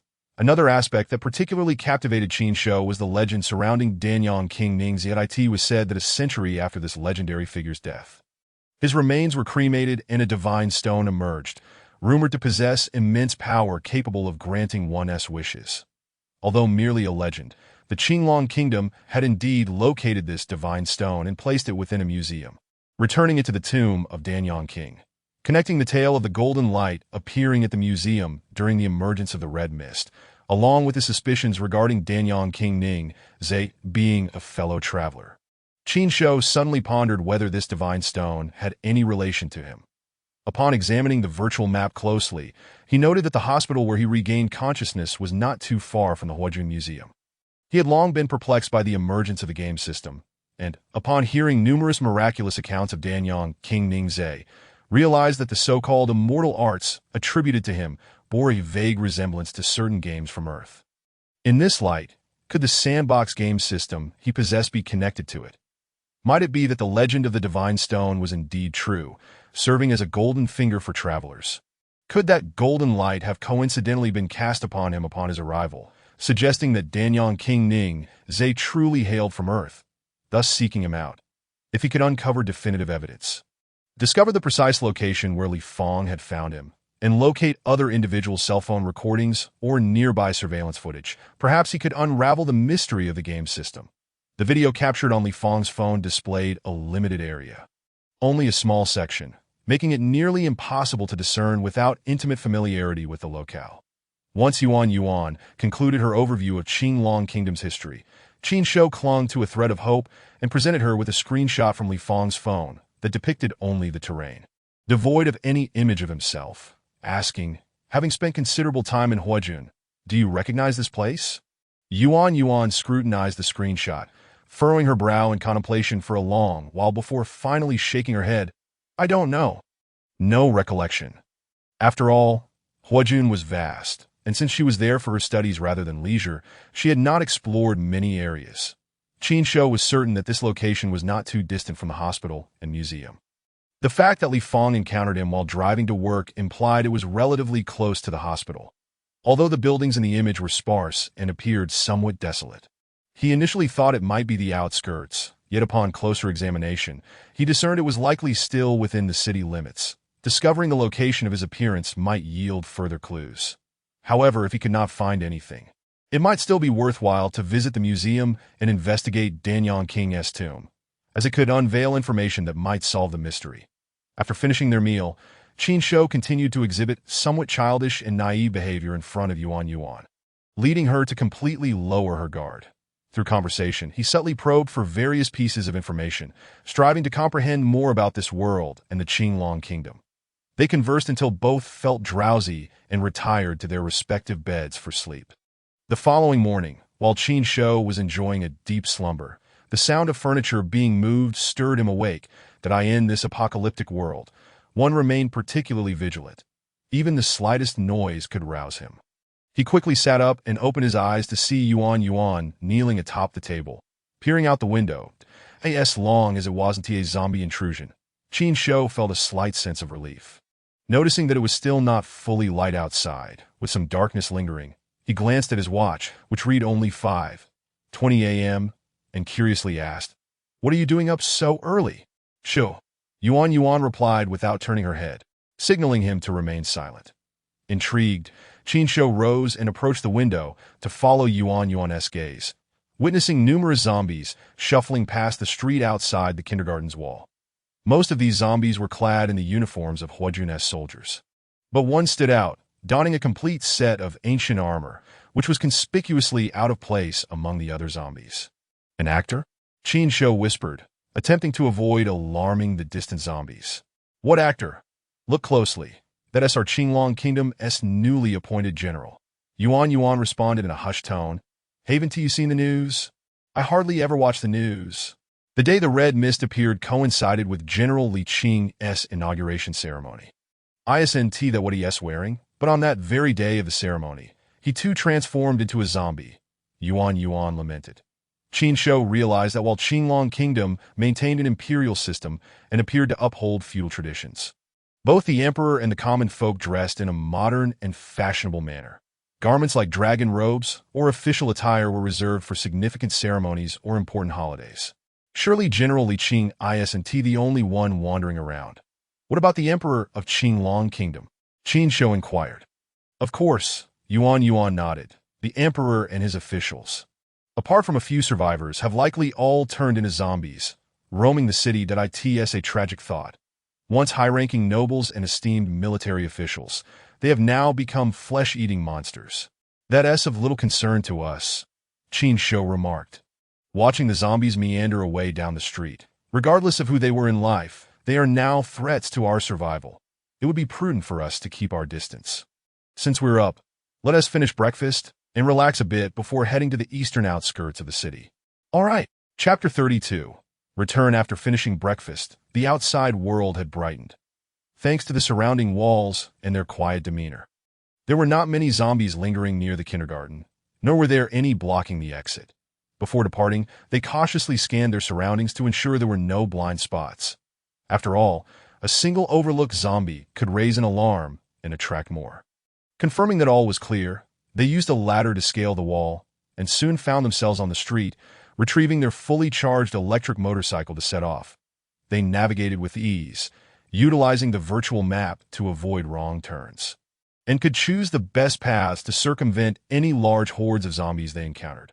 Along the way, they dared not linger, and after a lengthy journey, they successfully left the city and reached the vicinity of the temporary base in the eastern outskirts. We've arrived. Right over there. Qin Shou parked the motorcycle and gestured for Yuan to disembark. I didn't expect to return once more. Yuan gazed at the location Qin Shou indicated, but all she could see were trees and shrubs. Nothing else. After stepping off, she looked around curiously and questioned, is it safe in such a desolate area? It's precisely because it's desolate that it is safe. Qin Shou replied, stowing the electric motorcycle in his backpack. Do not apply pre-apocalypse thinking. The more remote the area, the fewer people come, and the rarer the zombies. However, there are rumors online suggesting that animals can also be transformed into zombies by the red mist, which is even more terrifying. Yuan remarked while surveying her surroundings. At least I have lived here for a few days without encountering any danger. Qin Shou shrugged. It's probably because there aren't many animals around here, in cities or rural areas. It's more common to have pets like cats and dogs, which can be relatively more dangerous. Hearing this, Yuan felt somewhat reassured. You make a valid point, but where is the house? Can a dwelling constructed in such a remote wilderness be sturdy enough to withstand a zombie attack? Follow me, Qin Shou beckoned, leading the way towards the makeshift base. Yuan dared not stray too far behind, closely following his steps. The two soon arrived at the entrance of the base, observing the flat terrain and dense underbrush devoid of any signs of construction. Yuan looked perplexed. Have we arrived? Indeed. Where's the house? You're not suggesting we just camp out here with a makeshift tent, are you? Do you really think I would be so unreliable? Qin Shou chuckled. Come with me. At this juncture, there was little choice. Despite her lingering doubts, Yuan hurriedly followed. Upon reaching the entrance, Qin Shou parted the foliage to reveal a hatch. Oh! Yuan exclaimed in astonishment upon discovering such a concealed entrance to an underground tunnel. Watching Qin Shou descend the ladder, she hesitated momentarily before following suit. Close the door behind you. Oh! With the hatch secured, the two descended the ladder into the basement, where a vast space revealed itself. The underground chamber was dimly lit, and Qin Shou retrieved a torch to illuminate the area. Yuan initially assumed that such a deep basement would be stifling due to a lack of air. But to her surprise, the atmosphere was as breathable as outside, granting her a sense of comfort and safety. The basement was stark and spacious, interconnected by numerous rooms, leaving her in wonder about who had the capability to excavate such a grand space. This is my temporary base. We will rearrange the furniture in each room shortly, and once the power is connected, it will be both secure and comfortable to live in, Qin Shou explained as he led her through. You can cook. Right. This is the kitchen. It's all yours. That I'm utterly clueless in that department, only knowing how to prepare instant noodles that don't worry about kitchenware and ingredients. We have everything you need. Oh. Yuan examined the kitchen closely, noticing Qin Shou moving ahead, prompting her to catch up. The living area doesn't require much introduction. Over there is the restroom, and I will attempt to install a toilet, a bathtub, and a shower. Will it even be functional? Yuan asked, a hint of worry in her voice. Where will the water come from? How will it be drained? Where will it go? You don't need to concern yourself with those matters. I will find a solution. Can he really solve it? Where can one drain water when living underground? Yuan felt a twinge of unease. This is the storage room, and beside it, we can convert it into a gym. Inside, I plan to set up a mechanical room. And over there is the workshop. You can skip that part. That area is the master bedroom. My sleeping quarters. Adjacent is the guest room. There is not much difference as they are roughly the same size. And you can stay in there. Feel free to request any furniture or appliances. I will install whatever is feasible. May I ask a question? Go ahead. Who constructed this basement? Yuan inquired curiously. Qin Shou scratched his nose, knowing he couldn't reveal the truth. I don't know either. That I stumbled upon this place by accident, and there is no one else here, just an empty space. I felt it was relatively safe, so I stayed for a few days. Later, I heard the broadcast and decided to head south. Oh. Yuan didn't suspect a thing that owe her. Such an extensive underground space must have been excavated by a professional engineering team. It was inconceivable that one person could accomplish this. Little did she know, Qin Shou possessed a sandbox game system, making such feats effortlessly achievable. You can express your opinions on how to arrange the layout before we find other shelters and survivors. We may need to stay here for a while, Qin Shou said to her. We have no shortage of supplies, so there is nothing to worry about. If we keep the hatch secured, we won't be discovered. Nor will we be found by zombies. That I often venture to nearby urban areas to scavenge for supplies, so you will be quite safe inside alone. That is true. Who would think such a place harbors such a concealed underground chamber? Yuan nodded in agreement. But what if the original occupant of this underground space returns? I've been here for a few days, and no one has come. They've likely turned into zombies. Qin Shou thought to himself. This place is mine. How could there be an original owner? That is also true. Yuan harbored no doubts about Qin Shou's fib. Now that we're back here, let us arrange the base. Could I trouble you to prepare a meal? It's been days since I've had a warm meal. Although food was plentiful, Qin Shou longed for a proper hot dish. No problem. Yuan smiled and nodded. Let me organize the kitchen, and then I'll take care of the cooking. Great, just let me know what kitchenware you need and how you'd like to arrange it. Do you have a gas stove? We do. We have everything you could possibly need. Is it safe to use a gas stove in such a sealed underground space? Yuan expressed her concern. Absolutely safe. You can rest easy, Qin Shou reassured her. Confident that the basement, crafted by the sandbox game system, was unlike any ordinary underground structure. That is good to hear. Let us plan how to arrange each room. You are truly fortunate to be the chosen one. This situation is something I never dared to imagine before. Yuan expressed with a sense of wonder. Stick with me, and you have nothing to worry about. Qin Shou laughed. Let us make haste. All right. Chapter 33. Planning. The two collaborated on the layout, swiftly arranging all the rooms. With Yuan's assistance, the temporary base appeared far more refined than during Qin Shou's prior stay, exuding a more comfortable ambience. Although he had learned to manufacture generators and had sufficient materials, he lacked a workbench. Creating a workbench was quite simple. He intended to craft one shortly, followed by assembling the generator to replace the battery pack, thus alleviating any concerns regarding power supply. Additionally, he could manufacture the sink and toilet generated by the system at the workbench, aiming to resolve water supply and drainage issues. The items scavenged from the marketplace were inadequate, as they were real-world products requiring existing water sources and drainage systems. In contrast, the items generated by the system might disregard real-life constraints, akin to in-game mechanics. After a flurry of activity, the two took a brief respite to hydrate. Sensing it was time to resume, Yuan rose.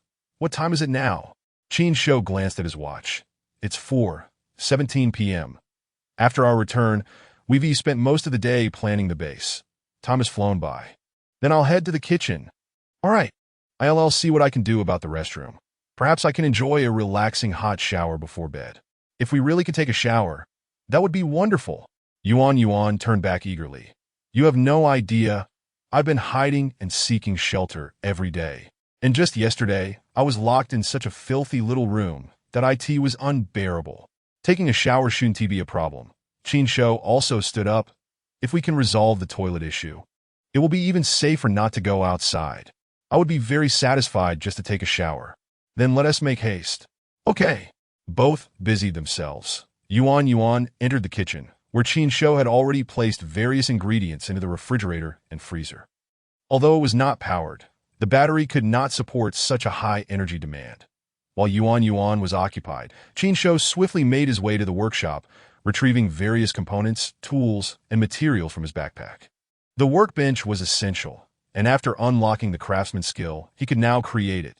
The materials required included 1 wrench, 1 claw hammer, 25 wrought iron pieces, 20 mechanical parts, and 50 wooden planks. The wrench and claw hammer had been plentifully acquired from the marketplace.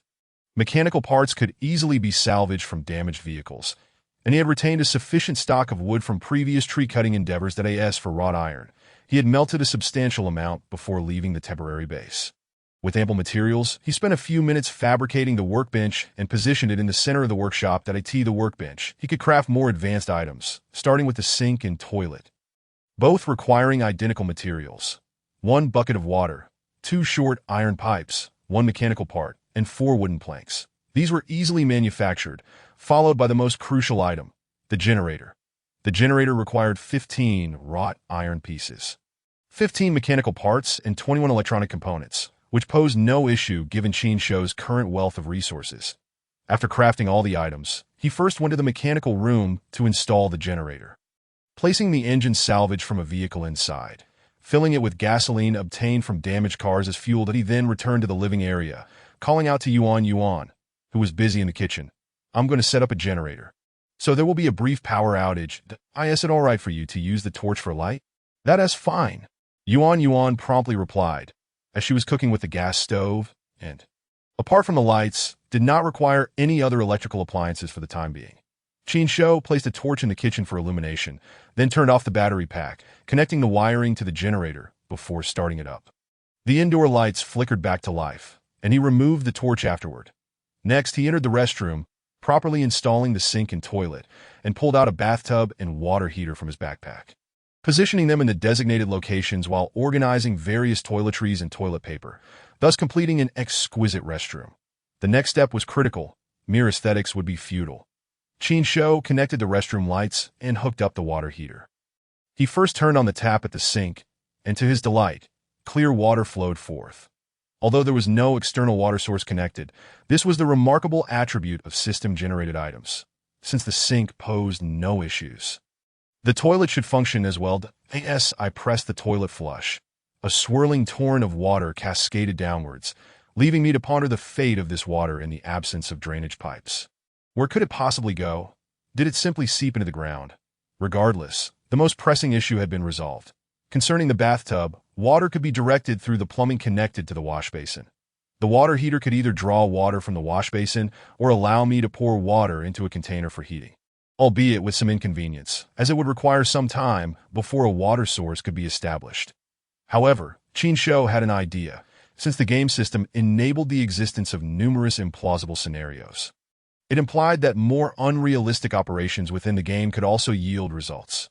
Thus, could one create a simple infinite water source within the heater's container by utilizing a metal bucket to collect water and pouring it into the side of the container? Would it succeed? With that thought in mind, I set to work, as the metal bucket recipe was quite simple, requiring only some wrought iron. Soon, I fashioned a bucket, filled it with fresh water, and, using a ladder, ascended to the heater's container, carefully selecting a spot along the edge to pour the water. Predictably, the water that formed within the container adhered to the corners and began to flow downwards, halting once it reached the infinite water level. Though it appeared to be in motion, the water level remained fixed at a certain height. Upon descending, I activated the shower head to fill the bathtub, only to find that the water level in the container had not diminished. This surreal occurrence left Qin Shou somewhat speechless. Hastily, he sealed the container, locking it securely. From the outside, no one could discern the bizarre existence of infinite water within. Yuan, a rather easygoing young girl, might express some curiosity, but I could easily brush it off. Nevertheless, it was prudent to keep such violations of reality away from those deemed untrustworthy. Qin Shou deemed it necessary to take the time to construct new housing and fortifications on the surface, ensuring they aligned with reality to avoid arousing suspicion that in due time, the basement would be locked, allowing only himself to enter and exit. Presently, he could craft 2 types of wooden spikes, electric fences, and blade traps, along with a generator. As long as they were properly placed, survival on the surface would remain relatively secure. Given the absence of zombies in this area, the multitude of traps would further guarantee safety. However, before proceeding with that, a trip to the city was imperative.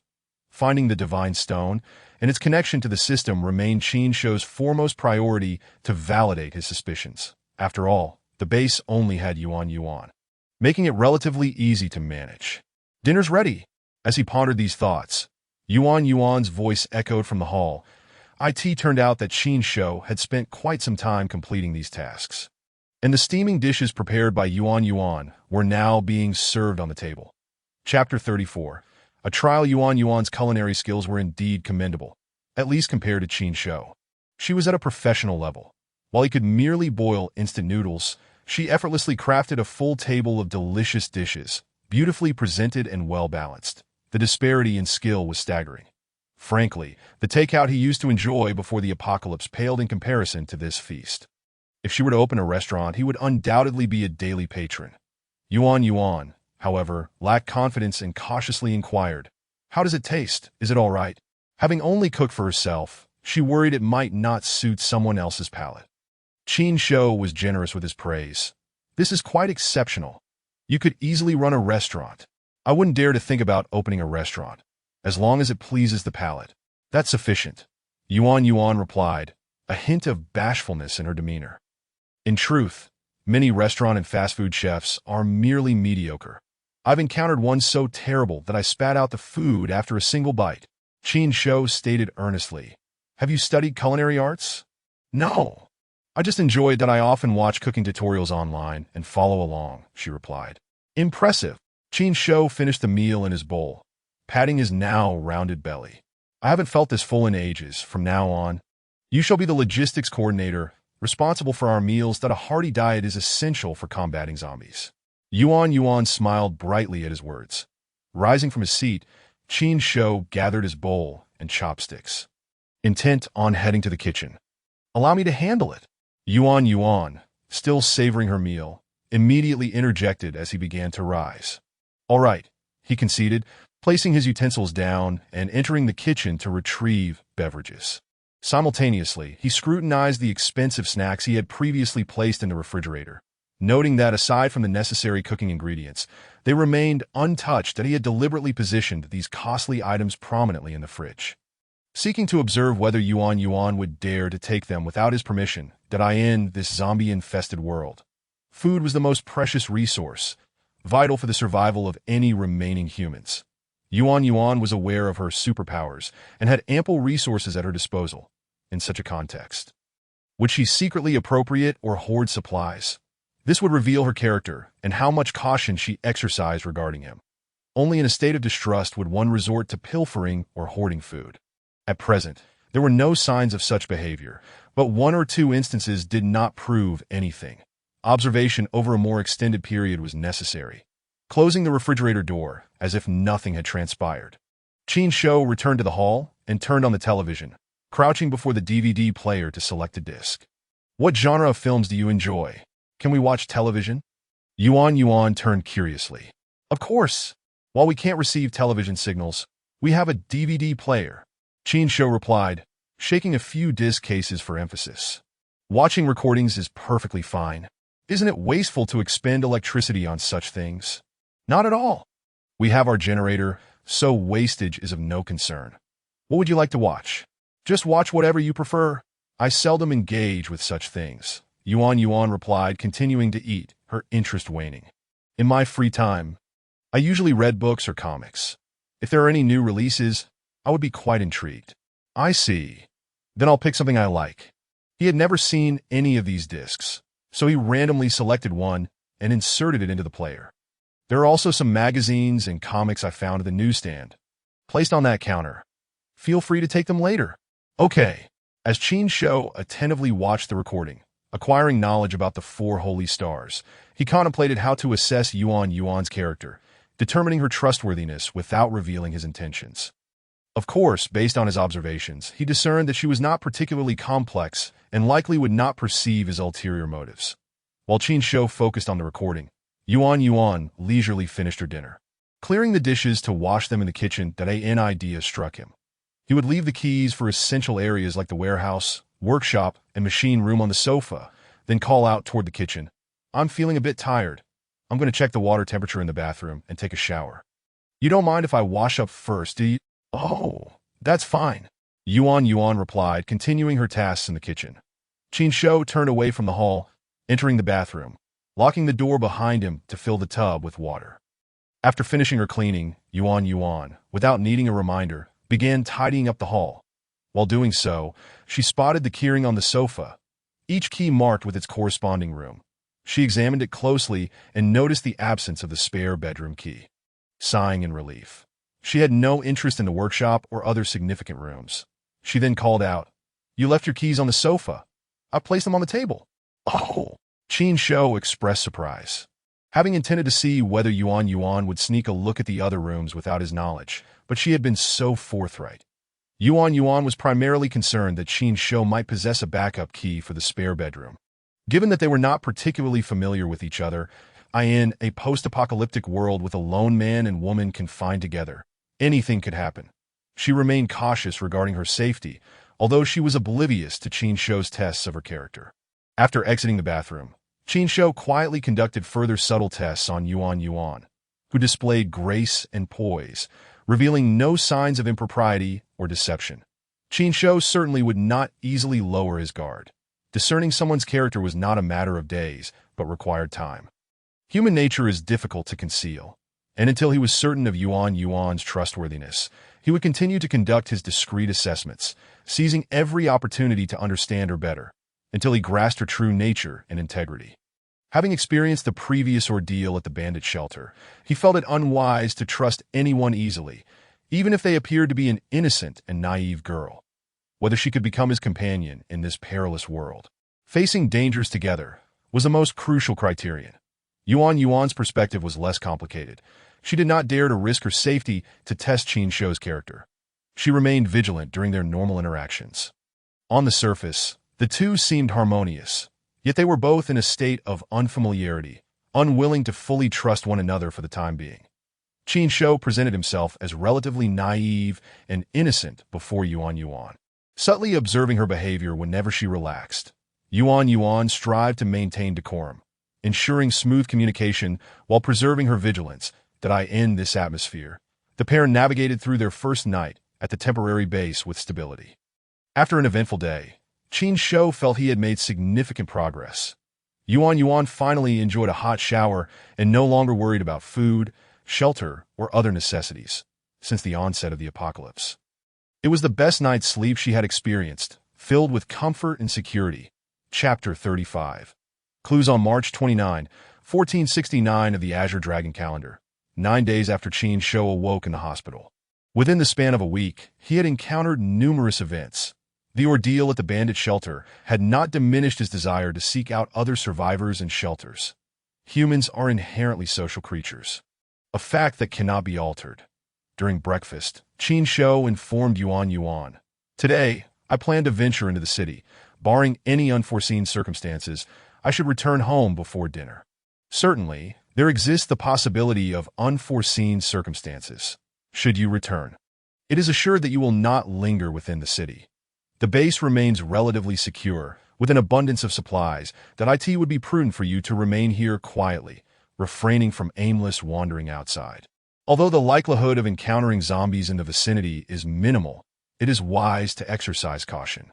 Given the abundance of resources, is it truly necessary to venture into the city? Yuan expressed her concern as she gazed at him. It cannot be just the two of us confined here, Qin Shou replied. I have pressing matters to attend to. I must make the journey. With a population in Huajun numbering in the millions, even if the majority have succumbed to zombification, the probability of encountering survivors within the city remains significant. Every survivor counts, as the potential for unity is not to be overlooked. There is also the possibility of encountering members of other shelters, allowing us to find a more secure refuge. Having more people is always advantageous. That is indeed true. Yuan nodded in agreement. If we can locate more survivors or establish contact with other shelters, having additional companions would provide a sense of security. However, do ensure your safety. Return before nightfall. With no means of communication, if you fail to return, I shall be left to my own thoughts, inevitably succumbing to fear. To alleviate your worries, do not remain idle at home, Qin Shou instructed. There is a radio in the main hall. Adjust the frequency to listen for signals. Previously, the broadcasting equipment from the bandit shelter was taken. So it is highly likely that those survivors have established a new shelter elsewhere, or perhaps there was an existing one that they will undoubtedly send out signals. Other survivors might also acquire broadcasting equipment to send out distress signals. Once you detect such signals, make sure to record them, and upon my return, inform me accurately. There may be an opportunity for us to join forces. What if it is another band of robbers? Yuan asked, her concern evident, given the precedent. I am the chosen one. Why should I fear? Qin Shou chuckled. Previously, it was the other survivors who struck first, depriving me of my chance. Should bandits arise again, I shall ensure they understand the consequences. I entrust the home to you. Is that acceptable? Very well. You must return promptly. Do not leave me here alone, Yuan implored. Being a girl, she would undoubtedly feel frightened alone. Qin Shou made his promise and promptly departed the basement, riding an electric motorcycle toward the city. Before leaving, he deliberately left behind an important key.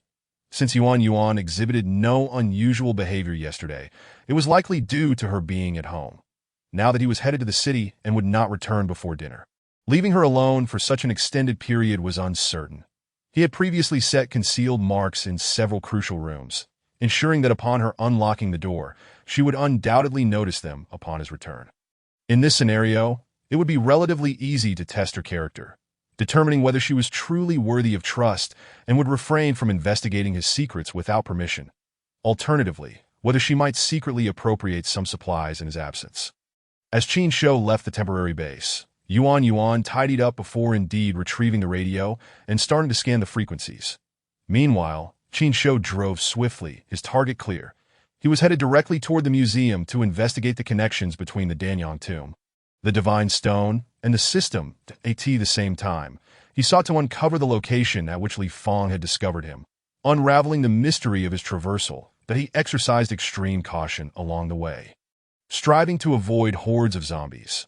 Having traversed this path multiple times, he was well acquainted with it and successfully entered the city center, making his way straight to the museum. There were no unexpected occurrences along the way, and he skillfully evaded several waves of wandering zombies, finally reaching his destination. The area surrounding the museum was teeming with zombies, most of which were wandering the nearby streets. Tio entered the museum for investigation. It was necessary to divert these zombies. Qin Shou employed his tried-and-true method, seeking a parking lot a reasonable distance from the museum, yet not too far away. First, he assessed all vehicles, confirming the absence of keys, and collected the majority into his virtual backpack as fixed resources, leaving one as bait. That he smashed the window of the chosen car, triggering the alarm to reverberate throughout the vicinity, thereby attracting the zombies. He then retreated to a relatively safe area, evading the zombies as he hid near the museum, waiting for the surrounding zombies to converge on the parking lot until he was certain the entrance was secure. Fully armed and remaining vigilant, he entered the museum, closing the main door behind him and barricading it with various heavy furniture. Upon successfully reaching his objective, he discovered the interior to be desolate, with faint echoes of zombie growls in the air.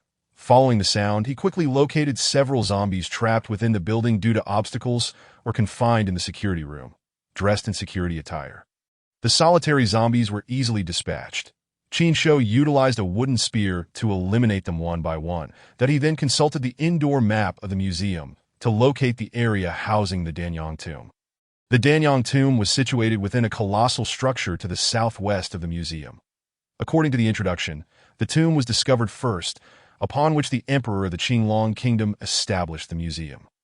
Therefore, the Danyang tomb was the most significant attraction here and also the easiest to locate.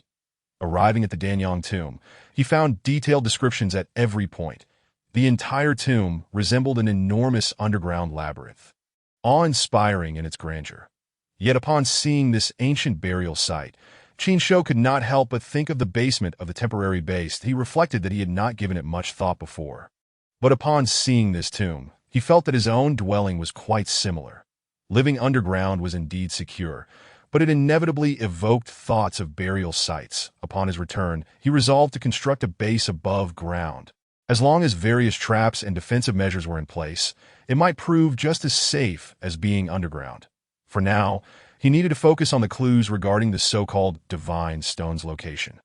If the Divine Stone was indeed related to his game system, it certainly would not be found within the museum, and it would undoubtedly leave distinct traces. According to the indoor map of the museum, he meandered through the twists and turns until he finally arrived at the designated area for the Divine Stone. When Qin Shou reached the most critical display stand, he discovered it had been damaged. A massive hole had formed in the glass atop the display, with sharp shards scattered everywhere.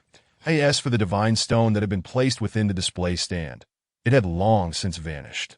Several mobile phones lay around, likely left behind by tourists who had turned into zombies, perhaps containing vital clues.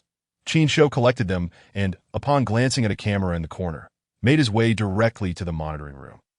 Whatever had transpired, it must have been clearly recorded in the surveillance footage, so he decided to take the entire computer from the monitoring room back home for thorough examination later, at the very least. Based on the current clues, the widespread reports online about a golden light emanating from the museum might not be unfounded. Chapter 36. Leahy after exploring the museum, although the items within held little value in the apocalypse. Qin Shou collected nearly everything he could carry into his virtual backpack, leaving behind immovable structures such as the Danyang tomb. These items were, after all, significant cultural assets of the Qin kingdom. Should they be destroyed here, it would indeed be a great loss. Perhaps in the future, they could be used to barter with other survivors that he also rummaged through various desks, counters, and drawers within the museum, aside from some scattered materials. Unexpectedly acquiring manufacturing blueprints. Blueprint for the burning rod component. Required materials: 5 forged steel, 5 glue, 5 engine oil, 50 units of gasoline. The burning rod component is quite impressive. It can be installed on weapon tools to enhance attributes slightly. Although the increase in attributes is minimal, it enables the weapon tools to ignite, serving both as a torch to illuminate the surroundings and as a means to potentially set enemies ablaze upon attack, causing them to suffer ongoing damage from the fire. This is an invaluable tool for combating zombies, significantly enhancing melee capabilities. Qin Shou immediately utilized the blueprint to learn the recipe for crafting the burning rod. However, as he had yet to unlock steel crafting and lacked the means to smelt forged steel, he needed to level up and unlock those capabilities before he could manufacture this component. Exiting the museum, it was still early. Qin Shou intended to ride his motorcycle to the nearby area for a thorough investigation, hoping to locate the position where he had been discovered by Li Feng. If he could establish a connection between the mysteriously missing Divine Stone within the museum and his own traversal, it would represent a significant breakthrough. Unable to determine a specific direction, he could only search aimlessly, continually avoiding hordes of zombies. Upon passing the northern highway of the Qinlong National Investment Bank, he suddenly observed a large number of zombies surrounding the bank building, numbering at least in the thousands. The bank's doors were tightly locked, preventing the zombies from entering. Yet they showed no inclination to depart, as if something inside was drawing them in. Qin Shou concealed himself at a safe distance, observing carefully and noticing what appeared to be a figure moving atop the bank building. The distance was too great to discern clearly, so he cautiously approached, seeking the best position for stealthy observation. And indeed discovered someone moving back and forth on the rooftop. The individual appeared to be male, wielding a stick-like weapon, surveying the movements of the zombie horde from a height, clearly trapped and unable to escape. Having spotted a living person, Qin Shou could not simply stand by and watch. However, the surrounding parking lots were empty, and there were no parked cars on the road that he could only retrieve a complete car from his virtual backpack. Select a suitable position, and use a crowbar to smash out an alarm sound. As expected, the car alarm attracted the zombies, causing the surrounding horde encircling the bank to redirect toward the source of the noise. The survivor atop the bank initially appeared startled by the commotion, but upon spotting Qin Shou, who was cautiously avoiding the zombies, he realized assistance was at hand. The horde gradually dispersed in response to the blaring car alarm, and the survivors swiftly took action, racing down the stairwell from the rooftop. This was an excellent opportunity. Once missed, it would not present itself again. Observing the survivor leave the rooftop, although unable to see the situation inside, Qin Shou knew the individual would be hurrying downstairs, eager to escape outside while the zombies were distracted by the car alarm. Thus, he concealed himself in a relatively safe location, waiting patiently. Indeed, as the zombies surrounding the bank dwindled, leaving only a few that had yet to move or were obstructed by obstacles, the survivor broke through a window and hastily fled to the side. That a few zombies that remained noticed him and immediately gave chase. Qin Shou ensured the surroundings were secure before rising from his hiding place, gripping his wooden spear and hastily dashing forward. The survivor, having escaped, remained vigilant of Qin Shou's movements while simultaneously being cautious of the zombies pursuing him. As Qin Shou approached, he seized the opportunity to halt, pivot, and swing the club in his hand to strike at the zombies, but he wielded a hefty iron pipe, over a meter in length, with formidable force. Adeptly targeting the zombies' heads, swiftly dispatching the first one that lunged at him. Qin Shou joined the fray, coordinating seamlessly with the survivor from behind, together eliminating several isolated zombies. Noticing other zombies turning towards the commotion, the survivor pointed towards a nearby building, exclaiming, "Over there!" Qin Shou immediately followed suit, racing alongside the survivor into the indicated structure. The survivor quickly secured the door, requesting Qin Shou's assistance in barricading it with nearby tables and chairs. "Is it safe here?" Qin Shou cautiously surveyed the interior. "It's fine. There are no zombies inside," the survivor replied. "How can you be so sure?" "This is my home," he panted, still catching his breath. "I went out searching for food and was inadvertently chased by a horde of zombies, forcing me to take refuge in a bank, where I became trapped. Thank you for rescuing me just in time. It's the least I could do, in times like these." "All survivors must unite," Qin Shou inquired. "You haven't been bitten by a zombie, have you? You haven't drunk any contaminated tap water, right?" "No," the survivor shook his head. "That's good to hear. My name is Qin Shou. It's a pleasure to meet you." "Qin Shou? Not that kind of beast. It's Qin from Qin Shi, and Shou from the Star of Longevity." "Who is Qin Shi? Don't worry about who he is. It's not important." "All right then. I'm Leahy. Thank you again for coming to my aid." "No need to be so formal. Are you alone? Do you have any companions?" "Since the zombies appeared, I've been on my own," Leahy replied. "There are no other living people nearby." "In that case, come with me. I have a temporary base in the eastern suburbs of the city, where another survivor is waiting. We are also searching for other shelters, hoping to unite with more survivors." Qin Shou directly extended the invitation. Without a moment's hesitation, Leahy shook his head. "Though I appreciate your offer, I do not require companions. Companions are merely a burden. Being alone is quite sufficient. This is my home, and I have no intention of leaving. I owe you a favor. If you need any assistance, feel free to ask, and I will not refuse anything within my capabilities." Qin Shou was taken aback by the refusal. "Have you truly considered this? To be frank, I am the chosen one. Being with me guarantees your safety." "Chosen one?" Leahy scrutinized Qin Shou from head to toe, then shook his head. "Don't joke around. Chosen ones are exceedingly rare. Currently, only one has emerged from the White Tiger Nation. Even if you were a chosen one, it makes no difference to me. I do not need companions. I simply wish to be alone. Being alone is far too perilous. Will you not reconsider? Sometimes, companions can be more dangerous than zombies. Leahy reiterated his refusal. I'm sorry. Qin Shou sensed that he must have experienced something traumatic, which led him to shun others. Since the survivor was unwilling, he refrained from pressuring him further. In that case, I would like to inquire about something. Ask away. Since you live nearby, do you know anything about the day the red mist appeared? I heard there was a beam of golden light emanating from the direction of the museum, that if you recorded it, could you show me the video? I don't have a video, but I did indeed see the golden light, Leahy replied, his eyes brightening with urgency. Do you know the direction it was facing? Is there a specific location? I only know the general direction. Just telling me the general direction will suffice. Is this all you wish to know? Indeed. Chapter 37. A temporary retreat with he unwilling to join him. Qin Shou did not press the matter further. While unity among survivors is essential for survival, a forced alliance is often fruitless. He felt more at ease alone. After all, persuasion would be in vain. Nonetheless, he did gain something from Leahy, namely, the approximate direction of the golden light that descended near the museum, that if he could locate the spot where he was discovered within that area, it would further substantiate the connection between the sandbox game system and the divine stone. If the divine stone truly possessed such immense power to create a game system wholly detached from reality, it might also aid him in returning to Earth.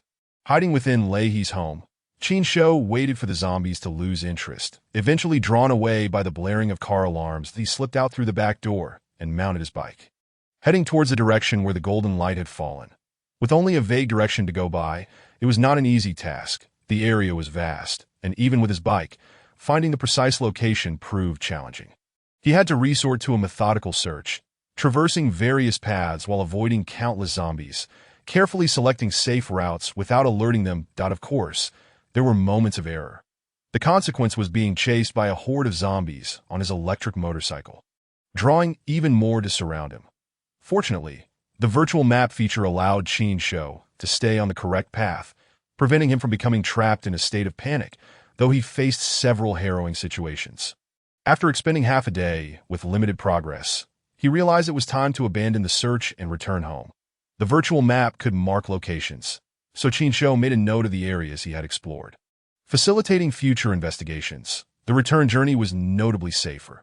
He had memorized the locations of large zombie hordes, evading them by taking alternative routes that a small number of zombies were unable to catch up to his electric motorcycle, and they posed no threat to his path.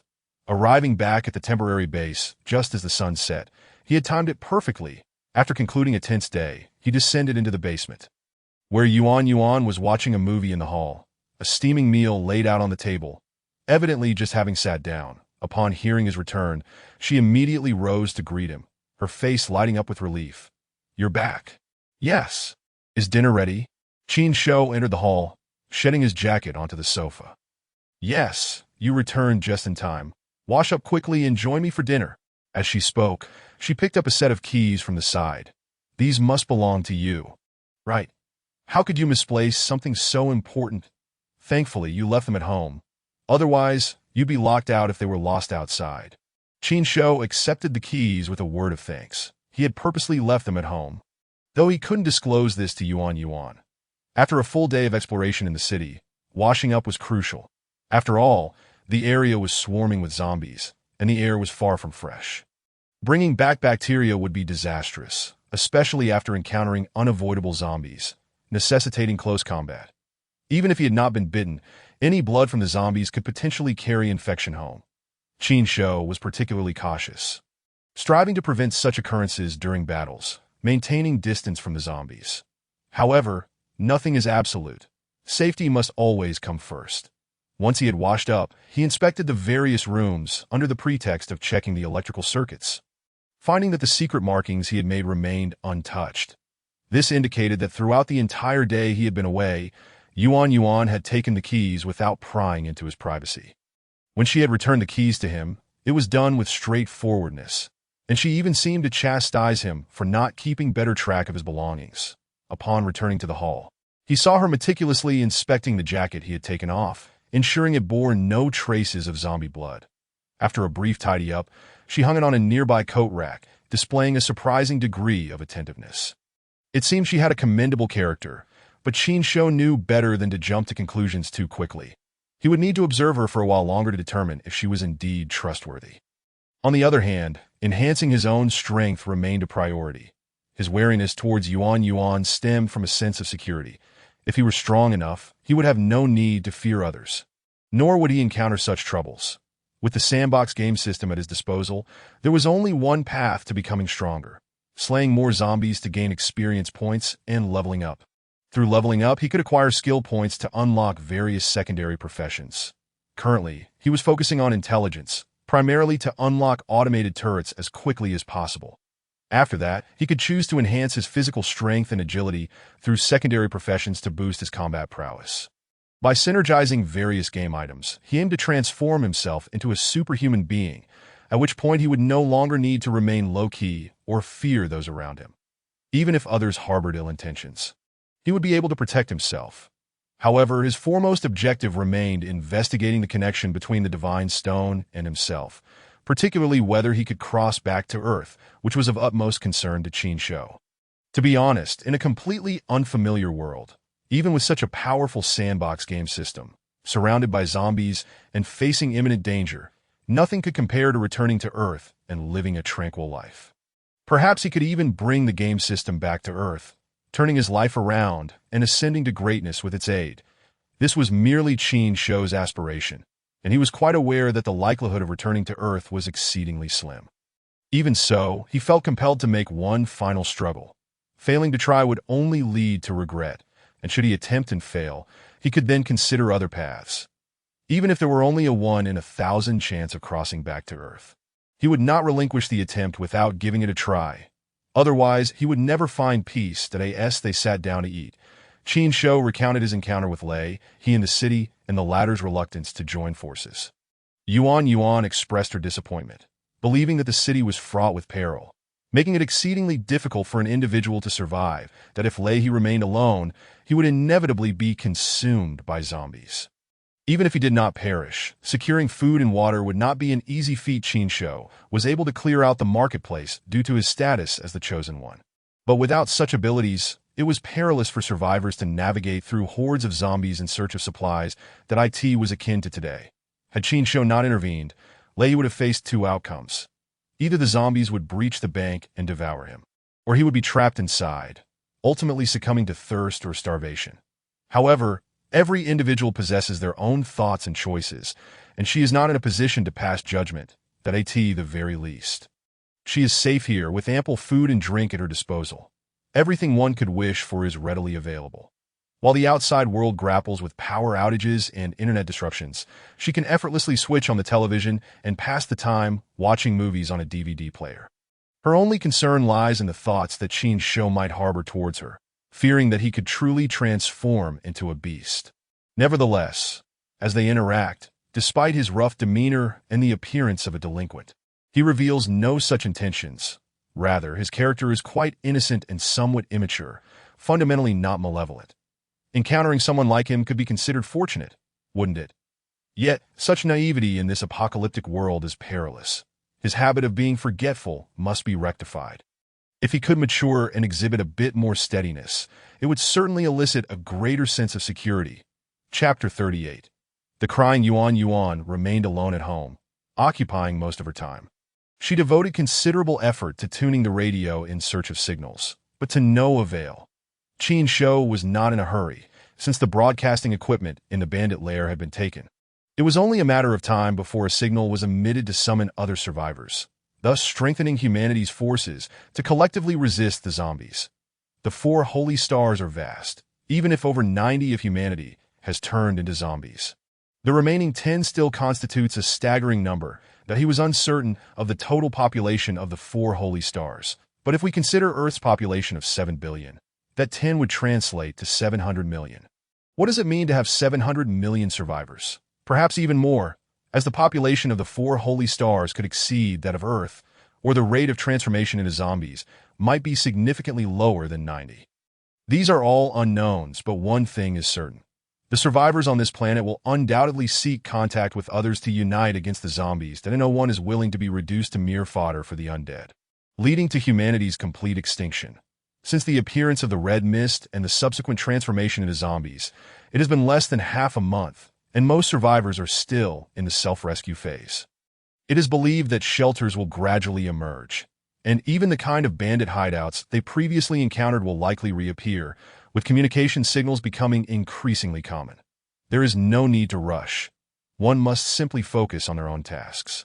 After resting for a night to regain strength, the next day, they set off again, returning to the urban area of Huajun City. This time, they headed straight for their destination, avoiding many detours.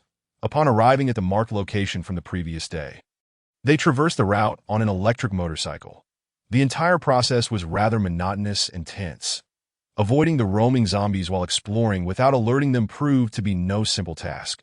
Ordinary individuals can easily be frightened by sudden appearances, losing their basic judgment that a single wrong turn could lead to a dead end, resulting in the loss of one's life. Qin Shou's possession of a virtual map allowed him to circumvent such situations. But he would still encounter other dangers. Just as he sought to cross Industrial Street, passing through a nearby residential community, he faintly heard the sound of a baby crying. Survivors? He was immediately intrigued and cautiously navigated towards the direction of the sound. Logically speaking, hearing a baby cry at this time surely indicates the presence of an adult nearby. Otherwise, the infant would have starved long ago after so many days that it would be essential to meet any survivors encountered, as they might belong to a group that if he could persuade them to join his team, it would be easier to confront the zombies with allies, especially since he had yet to acquire a powerful secondary profession. Facing multiple zombies would force him to concede. Even a solitary survivor with a child could bring some liveliness to the temporary base, boosting morale. However, the baby's cries were fleeting, making it difficult to ascertain the direction. Upon entering the community, Qin Shou stowed away the electric motorcycle and equipped his bow and arrows, proceeding with utmost caution. The community was filled with numerous buildings, and many zombies wandered aimlessly. The sound of the baby's cries soon ceased. Likely because most zombies could not locate the source or were simply too distant in such circumstances. How could one find the source? Just as Qin Shou pondered this, he soon heard another wah, as if the baby had cried out once more, only to be interrupted shortly thereafter. Some zombies immediately turned toward the direction of the sound and began to move. Qin Shou endeavored to distance himself from the zombies, using the surrounding obstacles for cover as he stealthily advanced along another path. He successfully reached the building from which the sound originated, only to find the lower doors and windows barricaded tightly, with a multitude of zombies surrounding the area and more arriving upon hearing the commotion. It seemed the source was indeed inside. Qin Shou dared not approach recklessly. He maintained a safe distance while circling around to observe, searching for a spot with fewer zombies to enter the building. Fortune was on his side, as the majority of zombies congregated at the front entrance or the side roads. Only a few meandered in the rear, that a makeshift rope made of bed sheets hung down from the second-floor balcony, directly reaching the ground, indicating that other survivors had escaped from there. This presented a perfect opportunity to access the second floor and locate the concealed survivors. However, he first needed to divert the wandering zombies without alerting the groups in other directions.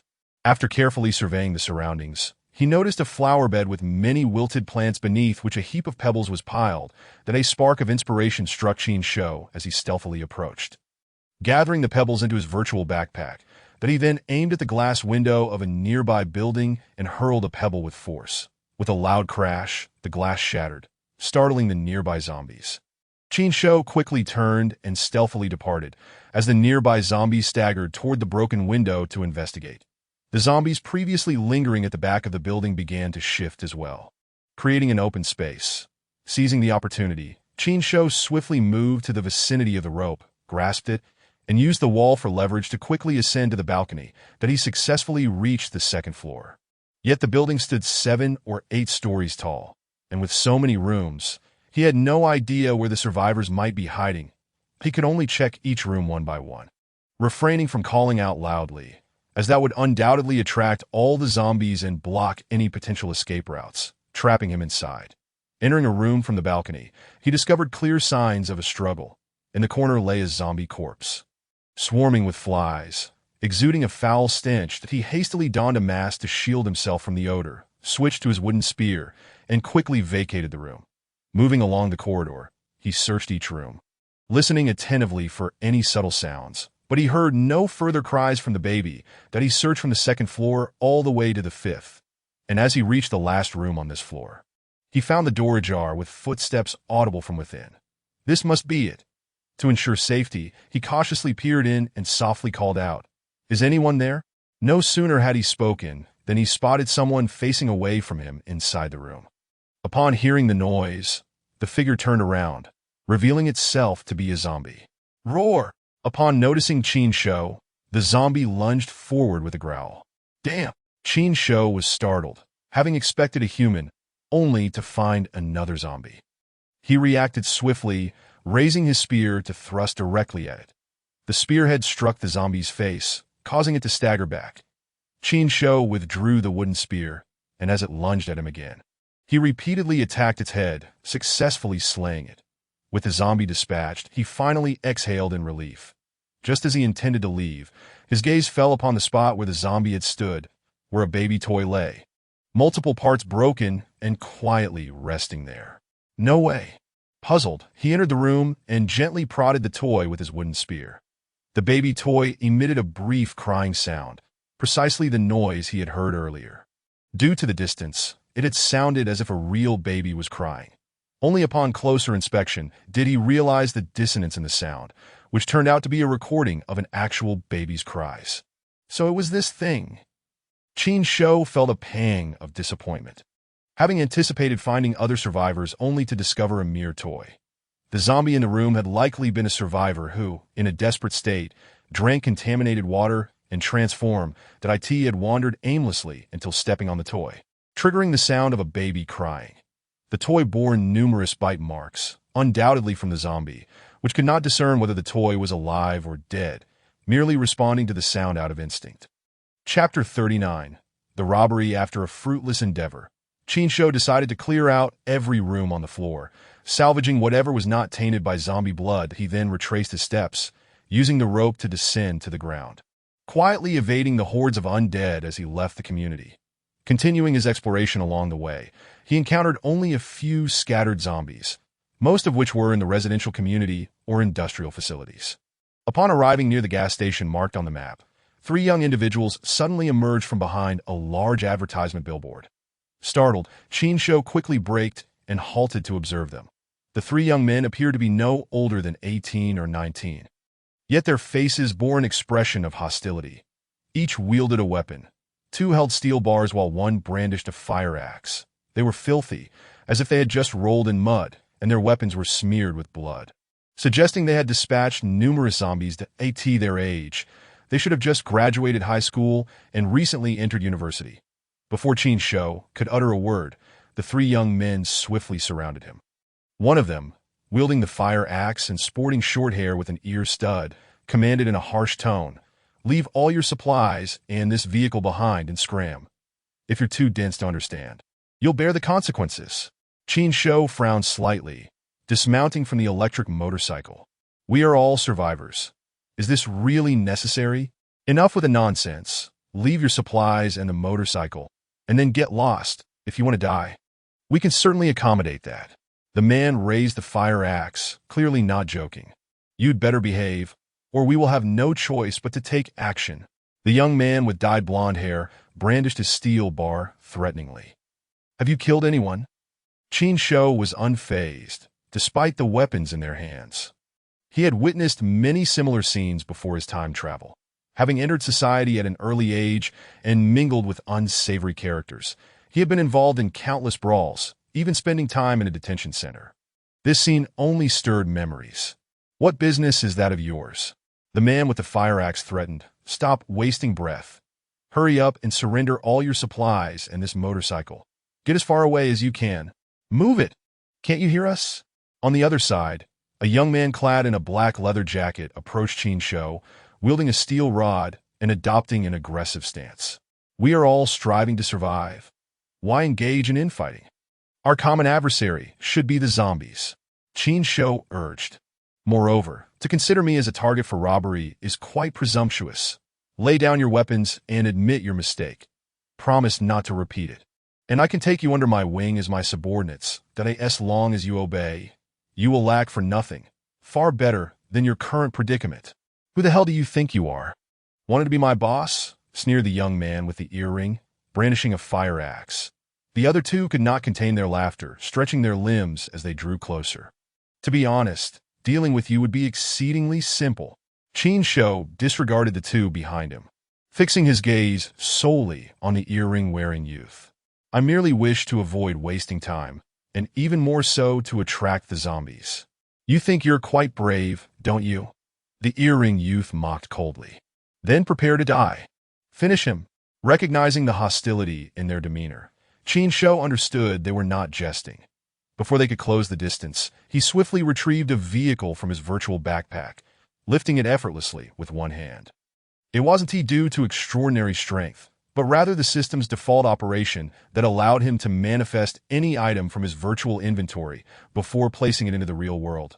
Otherwise, how could one store or extract heavy items? The young men were taken aback as they witnessed the sudden appearance of an automobile, held aloft by Qin Shou, rendering them momentarily speechless and hesitant to approach. Qin Shou was unafraid of a direct confrontation. It was a more straightforward approach that eliminated complications. Kill me. Can you withstand this car if I throw it at you? The three youths exchanged bewildered glances. Their minds blank.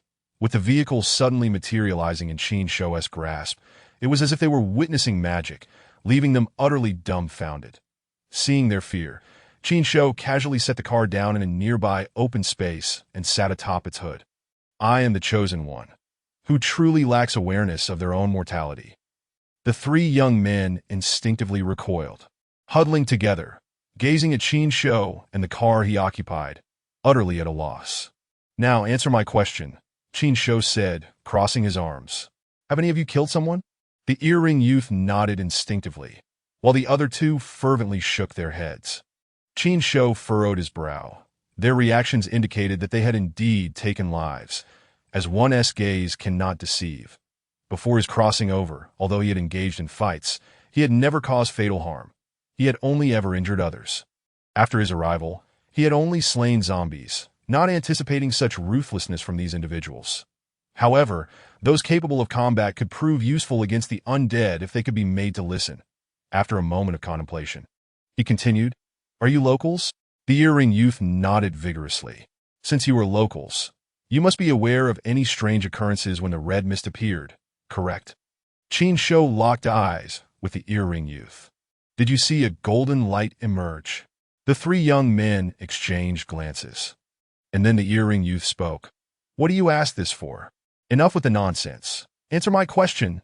Yes, I saw IT. The IT seemed to come from the direction of the museum and landed near Cat Ridge. Along National Route 323. Online, they referred to it as the legendary Divine Stone. But there was nothing there. Cat Ridge, National Route 323? Qin Shou turned towards the direction they indicated in that moment. The three young men exchanged glances, seizing the opportunity to bolt as Qin Shou turned away. Hearing the commotion, he turned back to see them sprinting towards a nearby gas station, quickly ascending the stairs to flee that he could have pursued them. But their demeanor suggested a reluctance to follow him as subordinates. Ultimately, Qin Shou was indifferent. Having more muscle could be advantageous, but keeping those who had killed and seen blood close was not currently safe. Furthermore, he needed to ascertain the relationship between the location of the Divine Stone's descent and his own appearance. While having companions could aid survival, he did not need to take in everyone. As for whether those three had robbed or harmed other survivors, it mattered little to him. They might soon become zombie fodder after fleeing as they vanished from sight. Qin Shou restowed the vehicle into his virtual backpack and consulted the virtual map to determine the route to Cat Ridge. He then mounted his electric motorcycle, revving it up and speeding toward Cat Ridge to explore the site of the Divine Stone's descent. Chapter 40. Cat Ridge, this is it. This is the place. Through diligent exploration, Qin Shou finally located the exact stretch of road depicted in the cell phone video. Cat Ridge, along National Route 323, that this was where he had been discovered, precisely within the area where the divine stone had landed. Such coincidences were rare in this world, confirming that his suspicions were indeed correct. Setting aside the reasons for his crossing, at the very least, the inexplicable sandbox game system that materialized upon his awakening was inextricably linked to the legends of the Qinglong Kingdom and the divine stone left by the Danyang King. Ning Zhe. This also suggested that the legendary figure's remarkable abilities were a result of the divine stone. What was the origin of this divine stone? How did Danyang King Ning Zhe come to possess it? And why did it so precisely find him at that specific moment? Could it be that both the divine stone and Danyang King Ning Zhe originated from Earth, thus seeking him out? However, from what he learned from Yuan, there were numerous dubious legends in the history of the Qinglong Kingdom, suggesting that other historical figures from this world had also obtained the divine stone and garnered supreme power. Though unverified, their accounts were compelling. Additionally, the divine stone was said to have been accidentally discovered later by the Qinglong Kingdom, returning to the tomb of Danyang King. Where had the stone been during its disappearance? It appeared that the divine stone could be activated by more than just earthlings. Yet why did it fall precisely at this location when he arrived? Was it drawn to him? Or did some external force deliver it to his side? To unravel this mystery, he required concrete evidence. The museum had left no clues regarding this matter. Could he find answers in the vicinity? Surveying his surroundings, Qin Shou noted that the area near Cat Ridge had few buildings and no malls or similar establishments, naturally lacking private surveillance cameras pointed in this direction. However, there was a speed camera along a stretch of the road, its lens potentially encompassing the spot where he had appeared. From a distance, he could see where he had been discovered, making the likelihood of being captured on tape considerable. Yet there was only a solitary camera by the roadside, and the footage captured would be transmitted via network cables, necessitating him to locate the endpoint of the lines and retrieve the recordings from the corresponding computer. His primary concern was that the footage might not be stored indefinitely. Surveillance systems typically erased old recordings after a certain period to free up space for new content. If the footage from that moment had already been overwritten, even if he found the location, it might prove futile. Even though he believed this was not mere coincidence, without concrete evidence of the divine stone appearing alongside him or integrating with him, he could not be certain. The roadside speed camera was not radar-based, so he needed to locate a nearby testing point. Possessing the virtual map made finding the testing point manageable for Qin Shou. Before proceeding, he needed to meticulously scour the area. The speed camera may not have captured the moment he appeared, or due to timing, the footage could have been overwritten. Though this area was remote, it still saw its share of passing vehicles, and there were several residential buildings nearby. His arrival coincided with the emergence of the red mist. Naturally, the red mist still lingered in the air and had yet to settle upon the ground. Such an astonishing natural phenomenon would surely prompt nearby residents to document it with their phones or other devices. If he could locate such devices, the chances of acquiring clues would increase significantly. He needed to visit the testing point while also thoroughly searching the vicinity. Qin Shou initiated his investigation, first scouring the road to see if any mobile phones had been abandoned by residents fleeing from pursuing zombies. Then proceeding to the nearest residential area, exploring cautiously. Indeed, he discovered a dozen different brands of smartphones, though all were drained of power and unable to turn on. This did not deter him. He produced a multitude of power banks, connecting the phones one by one and placing them in the trunk of his electric motorcycle to charge, continuing his search for other devices within the residences that in the midst of his search. A sound distinct from the ordinary zombies reached his ears, an animalistic growl. Though he had secured the doors and windows of each house he entered, ensuring his safety, this noise instantly reminded him of the zombie dog he had encountered previously. He hastily leaned out of the second-floor window to investigate. His ominous premonition proved accurate. He had tried to avoid attracting nearby zombies, yet a zombie dog was now below, howling and roaring, seemingly aware of his presence. Had his previous slight movements drawn its attention? However, the earlier zombie dog had only detected him from a much closer distance. Why was this one so perceptive? Or was it that the previous zombie dog had been sluggish due to feeding? Was this new zombie dog reacting to sound or scent? There was a significant difference between the two. If it possessed hearing far superior to that of ordinary zombies, it would mean that even the slightest sound could alert it. Conversely, if it detected him by smell, the situation would be worse. Even if he remained absolutely still and silent within the house, it would not leave. The howling of the zombie dog had attracted the attention of several ordinary zombies, who were now slowly making their way toward him, that if he did not leave promptly, he risked being surrounded by the undead trapped within this dwelling.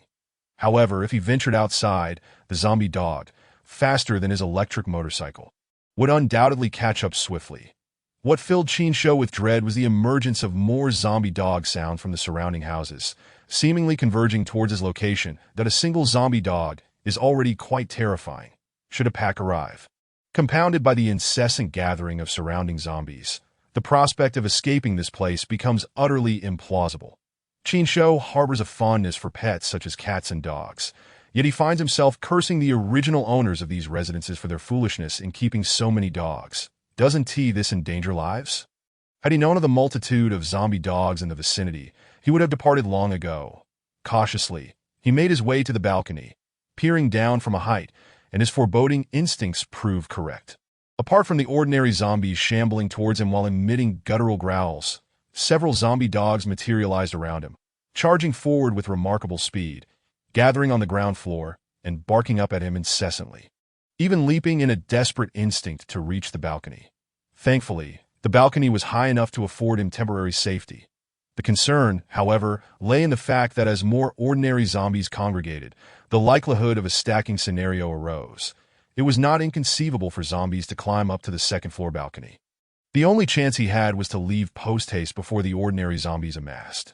Yet, faced with a veritable horde of zombie dogs, Qin Shou felt utterly powerless to evade them. Thus, he realized there was but one option: swiftly eliminate these zombie dogs. Only by eradicating them could he prevent being surrounded by an ever-increasing number of ordinary zombies, thus cutting off his escape route. However, armed only with a bow and wooden spear, he knew he could not kill the zombie dogs swiftly. He was no marksman, and targeting such fast-moving entities was beyond his capability. Opening his virtual backpack, he rummaged through the various items, and, upon discovering a barrel of gasoline, an idea struck him. He would set them ablaze. Chapter 41. The trap. Ordinary zombies were already drawing near, with even more in the distance on the move. Qin Shou understood that hesitating would spell his doom. He hastily retrieved the gasoline canister from his virtual backpack, unscrewed the cap, and poured its contents out. Zombies possess no intelligence, and neither do zombie dogs. They entirely disregarded the gasoline being poured, resulting in them being drenched in the flammable liquid, the air thick with its acrid scent. After stowing the empty canister, Qin Shou quickly produced a lighter, igniting a piece of old clothing before casting it downward. As the garment descended, the zombies instinctively lunged to bite at it, and the flames ignited upon contact with the gasoline. The horde of zombie dogs on the ground floor, along with a few ordinary zombies that had arrived first, were engulfed in a roaring inferno. Strangely, they exhibited no reaction, continuing their previous movements despite being ablaze. The fire raged intensely, and these zombies were soon charred beyond recognition, gradually ceasing their actions. System notification: you have slain a zombie dog, earning 10 experience points. System notification: you have slain a zombie, earning 10 experience points. System notification: you have slain a zombie dog. Experience points continued to accumulate, yet Qin Shou had no time to pay attention, for the flames not only consumed the zombies, but also ignited the grass and trees surrounding the residence. The gasoline's incendiary properties were too potent to control, and he felt the temperature rising sharply on the second floor, the fire threatening to spread upwards. Fortunately, the zombie dogs had been eliminated. Qin Shou did not wish to find himself ensnared by both the zombies and the raging fire. If any additional zombie dogs were to appear, it would spell disaster. Whether being besieged by zombies or incinerated in flames, neither outcome was desirable. He hurriedly descended to the ground floor, removed the obstacles at the back door, and dashed outside, retrieving his electric scooter to escape as swiftly as possible. Having fled to a stretch of road where the zombies could not detect him, he glanced back to see thick black smoke billowing from the direction of the residence. Flames leaping skyward, he thought to himself that setting the fire was a last resort. He could not simply await his demise. However, Returning to search this area was not an option, nor did he possess the means to extinguish the flames. Let it burn.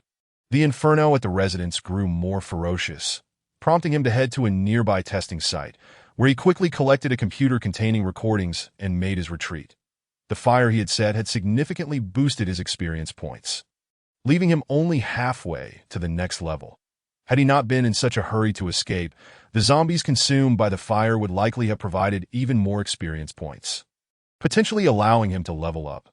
The fire he had ignited, resulting in the demise of the zombies, was undeniably a source of his experience. It was not a peculiar situation. This reminded him of Molotov cocktails in the game.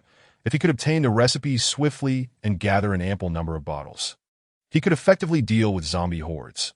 However, acquiring the recipe was no easy task. The probability of finding it in ordinary residential buildings was slim, and even if it did appear, it would likely be a cooking recipe. Yet, there was one building where all manner of recipes could be found.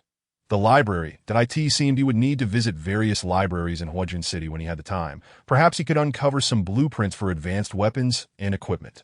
If he could obtain the schematics for a sniper rifle, that would be remarkable. He could eliminate zombies from a distance before they even realized where he was. Cleaning up would become a breeze. Once he crafted landmines and explosives, he could easily lead the zombies into traps for large-scale extermination. For the time being, he pushed such thoughts aside.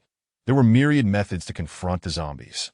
With the sandbox game system, he would possess the capability to contend with large hordes of zombies in the later stages. Qin Shou drove away, following the virtual map until he soon arrived at the nearest testing site. From a distance, he spotted a dozen or so zombies lingering nearby. He could find no usable vehicles in the vicinity. That it was hardly worthwhile to destroy a car for the sake of a mere dozen zombies, as it would likely attract even more from farther afield. While a dozen zombies was not an overwhelming number, he could have easily stealthily dispatched them with ranged archery in the game. Yet, in reality, Qin Shou lacked the ability to execute long-range shots. Without archery skills, even close-range attacks were not guaranteed to hit. Charging in with a wooden spear was out of the question. Facing a dozen zombies would overwhelm him. Regardless of his prowess, how could he eliminate them without drawing the attention of distant zombies? Qin Shou pondered carefully and soon recalled a method he had employed in the game during the early stages when he lacked strength, but could still easily dispatch a certain number of zombies. By utilizing the sandbox game system's mechanics, he could dig a pit 2 to 3 meters deep nearby and draw the zombies towards it. Zombies, driven by instinct, do not possess the awareness to avoid obstacles or pits. Thus, they would naturally tumble into the hole. That'd be why placing the simplest wooden spike traps at the bottom of the pit, he could ensnare the zombies in one fell swoop. Resolute in his plan, Qin Shou retrieved his handmade stone shovel and swiftly began digging by the roadside, creating a pit 5 meters wide and 3 meters deep, then fashioned wooden spike traps to lay at the bottom. Once completed, he grasped his wooden spear and dashed toward the testing site, purposely allowing the zombies to spot him. As anticipated, upon seeing Qin Shou, the zombies immediately turned and gave chase. Qin Shou, faster than they, sprinted back to the rear of the pit, quietly awaiting their arrival. The dozen or so zombies clumsily approached, their focus solely on Qin Shou, completely oblivious to the massive pit before them, resulting in them tumbling into the hole one after another. Impaled on the wooden spikes that end their struggles, a few were pierced through the head, instantly ceasing their movements, while others, though punctured, continued to writhe and howl within the pit that end the game. Zombies that fell into wooden spike traps would bleed profusely. However, the ones before him were different. Unless their heads were struck fatally, they would persist in their movements. Witnessing this, Qin Shou knew he could not allow them to continue howling and attracting distant zombies. He hastily poured another canister of gasoline into the pit and ignited it. There was no concern of the fire spreading uncontrollably within the pit. At worst, it would consume the wooden spike traps and the zombies within. Indeed, once ignited, the zombies within the pit were soon scorched, ultimately ceasing all activity. Receiving the experience point notifications, Qin Shou felt a wave of relief and hurriedly rushed into the testing site, breaking down the door to search for the computer. After a thorough search, he gathered a considerable amount of supplies, including the computer, emptying the premises of everything he could carry. The computer needed to be taken home to access its power source. Thus, Qin Shou stowed the items in his virtual backpack and made his escape from the testing site as swiftly as possible. He acquired numerous residents' mobile phones and the testing site computer, barely managing to complete the day's mission. Whether he would uncover the clues he sought from the computer remained to be seen upon his return. He needed to clarify the connection between the divine stone and himself, investigate the emergence of the red mist and its transformation of zombies, and determine how he had traversed here, as well as whether there was any possibility of returning to Earth. For the first time in his life, Qin Shou felt a profound thirst for knowledge. Ultimately, he yearned to return to Earth, to those peaceful and stable days, unwilling to struggle in this zombie-infested apocalyptic world. Chapter 42. Lock screen back already. Upon reaching the temporary base, Yuan approached him eagerly. "You're quite early today, done." Qin Shou, eager to check for clues in his room, merely nodded and walked inside. "I'll start preparing dinner shortly. What would you like to eat?" Yuan inquired. "Anything is fine, Dado. Do you still have strawberries?" At this, Qin Shou halted, turning back in confusion. "Can strawberries be used in cooking?" Yuan's face flushed slightly, a hint of embarrassment crossing her features. "No, I just have a craving for strawberries." "Oh, let me take a look." Qin Shou opened his virtual backpack, discovering a number of spoiled food items. It appeared that several days had passed, and many of the perishable goods had decayed. Most of these were fruits, and while there were still a few strawberries remaining, they were not plentiful. Though the virtual backpack was limitless, it could not preserve freshness, leading to the rapid spoilage of many food items. It seemed he would need to establish a dedicated cold storage facility to prevent such swift decay. Fortunately, even spoiled food had its uses, being able to produce fertilizer for farming and increase yield.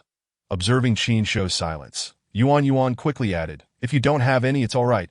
It's no big deal. There are some, but not many." Qin Shou retrieved half of the strawberries and placed them on the nearby table. "You can have these for now. I'll keep a few for planting, so I can grow more to eat." "You can grow strawberries?" Yuan asked, curiosity sparkling in her eyes. "That I've learned many things." Qin Shou replied as he turned away. "You go ahead and keep busy. I'll take a shower and lie down for a bit. Call me when it's time to eat." "All right."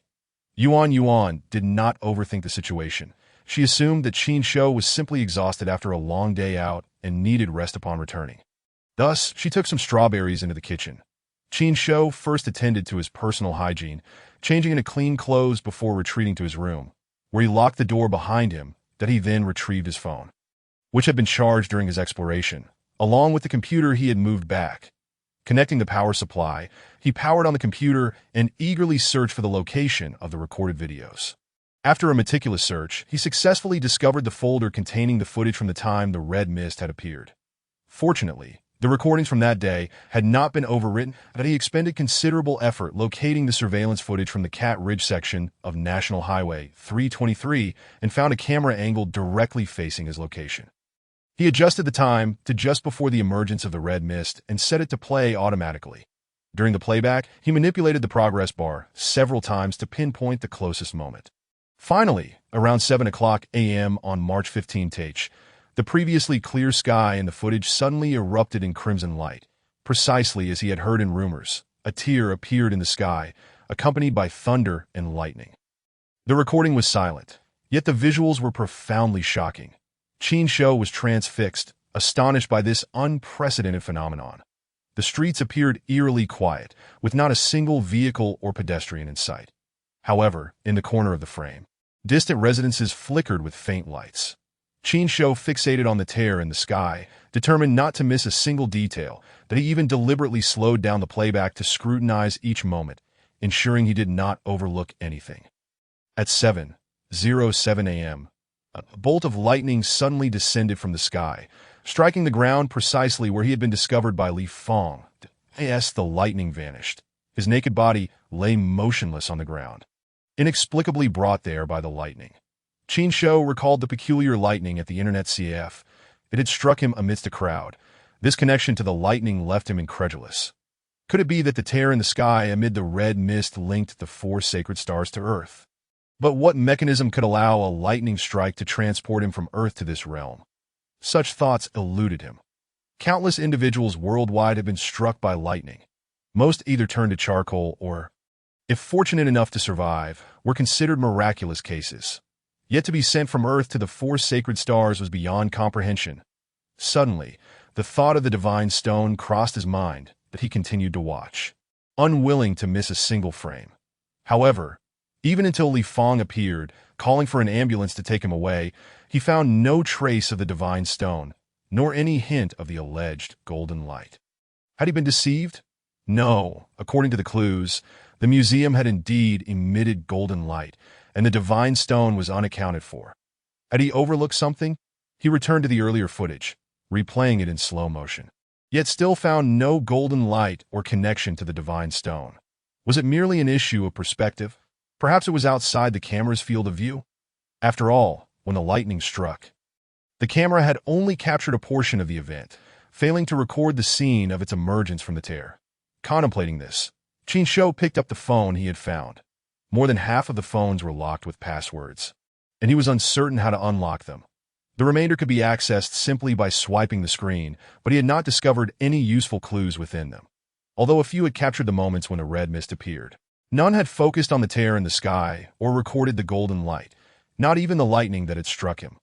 Most of the footage depicted the onset of the red mist, coinciding with the moment Li Fong had found him. That if the locked phones contained no relevant clues, the mystery of the divine stone would likely remain unsolved, unless he searched through every mobile device carried by the zombies throughout the entire Huajun region. Now, a pressing question lingered: how to unlock the locked phones. This predicament vexed Qin Shou. He was not a computer expert and lacked knowledge regarding mobile devices, merely knowing how to use them. With the entire four sacred stars experiencing power and internet outages, he could not search for solutions online. After fumbling with the phones for a while, he was at his wit's end, yet his urgency to uncover any necessary clues left him with a throbbing headache. Pondering his options, he exited his room and made his way to the kitchen. Yuan was washing vegetables, and upon hearing his footsteps, she turned around, a strawberry still in her mouth, seeing Qin Shou. She quickly finished it, exclaiming, "Why are you up? My meal isn't ready yet. I need to ask you something." Qin Shou replied, producing a locked phone. "Is there a way to unlock this without fingerprints or a password?" "Normally, that wouldn't be possible," Yuan responded. "But someone taught me a method. Back in school, I once forgot my password, and a senior in the computer science program told me that all brands of phones in Qinglong Nation have a super mode that most people are unaware of. Only professionals know this. If you power off the phone and then restart it while pressing specific buttons, you can enter super mode, which allows you to reset various passwords and even change certain system functions." "So, you mean a locked phone can be unlocked?" "Yes. I wouldn't have dared to share this before, fearing that others might misuse it. But now it doesn't matter," Yuan said. "Let me dry my hands first, and I'll show you how to do it." "All right." Chapter 43. Apology. Yuan meticulously explained the methods for entering super mode on different types of phones, even demonstrating how to unlock each one in Qin Shou's possession. He was astonished to learn of such an operation available on phones in Qinglong Nation. While he wanted to critique the futility of locking screens and their inherent insecurity, he was ultimately pleased. The procedure was so simple that he no longer needed to worry about being unable to unlock the phones he found. Upon returning to his room, he investigated the unlocked devices and indeed discovered a video. Although the angle was not perfect, it captured both the lightning following the emergence of the red mist and the golden light simultaneously. In the video, the phone's owner was screaming incessantly, creating an unbearable noise that hurt his eardrums. Thankfully, he could mute it as he observed the lightning striking down from the tear. It coincided perfectly with the golden light shooting from the direction of the museum, and then the golden light vanished, leaving only the lightning hitting the ground. Qin Shou became fully convinced that the inexplicably manifested sandbox game system within him was a result of the divine stone belonging to King Danyang. Ningzhe. The legends of the divine stone in this world were not mere fabrications. At the moment he traversed into this realm, while playing that apocalyptic sandbox survival game, he had lost consciousness due to the lightning strike, which subsequently forced him into this alternate reality. During that time, he had no consciousness whatsoever. The divine stone could fulfill any wish and likely accessed his memories prior to his loss of awareness, automatically transferring the sandbox game system into his being. Could it be that the sudden emergence of zombies in this world was also a consequence of the apocalyptic survival game he had been playing? However, as this thought crossed Qin Shou's mind, he quickly shook his head that no, the reason humanity had transformed into zombies was due to exposure to the eerie red mist, according to the clues he had gathered. The divine stone appeared only after he had crossed over, during the descent. This meant that it was not the primary cause of the red mist or the rift in the sky. The lightning that had caused his traversal, the mysterious tear, and the bizarre red mist were largely unrelated to the divine stone. The divine stone had merely bestowed upon him the sandbox game system. Just like King Danyang, Ningzhe had not brought about the apocalypse. This led him to ponder, was the divine stone truly within him? Yet since awakening, he had not felt any issues with his body, nor sensed anything within him. Out of curiosity, Qin Shou stored the phone away and stood before the mirror in his room, stripping down to just his underwear, inspecting every inch of his body. There were no marks or signs indicating the divine stone had entered him, leaving him unable to determine its location. Surely it couldn't be here? As he pondered, he bent down, preparing to remove the last piece of fabric to investigate further, though he saw himself daily when using the restroom. Perhaps he had simply not paid attention. Just then, a sudden knock at the door interrupted him. Qin Shou halted his actions and instinctively turned to open the door, revealing Yuan standing outside. "Dinner's ready. What are you doing?" she exclaimed as she attempted to call him for dinner. Upon noticing Qin Shou standing there in nothing but his underwear, her face flushed crimson, and she quickly turned away, covering her face. Realizing the situation, Qin Shou responded nonchalantly, "What is there to be shy about? We are all adults here. I refuse to believe you've never seen a man's body. Besides, I'm covering the important parts. Every summer, he would only wear his underwear in front of his girlfriend without feeling any embarrassment. Can you please put some clothes on?" Yuan said, still shielding her face and gazing at the wall. "It's not that hot right now. You might catch a cold. And besides, it's rather indecent." "Oh, you're not still a virgin, are you?" Qin Shou teased, raising an eyebrow with a smirk. Yuan's face turned even redder as she hurriedly exclaimed, "Let us just eat," and rushed away from the scene. Her reaction reminded Qin Shou of his first love, who had also been easily embarrassed. After getting dressed, he exited his room and found Yuan sitting at the dining table, her face still flushed.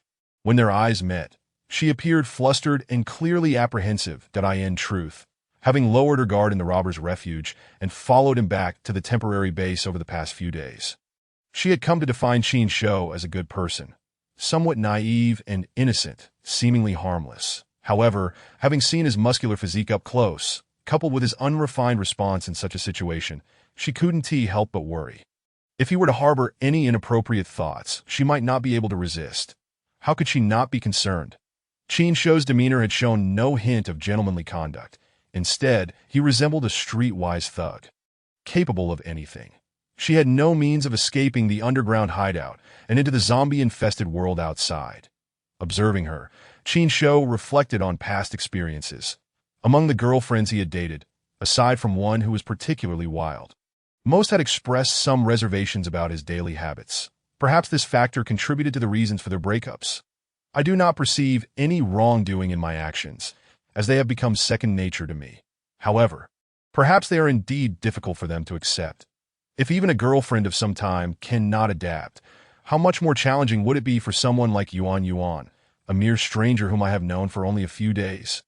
Prior to this strange turn of events, Qin Shou was indifferent to the opinions of others, reveling in the company of his raucous companions, which is why he had so many girlfriends, all of whom he eventually parted ways with. Now, in this alien world, fraught with flesh-eating zombies and a scant population of surviving humans, the situation is dire. Not to mention, with only Yuan by his side, if he were to frighten her away, he would be left to face the undead in solitude. Having her presence means that after a long day, there is someone to cook for him, to share conversations with, to read or watch movies together. When alone, he finds it nearly impossible to fully relax. With this thought in mind, he approached the dining table and said to her, "I apologize. What I said earlier may have been inappropriate, and I wish to express my regrets. I tend to be rather careless and have many bad habits, primarily due to living alone and not considering how it might affect your perspective as a woman, that I will be more mindful in the future. For we are in this together and must support one another." Rest assured, I harbor no ulterior motives. I sometimes speak without a filter, so I hope you can bear with me. At this moment, Qin Shou was dressed appropriately and had taken the initiative to apologize, which eased Yuan's apprehension somewhat. His demeanor suggested he was not a bad person. She looked up and replied, "It's all right. My reaction was a bit excessive as well. I just didn't care for the way you spoke earlier. I apologize. I dropped out of school quite early and have been living in society, which has left me with a number of undesirable traits," Qin Shou admitted as he sat down across from her. "People outside refer to me as a little thug, but aside from frequently getting into fights with my friends, I haven't committed any other serious misdeeds." "That much is evident," she remarked. Is it that obvious?" Qin Shou inquired. "Actually, you're quite a decent person. Doubt if you refrained from using foul language and worked on some of your bad habits, you could elevate your stature in the eyes of others," Yuan suggested softly. "If you read more and cultivated a sense of refinement, your image would improve, and people would find you more reassuring. It seems I am always recognized for my delinquent nature, likely due to my inability to control my words and habits," Qin Shou chuckled. "I will strive to change what I can, and for those I cannot, I hope you can be understanding. Now, let's eat." "All right." Chapter 44. The broadcast after Qin Shou's apology. Yuan's wariness diminished somewhat, though she still felt a flicker of fear. Over the next 4 days, Qin Shou left early and returned late, making an effort to communicate with care, which ultimately allowed her to relax. On the 5th day, April 4th, 1469 of the Qinglong calendar, Yuan rose to prepare breakfast and knocked on the door to rouse Qin Shou. While waiting for him at the dining table, she instinctively turned on the radio to scan for frequencies that as Qin Shou washed his face and brushed his teeth, he suddenly heard Yuan exclaim, "There's a signal," with his mouth full of foam. He disregarded the urgency and dashed out with his toothbrush still in hand. Approaching the table, he saw Yuan adjusting the dials, and indeed, the static was replaced by distinct fluctuations. Once she successfully tuned into the correct frequency, they heard a somewhat distorted broadcast repeat. "This is FM 935, the Huajun Rescue Team's inaugural transmission. I am the announcer. Huing, survivors in Huajun or surrounding cities. If you hear this broadcast, please make your way to the northern region of Bear Mountain in Huajun City. We have a secure shelter here, guarded by the regular army, far from the zombies. I repeat, this is FM 935. There is a shelter established by the court in the northern city." Yuan exclaimed with excitement.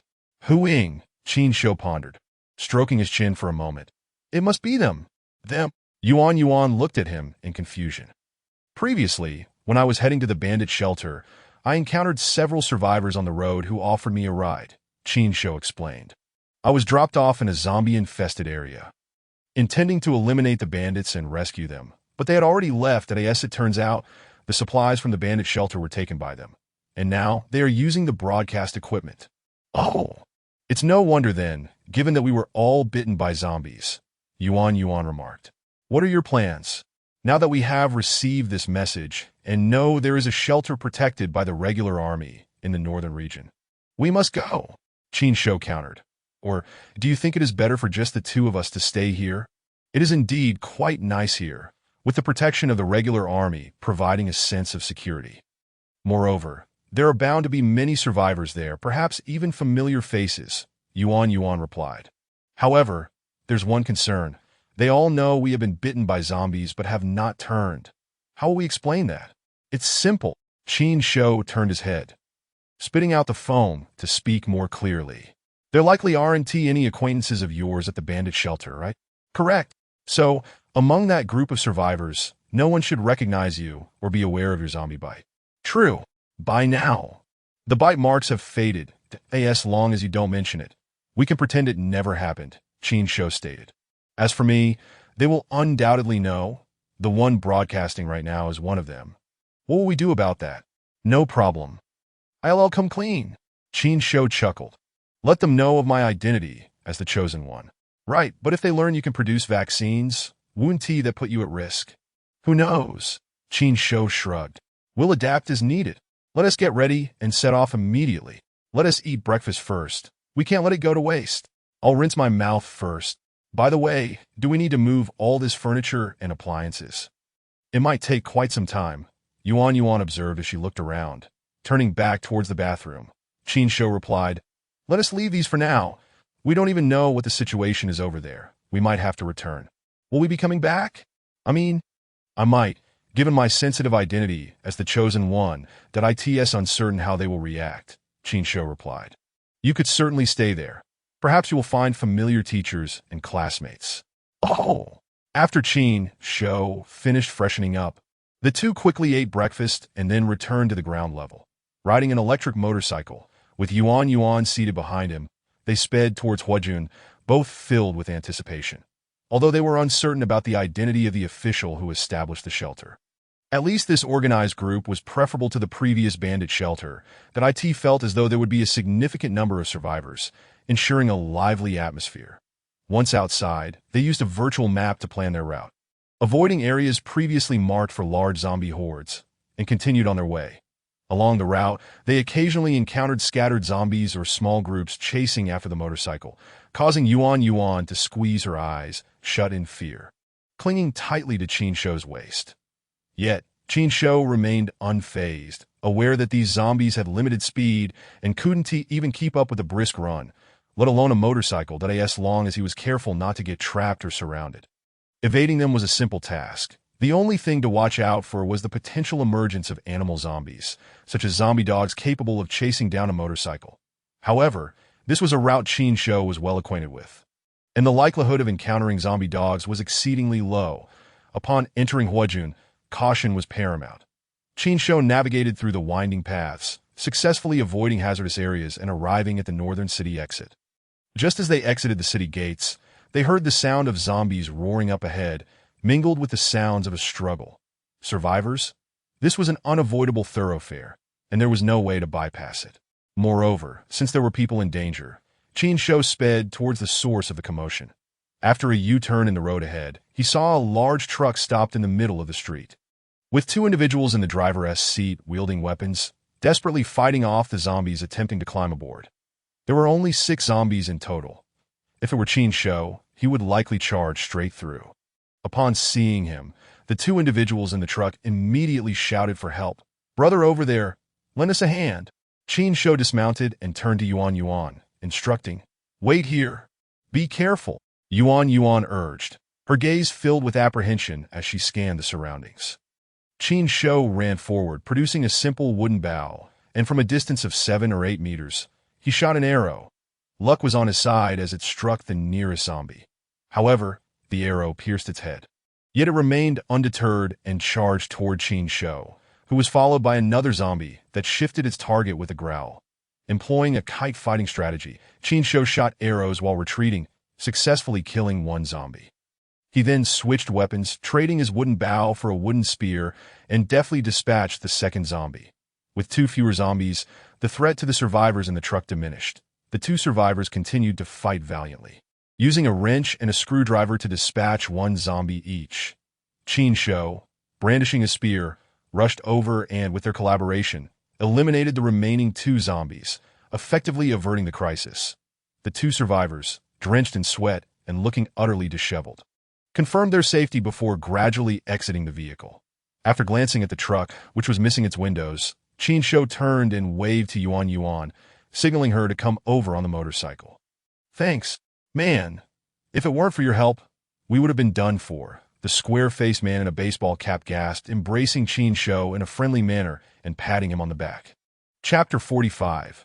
Verification. We're all survivors. In such circumstances, we should naturally help one another, Qin Shou replied with a smile. "Are you also heading to Bear Mountain?" "Indeed. We rushed over as soon as we heard the broadcast. I forgot to introduce myself." The man in the cap extended his right hand to shake Qin Shou's. "My name is Peng Jianxiao. I used to drive long-haul freight. This is my apprentice, Shang Xingdong." "Hello." Shang Xingdong approached to shake hands with Qin Shou as well. "Greetings." Qin Shou nodded in acknowledgement, shaking their hands before saying, "My surname is Qin, and my given name is Shou, as in the star of longevity. This is Yuan." Qin Shou. Peng Jianxiao repeated the name a few times, his expression somewhat peculiar. After all, Anyone who first hears this name is likely to associate it with the term beast. However, Qin Shou saved them. The two would not dare say such things to his face, as it would be exceedingly rude. Observing the situation, Qin Shou promptly shifted the topic. Speaking of which, how could such a large truck be obstructed by just 6 zombies? Couldn't we simply run them over? Pang Jianxiao wore a look of helplessness. I wish we could. The truck ran out of fuel right here and is completely immobilized that we just happen to be surrounded by these zombies. Thank goodness you were here to help. Oh, that really is unfortunate. Qin Shou glanced at the vehicle. Indeed, quite unfortunate. Shang Xingdong leaned in, scrutinizing Ning Zhe. My friend, it seemed like a bow and arrow suddenly appeared in your hand earlier, and then transformed into that object. And am I not seeing things? Are you performing magic? Pang Jianxiao also looked at the wooden spear in Qin Shou's hand. Yeah, what is going on? Have you heard of the Chosen One? Qin Shou countered. You are the Chosen One? Both men displayed expressions of astonishment. Qin Shou smiled and nodded, swiftly retracting the wooden spear. Under the astonished gaze of Pang Jianxiao and Shang Xingdong, he proclaimed, I was fortunate enough not to be transformed into a zombie by that red mist. Instead, I became the Chosen One. So your ability is to conjure these weapons? Pang Jianxiao's face showed a hint of envy. My ability is quite unique. Akin to a fourth-dimensional pocket, I can store anything inside and retrieve it at any moment. Qin Shou replied, striding toward the truck and instantly placing it into his virtual backpack. For instance, like this. Wow, incredible. Shang Xingdong couldn't help but exclaim. Pang Jianxiao was left dumbfounded. That, Yuan gently poked Qin Shou's back. Perhaps we should discuss this at the shelter. What if more zombies come? That's a valid point. Qin Shou immediately addressed the pair. This is not the place for a conversation. Let us set off together and reach the shelter as soon as possible. But our truck is gone. Pang Jianxiao protested. Of course. Without fuel, it's useless to retrieve it. There are no gas stations nearby. We can't go anywhere. Do you have any fuel? None. Qin Shou decisively shook his head, though in truth, his backpack was filled with barrels of gasoline. He casually retrieved an electric scooter from his virtual backpack. You can ride this. Awesome. Pang Jianxiao gave a thumbs up. I'm truly envious. There are so few chosen ones in the world. Once we reach the shelter, those important figures will surely take notice of you. Perhaps, Qin Shou urged. Let us hurry so we can avoid encountering more zombies. All right.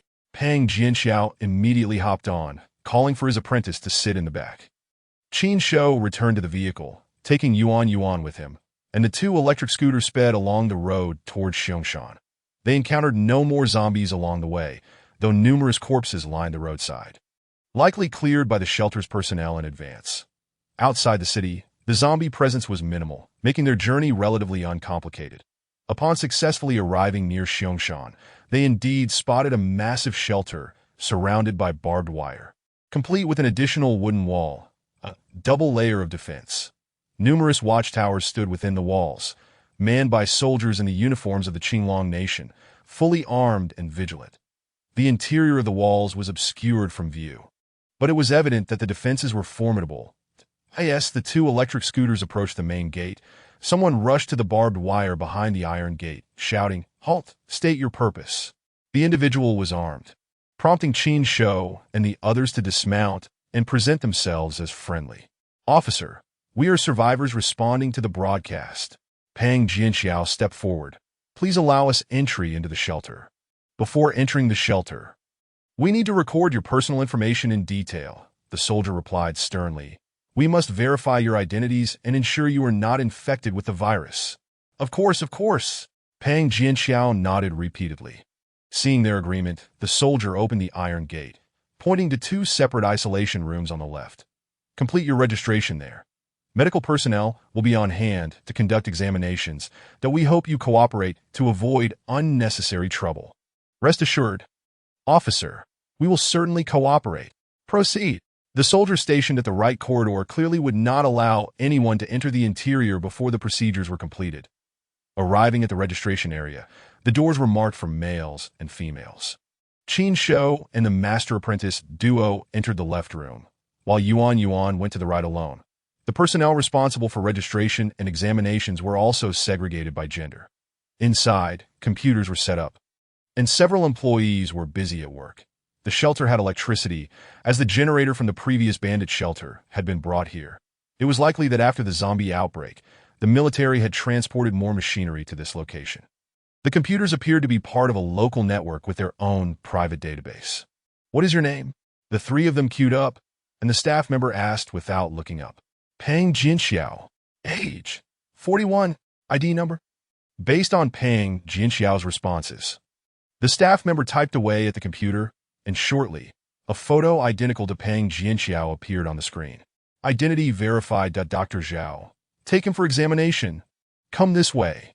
A male doctor peeked his head out from inside the room, beckoning. "What is your name?" The staff member continued, focused on their work. "Shang Xingdong." Observing this registration process, Qin Shou felt a pang of anxiety. After all, he was essentially a ghost in this world with no identity documents to verify. What if he were mistaken for a suspicious person and detained? Should he simply leave?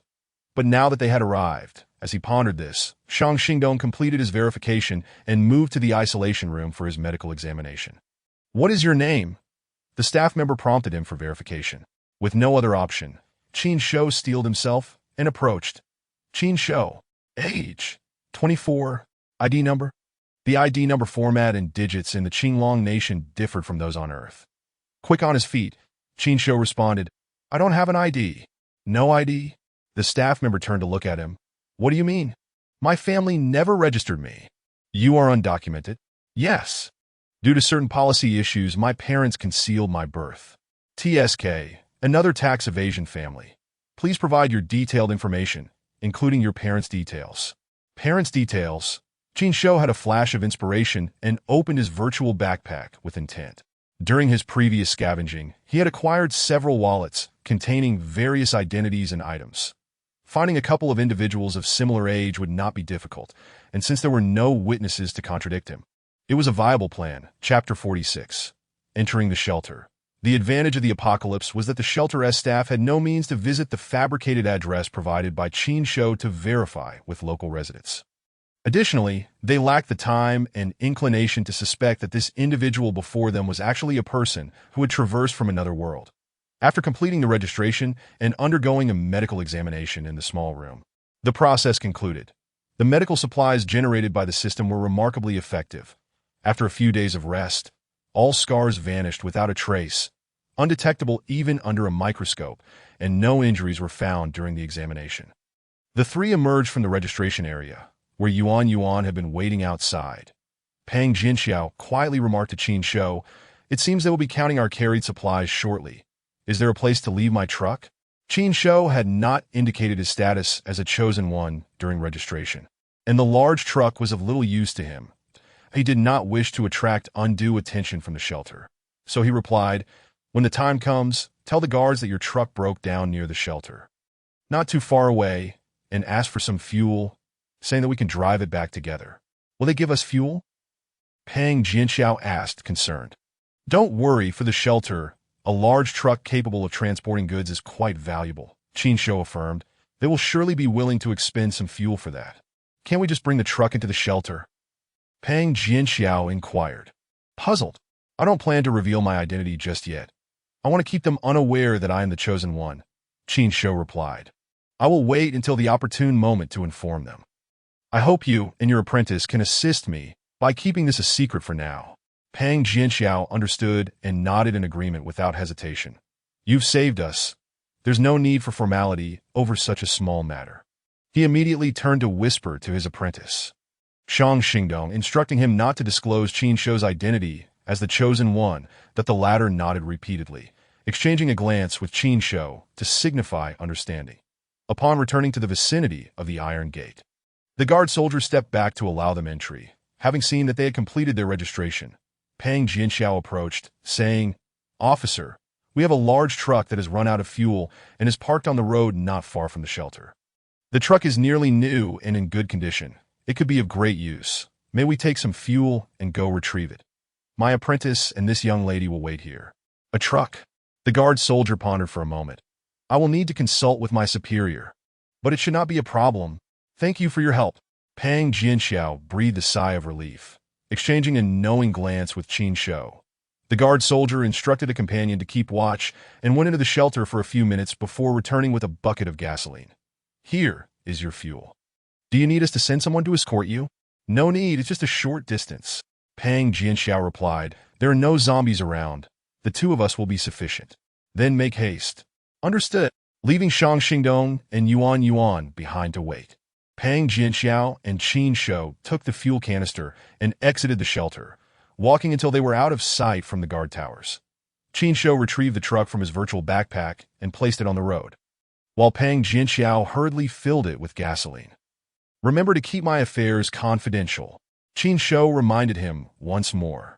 Rest assured, I can understand. After all, your identity is rather unique. Caution is advisable, Pang Jianxiao chuckled. Thus, the two boarded the truck and returned to the shelter. Upon seeing the truck, the soldiers at the shelter hurriedly opened the base gates, allowing it to enter smoothly.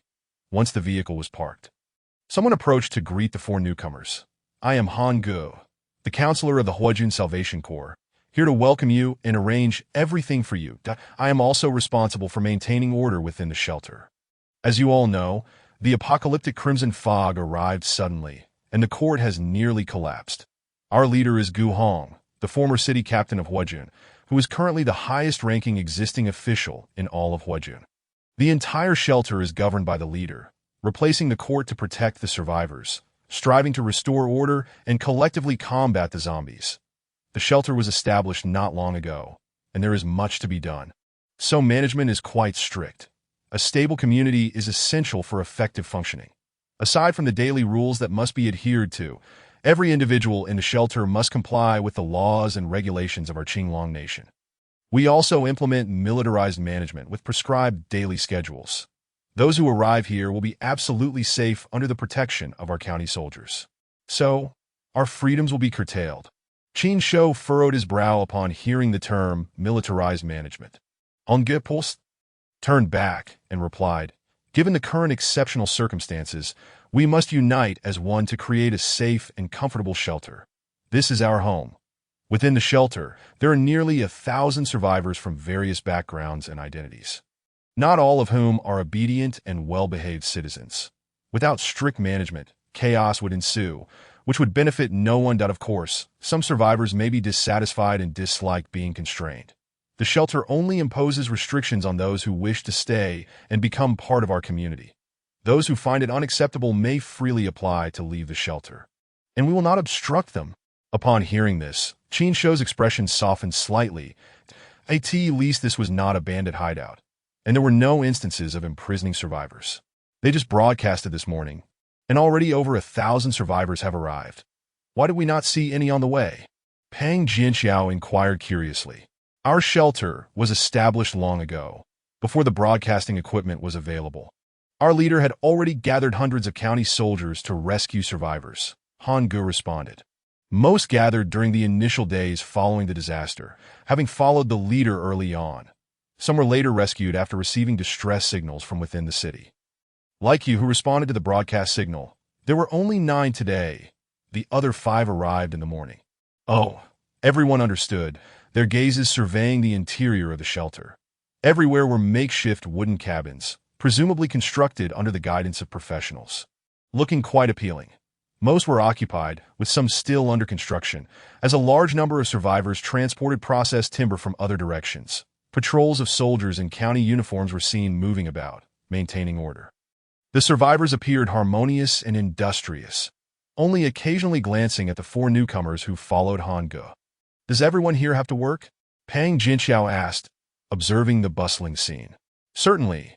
Everyone is diligently working to build their own home. Although it may be tough now, once the shelter is fully established, everyone will be able to reside here in peace, Han Ge replied. I will first arrange accommodations for you. Lunch has just passed, and dinner is still a while away. If you're hungry, I can take you to the cafeteria to grab something to eat. Afterwards, you can wait in the dormitory while arrangements for your subsequent work are made. Should you have any questions, feel free to approach me.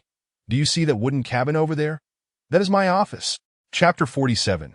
Scarcity. Han Ge was quite diligent, providing a thorough introduction to the shelter and detailing some important points. He then assigned living quarters separating the genders. Qin Shou, Peng Jianxiao, and Shang Xingdong were placed in the left section of the living area, while Yuan was assigned to the right, each allocated to different wooden cabins, though not far apart. The door to Qin Shou's cabin bore the number 104, and upon opening it, he was immediately met with a pungent odor of foot sweat. Frowning, he glanced inside. The cabin was quite spacious, with 4 wooden bunk beds on either side, accompanied by a collection of foul-smelling socks and shorts haphazardly draped over the beds, the bedding in disarray, while beneath lay shoes that appeared to have never been washed. Only one bed was unoccupied, devoid of any linens, which he would need to collect from Han Ge. These linens were not new and seemed to have been scavenged from the city, each bed adorned in a chaotic array of colors. Qin Shou took one look and stepped back outside, the stench overwhelming him. And with 8 people crammed together, it felt too congested that he sought out Peng Jianxiao and Shang Xingdong, who had also inspected their own quarters, and found them equally unsatisfied. Unlike Qin Shou, however, they had not harbored high expectations upon arriving in this post-apocalyptic setting. After all, it was far better than cohabiting with zombies. The 3 reconvened with Yuan. "How's your place?" Qin Shou queried. "Mine is like a gas chamber. I dare not enter," he replied. "What do you mean by a gas chamber?" Yuan asked, puzzled. "As soon as I opened the door, I was hit with the smell of foot sweat, the kind that could suffocate a person. Mine is tolerable." Peng Jianxiao chuckled. "Not as exaggerated. It's just a bit cramped. Mine lacks the foot odor. But it's a complete mess. My roommate's living habits seem quite poor," Shang Xingdong chimed in. Yuan displayed a look of resignation. "The girls' dormitory is also quite cramped, with 8 girls and 8 beds. It cannot compare to our school dorms. It feels suffocating. There's no choice. We must accommodate so many people." Peng Jianxiao pointed toward the construction site in the distance. "I see everyone is working overtime to build houses. It will likely be more spacious in the future. Let us eat something first." "I am hungry," Shang Xingdong suggested. "Afterward, we can go collect some bedding." "Let us go." Peng Jianxiao took the lead as the 4 made their way to find Han Ge, requesting him to guide them to the cafeteria. Upon arriving at the cafeteria, Han Ge spoke briefly with the chefs inside and arranged a meal for each of the 4. That the lunch was exceedingly simple, consisting of a single steamed bun, a small dish of pickled vegetables, and half a cup of water. "I say, is this meant for feeding cats?" Qin Shou approached Han Ge, holding up his plate. "Even if we arrived late, we cannot be treated so dismissively. Can we?" Han Ge, in good spirits, did not take offense at Qin Shou's attitude but responded earnestly. "Everyone eats this way. It is not a matter of being stingy with you. Our shelter is home to over 1,000 people. And the daily food consumption is tremendous, that if we do not conserve, we will quickly find ourselves in dire straits. The frontline supply teams work tirelessly to retrieve food from cities infested with zombies. Sustaining so many people is truly no easy task. However, you can rest assured that we are working to establish agricultural fields. If we can endure this challenging period, we will achieve self-sufficiency and not have to worry about food. Buddy, having something to eat is already a blessing." Peng Jianxiao clapped Qin Shou on the shoulder. "It's certainly better than starving outside. But, Director Han, this bun is quite dry. Could we possibly have a bit more water?" "Indeed. Half a cup is utterly insufficient," Shang Xingdong immediately concurred. Yuan nodded in agreement. "Water collection in our shelter is not very convenient. As you all know, most water sources have been contaminated by the zombie toxins and are undrinkable," Han Ge shrugged. "Given our current water supply, many daily uses have been curtailed, and merely maintaining drinking water for the shelter is a challenge. Thus, we can only afford to have everyone drink less. However, experts are currently surveying the terrain to plan for drilling wells. Once the wells are established, the situation will improve. Groundwater is quite safe." "Are you saying there isn't even water for daily washing?" Yuan asked in astonishment. "It's a difficult time. Everyone, please be understanding. If we can endure this phase, spring will eventually come." Han Ge reassured them. "At that time, you will also need to lend a hand. Collective effort is essential for the shelter to thrive." No wonder the foot odor in the dormitory is so intense. Qin Shou couldn't help but shake his head. placing his plate back down. I want to eat. Without food, where will your strength come from? Han Gu urged. In the current situation, it is better to lower expectations and adapt as quickly as possible. Eat! Eat! Pang Jianxiao picked up the bun and came over to persuade Qin Shou. It's certainly better than going hungry. The teacher and student began munching on the cold, dry buns. Yuan gazed at his plate, hesitated, then returned it to the serving area. I won't eat either. Han Gu shook his head, thinking that these two youngsters were likely spoiled and should realize the gravity of their situation. If you don't eat, you will only end up craving food later, he mused. Where's the restroom? Qin Shou glanced at Pang Jianxiao and Shang Xingdong, who were still nibbling on their buns, and turned to Han Gu to inquire. Turn left when you exit. Just walk straight to the end, Han Gu instructed. Thanks. Qin Shou left the kitchen, heading in the direction of the restroom. Yuan hesitated for a moment before exclaiming, I need to go too. He hurriedly followed Qin Shou outside and quickly caught up to him. I suppose they haven't suffered enough yet, Han Gu remarked, sitting down beside Pang Jianxiao and Shang Xingdong. Let them go hungry for a few meals, and they won't have so many complaints. The two students continued chewing on their pickled vegetables and buns, oblivious to their surroundings.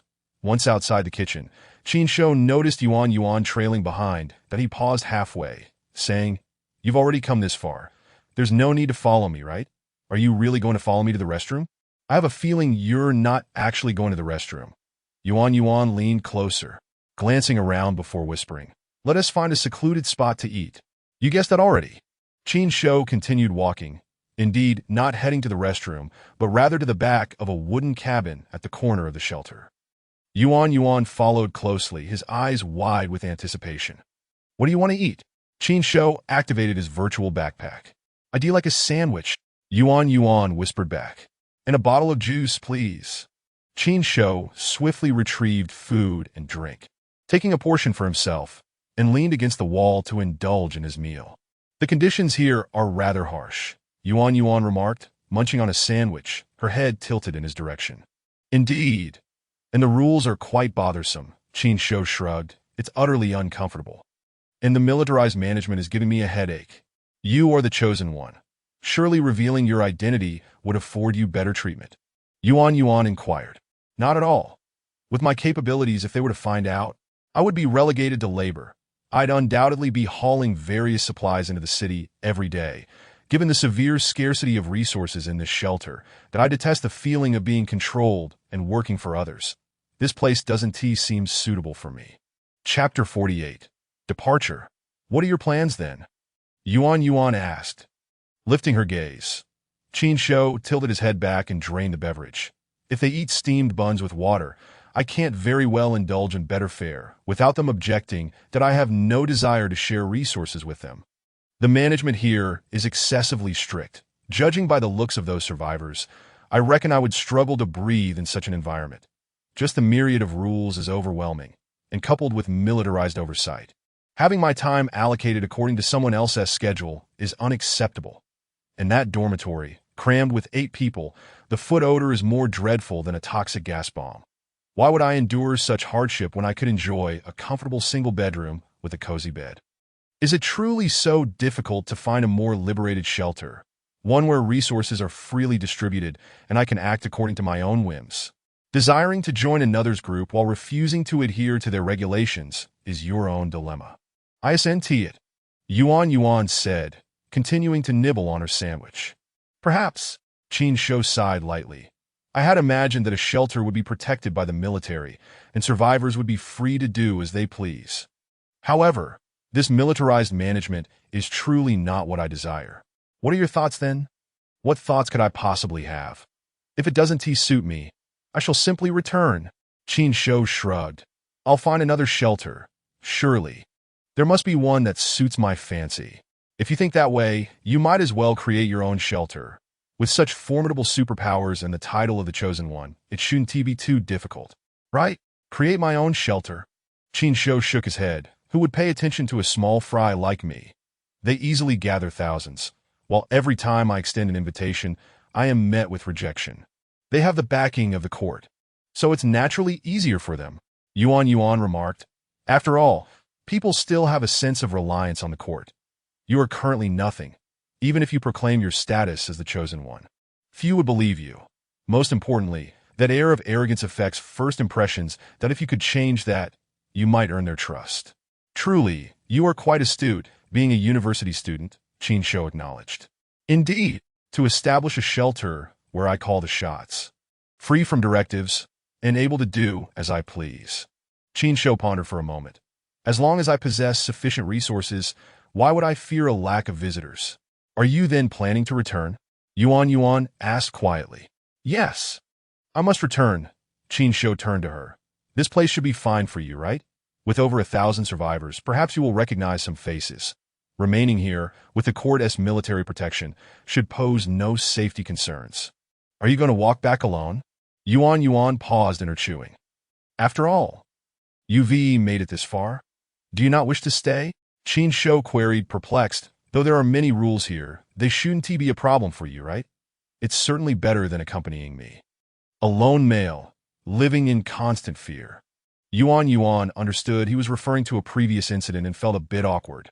That misunderstanding has been resolved.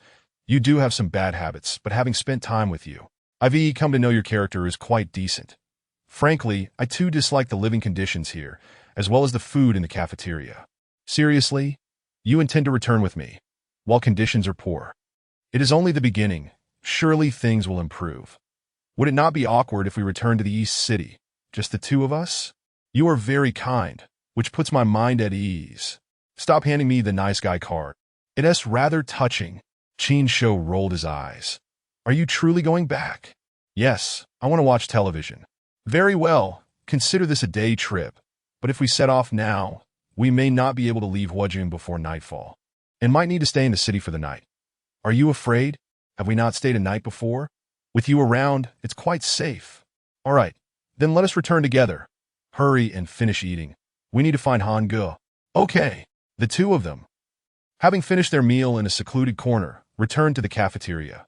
Pang Jianxiao and Shang Xingdong had already completed their lunch and were waiting at the door with Han Ge. Back already? Come, I'll take you to get your bedding, Han Ge said. Wait a moment. Qin Shou stopped him. Commander Han, here's the thing. After careful consideration, I believe I am not suited to stay here. What is the matter? Afraid of hardship? Han Ge asked, tilting his head. Not at all. Primarily, I'm accustomed to a laid-back lifestyle, and the numerous rules in the shelter feel quite stifling. Moreover, the militarized management sounds intolerable. Thus, I wanted to inform you that I will be leaving shortly. You mentioned that survivors who do not wish to stay may come and go freely, correct? Of course, we respect individual choices and will not force anyone to remain. Han Ge replied, Are you truly leaving? Though conditions are a bit harsh here, at least it is safe. Once you return to the outside, you will be surrounded by zombies with the constant threat of losing your life. If we can endure the harshest times here, we will eventually reap the rewards. Buddy, while the conditions here may be poor, they are certainly safer than out there. Pang Jianxiao interjected. You don't strike me as someone who can endure hardship. Just hold on a little longer, and we will all have better days. Exactly. Only through enduring hardship can one rise to greatness. Shang Xingdong added his encouragement. I understand your intentions, Qin Shou replied. It's really not about the hardship. It is simply that I dislike such an overly strict atmosphere, that it has been a pleasure to get to know you, but my mind is made up. This does not mean we one team meet again, knowing that there is a shelter established by the court. I will bring supplies to trade or share information whenever I can. I hope that is welcome. As long as you come with good intentions, you are always welcome here, Han Ge affirmed. However, please give it some thought. The outside world is truly perilous. I have already made my decision. Qin Shou responded. Please assist me in completing the formalities for leaving the shelter. Me too. Yuan raised her hand beside him. Seeing their resolute determination, Pang Jianxiao and Shang Xingdong ceased their attempts to persuade. Han Ge nodded. In that case, follow me to the office. First, I'll provide bedding for the two of you. Fill out the application form. Sign it, and you'll be free to go. Thank you, Commander Han. Following Han Ge to the office, they entered the room where supplies were being prepared for Pang Jianxiao and Shang Xingdong. Qin Shou and Yuan signed the leave application form handed over by Han Ge. The process was quite formal, as survivors entering and leaving must be meticulously documented, likely for the sake of management.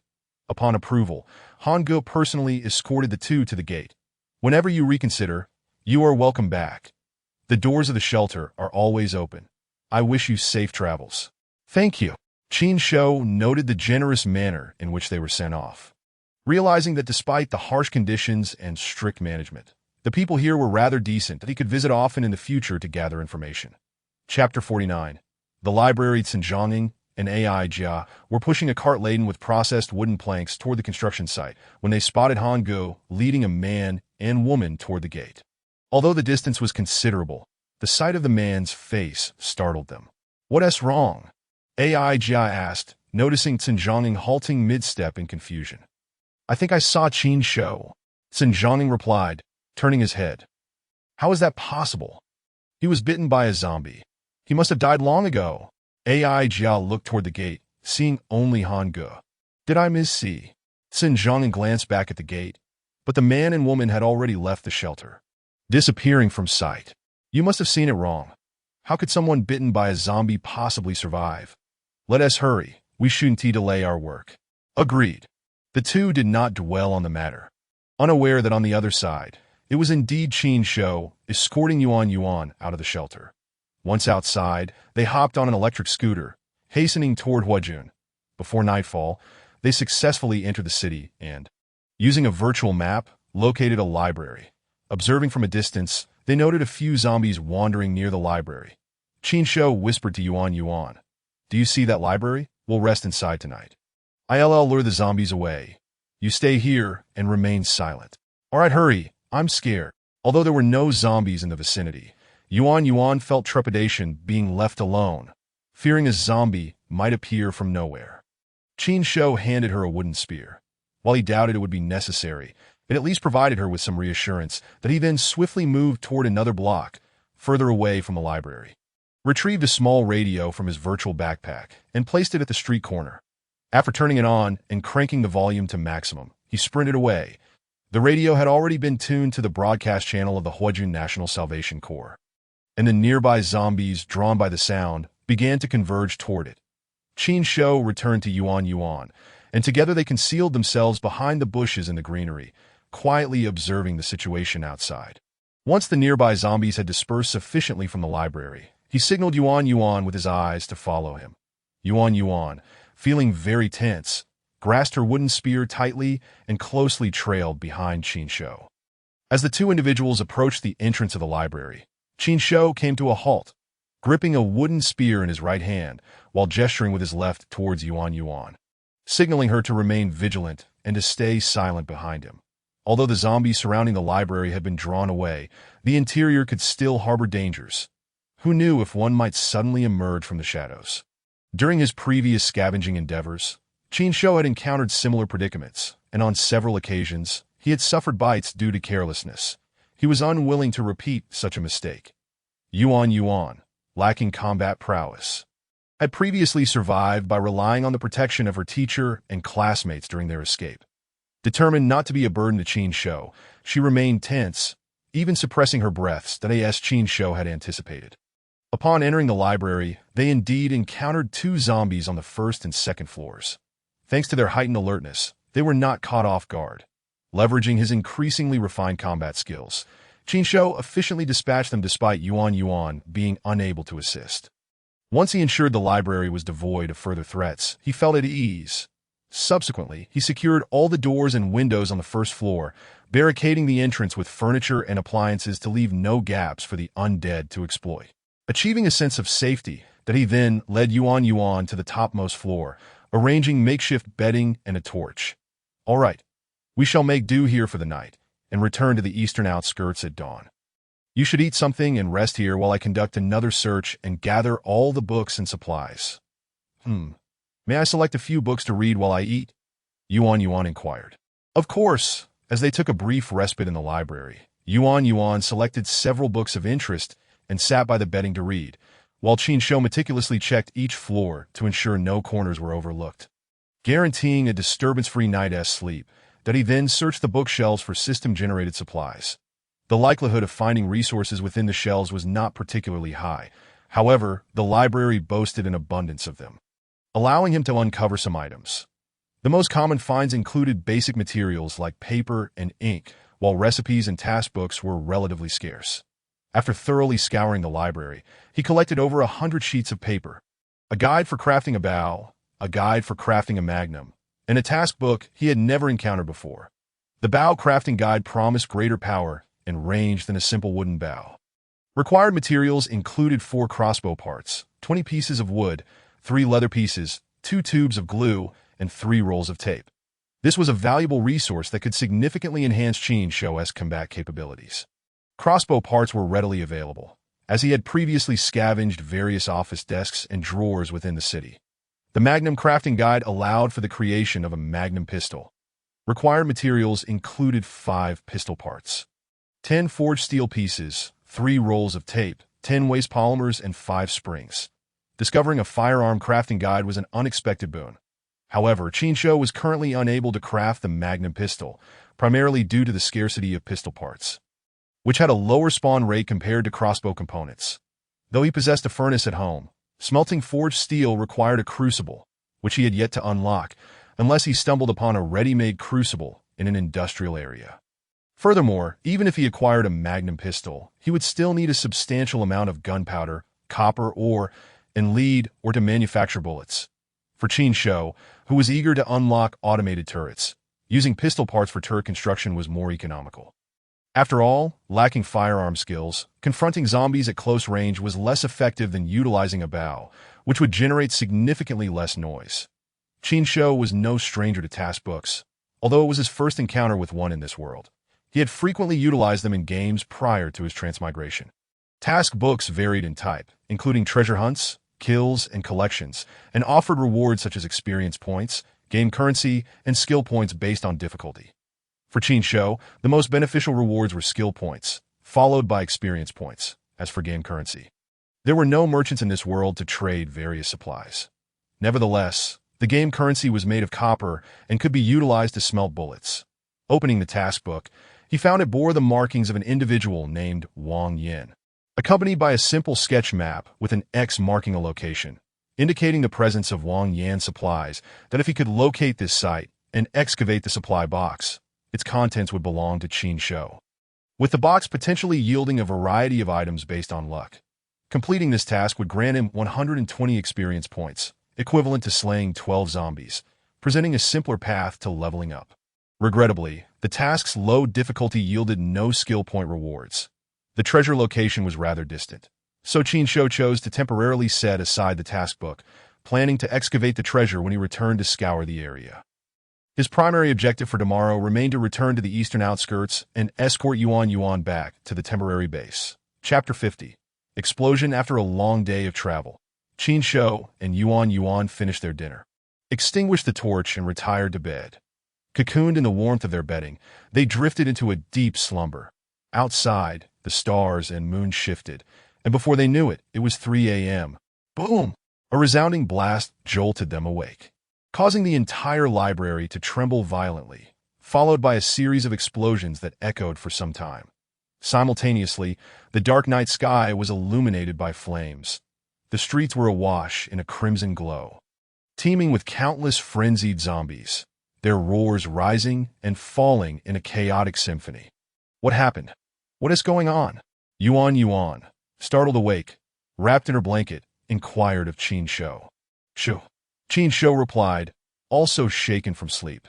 Having positioned their bedding near the window, he parted the curtains to reveal a building ablaze about 2 streets away. The once desolate streets were now crowded with thousands of zombies, rushing madly toward the burning structure.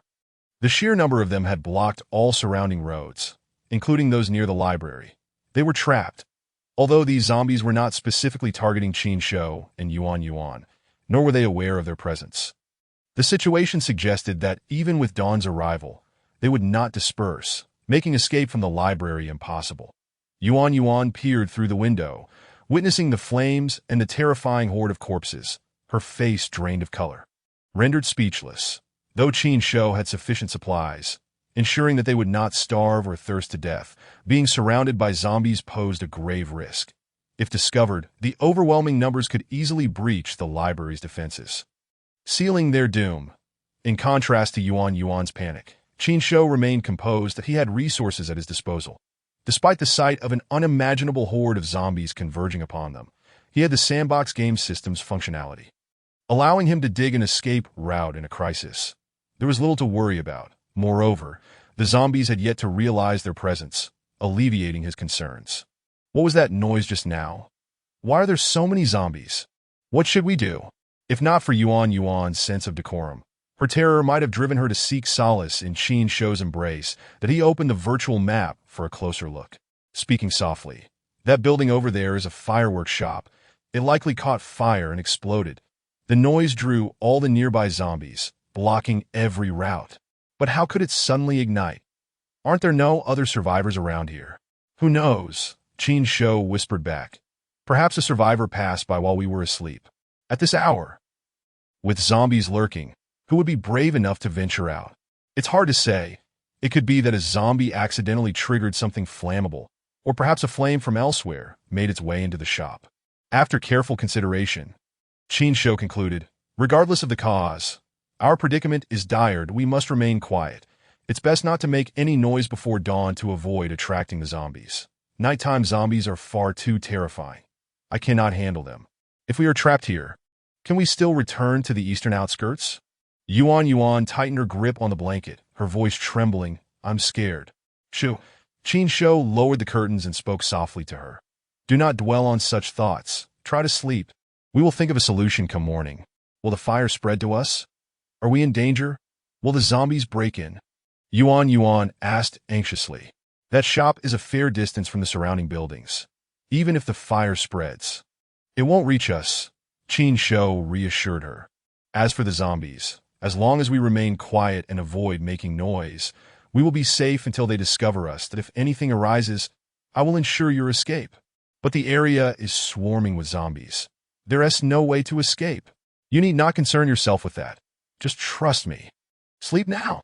Okay. Though still fearful, Yuan had no alternative but to place her faith in Qin Shou, curling up within her blanket. Qin Shou too closed his eyes, forcing himself to shut out the cacophony of zombie growls outside. The night passed and dawn broke anew. Awakening, they found the outside world had returned to tranquility. The fireworks shop had been reduced to ashes, the flames not yet fully extinguished, as thick smoke billowed into the sky.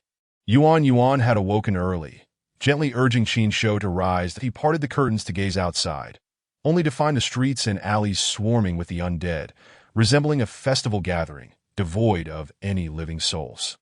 The library's entrance was no exception, teeming with the undead, a sight that would terrify anyone with a fear of crowds. Before getting up, he checked other windows, observing that the entire area had devolved into a veritable zombie nest. The previous night's explosion had attracted an estimated 100,000 zombies, occupying every road within sight. What do we do? Yuan, overwhelmed by the sight of the horde, was at a loss. Stay quiet. Qin Shou gathered their bedding, treading softly down the stairs. Yuan hastily followed, unwilling to stray far from him. The two individuals descended to the first floor, only to discover that the doors and windows remained relatively secure. However, the zombies, in their relentless push and shove, continually made contact with one another, causing the furniture within to rattle and emit sounds that drew numerous zombies closer, intensifying the collisions. Although the zombies had yet to notice Qin Shou and Yuan, the mere noise created by the obstructed doors and furniture could potentially lure them into a frenzied push, eventually compromising the integrity of the doors and windows, allowing the zombies to invade the premises. The sheer number of zombies was overwhelming. Should even one breach the threshold and detect human presence, it would incite a cascade of others, culminating in a chaotic influx. The situation was dire, and inaction was not an option. Although Qin Shou had yet to place his complete trust in Yuan, time was of the essence, and swift departure was the prudent course of action. He immediately beckoned Yuan to retreat to the eastern corner, retrieving a pickaxe from his virtual backpack.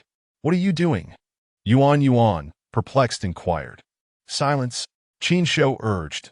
acutely aware of the vigorous tremors from the surrounding doors and windows. As he hastened to strike the tiled floor in the corner with force, the sound of the pickaxe striking the tiles resonated outside, igniting a frenzy among the zombies, who reacted with increased aggression against the doors and windows. Yuan, gripped by fear, could only place her hopes on Qin Shou, observing him with a desire to comprehend his actions. Upon breaking the first tile and removing the shattered pieces, she stood utterly bewildered. Her mind flooded with questions. What was happening? Ignoring her confusion, Qin Shou continued to excavate 2 more tiles, then moved eastward to do the same, before calling out to Yuan, "Jump down." "Oh, okay." Despite her lack of understanding, Yuan obediently leaped down. Qin Shou caught her, ensuring her safe landing, and swiftly placed a tile over the entrance to seal it. Chapter 51. A reunion. As they ventured underground, Qin Shou led the way with the pickaxe, while Yuan illuminated the path with a torch, progressing eastward. Shortly after their descent, the library's doors and windows were violently breached by the horde of zombies, who flooded in, searching aimlessly, though they had no clear target. The zombies roamed blindly in the darkness. Despite being in the subterranean gloom, Qin Shou utilized a virtual map to navigate accurately.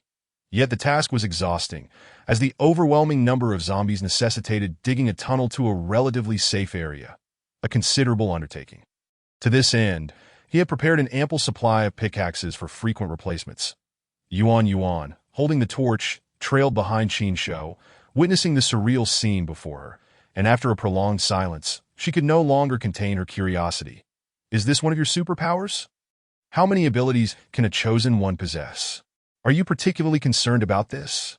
Qin Shou responded, focused on his excavation without looking back. "I'm merely curious." Yuan replied, keeping pace with him. "No wonder you seem unfazed. If we are to escape safely, I need to dig a considerable distance. It's quite laborious." Qin Shou remarked. "Any issues can be discussed later. I don't wish to waste energy now." "Oh!" Yuan acquiesced, falling silent and diligently holding the torch to provide light. When fatigue set in, they took breaks to recuperate before resuming their efforts. Thus, after a lengthy day of intermittent progress, they successfully fled the hellish vicinity, emerging into a safer stretch of land where sunlight greeted them once again. As they resurfaced, they immediately mounted an electric motorcycle and sped away. The distance from the danger zone increased, and as they passed near a bank, they witnessed someone grappling with a zombie. The individual lay on the ground, a notably rotund zombie pinning them down in an attempt to bite. The person, unable to shove aside the hefty creature, desperately raised a metal pipe to hold the zombie's jaw at bay, preventing it from reaching their flesh. Hearing the sound of the motorcycle, the trapped individual, though unable to see who approached due to the angle, knew that at least zombies could not ride. They quickly called for assistance. "Friend, lend a hand." Yuan urgently tapped Qin Shou's back, pointing towards the struggle. Qin Shou parked the motorcycle by the roadside, cautioning Yuan to stay safe, before charging forward with a wooden spear aimed at the zombie's head, delivering a series of fierce thrusts.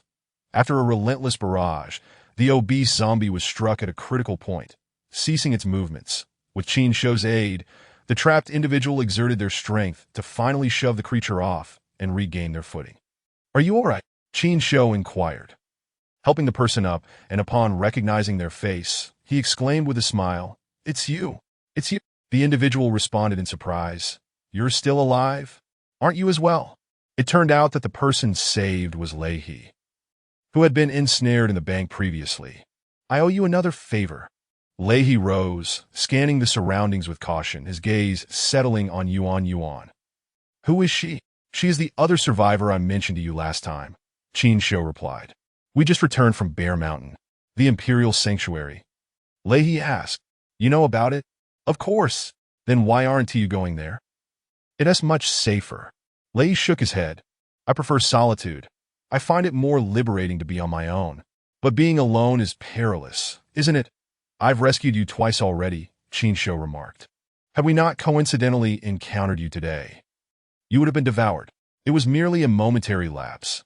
"I was ambushed," Leahy asserted, stepping on the chest of the plump zombie. "In a direct confrontation. I fear it not." "Aren't you heading to Bear Mountain?" "We just returned from there." Qin Shou chuckled. Why? Too many rules, it's stifling. Qin Shou shrugged. I'm glad to see you again, but I'm in a hurry and must return to the eastern suburbs. I owe you another favor. Don't hesitate to ask if you need assistance. Why not join me in the eastern suburbs? I plan to establish my own sanctuary, absolutely secure. As I said, I prefer not to leave my home, that if there are other areas where you need help, feel free to ask. I won't refuse. Very well. Just a helping hand on the way. No need for repayment, Qin Shou replied, seeing that he was adamant about not leaving. We're pressed for time, and I hope to see you again next time. I hope you both survive.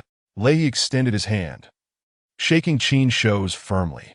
I will certainly repay this favor. As Qin Shou mounted the motorcycle, he waved goodbye to Leahy and sped off with Yuan Yuan. He seems quite the lone wolf, Yuan Yuan remarked during their return journey. Referring to Leahy, she recalled hearing Qin Shou mention how he had declined to join them twice, unwilling to abandon his home despite the persistent threat of zombies. Though he may be a recluse, he is principled, Qin Shou replied. I hope he does not meet his end at the hands of the undead. If only he were willing to come along. The eastern suburbs are sufficiently safe. Such decisions cannot be forced. Everyone has their own way of living, Qin Shou articulated. Just as I prefer not to stay at the Imperial-created sanctuary in Bear Mountain. The reasoning is quite similar. Yuan Yuan nodded, falling silent. Before nightfall, the two successfully returned to their temporary base in the eastern suburbs. Upon entering the underground space, Yuan Yuan's taut nerves finally relaxed, contrasting sharply with the tension and fear they had experienced along the way. The first order of business upon returning to the temporary base was to take turns washing up and changing into clean clothes. Qin Shou headed straight to the workshop, beginning to craft a bow, an upgrade to his combat arsenal. Meanwhile, Yuan Yuan entered the kitchen to prepare dinner. During the meal, seated across from one another, Yuan Yuan initiated the conversation. During the day in the city, your abilities were so peculiar. What exactly is going on? You mean the tunneling? Yes. Yuan Yuan's eyes sparkled with curiosity. Why is it that when you dig, the broken pieces always emerge as perfectly square blocks? It is utterly bizarre. It's a superpower. What is strange about that? Qin Shou chuckled. How many superpowers do you actually possess? Why the probing? I'm simply curious. Just because you're curious doesn't mean I have to divulge everything, Qin Shou replied. Not necessarily. Yuan Yuan shook her head. It's just that it's intriguing. If you're willing to share, indulge my curiosity. If not, that's your prerogative. Perhaps another time? Qin Shou smirked. Oh, what we need to focus on now is how to establish this sanctuary. Qin Shou redirected the conversation. I can expand the underground space, but most people likely wouldn't prefer living underground, that I plan to use this as a secret storage area and construct a sanctuary above ground that is even safer than Bear Mountain. What do you think? But it's just the two of us. Such a large undertaking seems unfeasible. Yuan Yuan expressed her concern. And where will we source the materials? Have you forgotten I am a chosen one? Qin Shou chuckled. Materials won't be a problem. Chapter 52. The vehicle Qin Shou maintained a low profile to avoid drawing too much attention while integrating into other sanctuaries until he was sufficiently powerful to protect himself, not wishing to expose his abilities prematurely. Additionally, he harbored reservations about Yuan Yuan, remaining cautious. Nevertheless, Yuan Yuan had chosen to forsake the large survivor sanctuary with nearly 1,000 inhabitants established by the government, risking her safety to accompany him back to the eastern suburbs. The assessments of her character had proven satisfactory, indicating she was deserving of trust. At the very least, she was confident enough in him to abandon the seemingly safer option at Bear Mountain in favor of following him. Furthermore, having decided to establish his own sanctuary, a shift in strategy was necessary. Remaining inconspicuous would serve no purpose in recruiting personnel. Rather, he needed to ensure that everyone was aware of his chosen one facade, even convincing them that he was capable of anything, making it safer to follow him than to seek refuge in Bear Mountain. Otherwise, who would be inclined to follow someone like him, perceived as a mere rogue? As Yuan Yuan had pointed out, it was imperative to alter his image, shedding the first impression of a petty rogue in others' eyes, Constructing a sufficiently secure sanctuary in advance would facilitate attracting other survivors to settle there.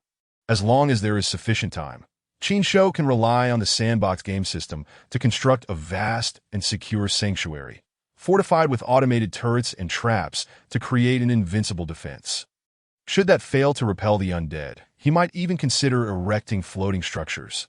The rationale behind recruiting survivors is not merely to assist in fending off zombies or to serve as sentinels for the sanctuary, but rather to foster a sense of community that alleviates the apocalyptic atmosphere and eases the tension of confronting this terrifying world.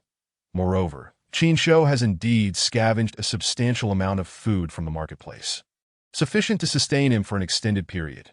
However, the super backpack does not preserve freshness. Perishables such as fresh meat, fruits, and vegetables are prone to spoilage. Even when stored in a refrigerator, their flavor diminishes over time. Enduring a prolonged diet of packaged food is unbearable. It is imperative to cultivate crops within the sanctuary's confines, dig ponds for fish and shrimp farming, and, if he can locate livestock that have not succumbed to zombification, to embark on animal husbandry. That a sufficient number of survivors must be enlisted to assist in these endeavors. Furthermore, the greater the number of followers one possesses, the more formidable one appears in the eyes of other survivors, naturally garnering greater respect.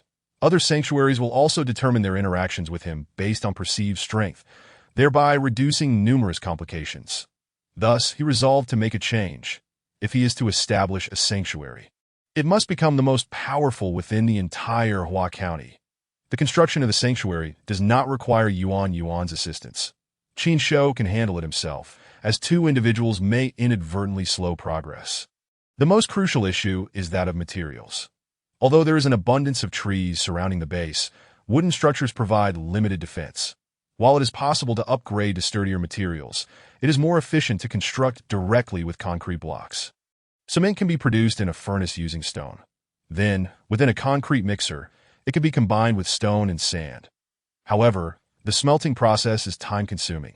Sand and cement can both be fabricated from stone, which theoretically means that as long as he gathers enough stone, he should be fine.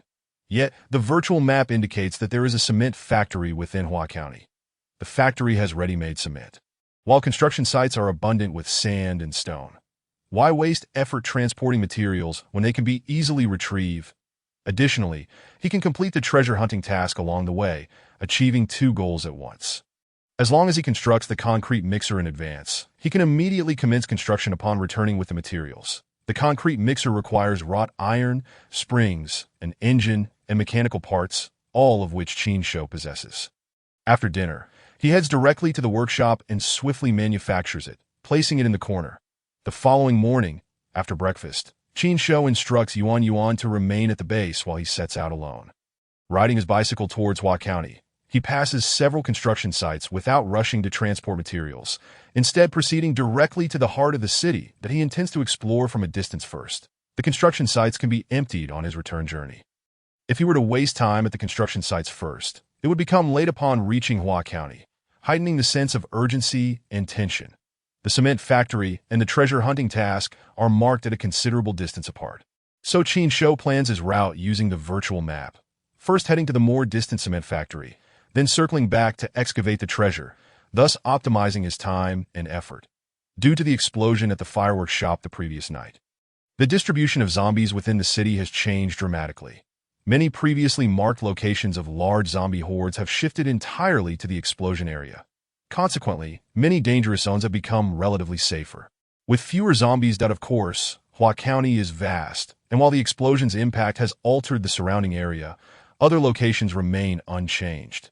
The cement factory is situated near the explosion zone and has also been affected. Previously, several waves of medium to large zombie hordes roamed the entrance. Now, only a few scattered zombies remain, greatly facilitating Qin Shou's task. Upon arriving near the factory, he employs a kite strategy to lure and eliminate the nearby wandering zombies. Swiftly clearing the area, the experience gained from these zombies allows him to level up and acquire 5 skill points. Qin Shou is not in a rush to allocate the skill points.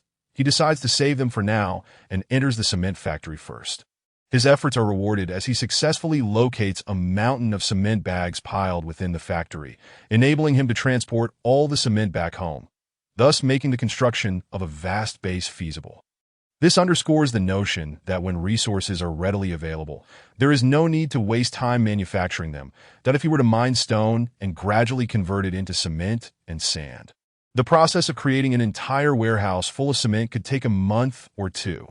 Now, the convenience of simply transporting these bags of cement back, along with sufficient stone and sand from the construction sites, means he will no longer have to worry about building materials. All cement bags are stored in the virtual backpack, which can infinitely stack, occupying only one slot, making it remarkably easy that he also takes advantage of the machinery within the factory and the furniture from various buildings, collecting everything into his virtual backpack, scouring the cafeteria, offices, and workshops for additional supplies. Most exhilarating for Qin Shou is discovering two small cement trucks specifically designed for transporting cement, as well as a nearly brand-new black sedan parked near the office. All three vehicles have their keys inserted, marking an instant windfall.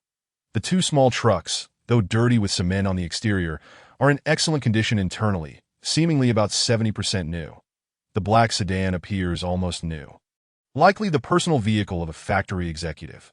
Its gas tank is full, perfectly replacing the electric motorcycle, which requires daily recharging and is limited in range. He stores both small trucks in his virtual backpack, planning to clean them thoroughly upon returning home, repurposing them as transportation for the sanctuary, specifically for agricultural, fishery, and livestock products. Entering the black sedan, he starts the engine and conducts a meticulous inspection, finding no issues, and then speeds out of the cement factory, heading swiftly toward the treasure hunting mark. Chapter 53. Treasure Hunting. Now we are part of the automobile family.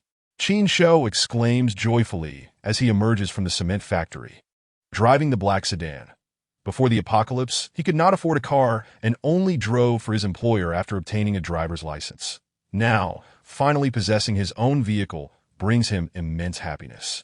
The electric motorcycle, while convenient, has its speed limitations. The car allows for swifter travel, cutting travel time between the base and the city in half. This reduction in transit time means more opportunities for searching and transporting supplies, which is highly advantageous for Qin Shou. Additionally, riding the electric motorcycle, he had to avoid zombies at all costs. Any collision would lead to a devastating crash. Now, with the car, encountering a zombie on the road does not necessitate evasion. He can simply plow through, as any minor damage to the vehicle can be repaired using the system's refreshing repair tools upon returning home. Another benefit is that the car can accommodate 3 to 4 passengers while still maintaining a rapid pace.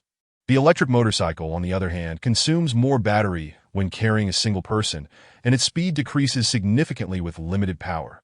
The sole distinction is that the electric motorcycle operates quietly, making it less likely to attract zombies. Conversely, the car is noisier, drawing nearby zombies. However, its speed compensates for this drawback, provided he avoids entering zombie-infested areas while searching in the city. Armed with a virtual map, Qin Shou can easily mark the locations of zombie hordes within the city, mitigating potential threats. Following his planned route, he successfully arrives at the designated area marked on the task list. That a mere 200 meters away, he spots 30 to 4 zombies congregating around the marked spot. Aimlessly wandering, engaging these zombies head-on poses significant difficulty for Qin Shou. Luring and eliminating each one individually would prove to be quite the challenge. However, having come this far, he cannot abandon the supply crate. He parks the car at the roadside, and the zombies, alerted by the noise, begin to approach. Unlike the silent electric motorcycle, the car creates a ruckus. Qin Shou swiftly exits the vehicle, storing it in his virtual backpack, and quickly formulates a strategy. Attracting the zombies is actually beneficial. During the day, their movement speed is exceedingly slow, and they do not run. With a distance of over 200 meters, they cannot possibly catch up to him. Before they approach, he has ample time to distance himself and exit their detection range. As these zombies pursue him, they will gradually vacate the treasure site, since he cannot defeat them in direct combat. He opts to lead them farther away from the treasure, allowing him to circle back from another direction. This tactic will undoubtedly work as long as there are no fast-moving animal zombies during daylight. Employing this strategy, Qin Shou successfully draws the zombies away from the treasure site, creating enough distance to render them aimless. After that, he stealthily returns to the marked location from an alternative route. He carefully surveys the vicinity of the marked point to ensure no hidden zombies lurk nearby, quickly retrieving his stone shovel. Generally, treasure spots are located in earthy areas, and a shovel is the most convenient tool for excavation. The marking is not entirely precise. It merely indicates a range. There exists a treasure hunter skill that can narrow down the marked area, making it easier to locate buried treasures, the higher the skill level, the more accurate the marking. However, Qin Shou does not intend to unlock this skill. At least for now, it is unnecessary that he prefers to reserve his skill points for the intelligence system, aiming to unlock automated turrets and other technologies swiftly. Once the most critical skills within the intelligence system are unlocked, he will consider other options. Engaging in treasure hunting in this manner is far more enjoyable. Simply digging down to uncover a treasure chest lacks difficulty and diminishes the thrill and mystery. To avoid detection by zombies during the excavation, Qin Shou digs 3 blocks downward within the marked range, sealing off the top and hiding underground. This way, even if zombies appear, they cannot access his hiding spot. He places a torch on the ground and begins to excavate in search of the supply crate, feeling quite hopeful. Fortune smiles upon him as he digs around 4 blocks and uncovers the buried supply crate. He hurries to open it and promptly stores all its contents in his virtual backpack. System: you have obtained 3 virus vaccines. System: you have obtained 2 bags of dog food. System: you have obtained 5 painkillers. System: you have obtained a flintlock. System: you have obtained 11 flintlock bullets. System: you have obtained a steel shovel. System: congratulations! You have completed the task and gained 120 experience points. Completing tasks is indeed exhilarating, yielding a wealth of resources.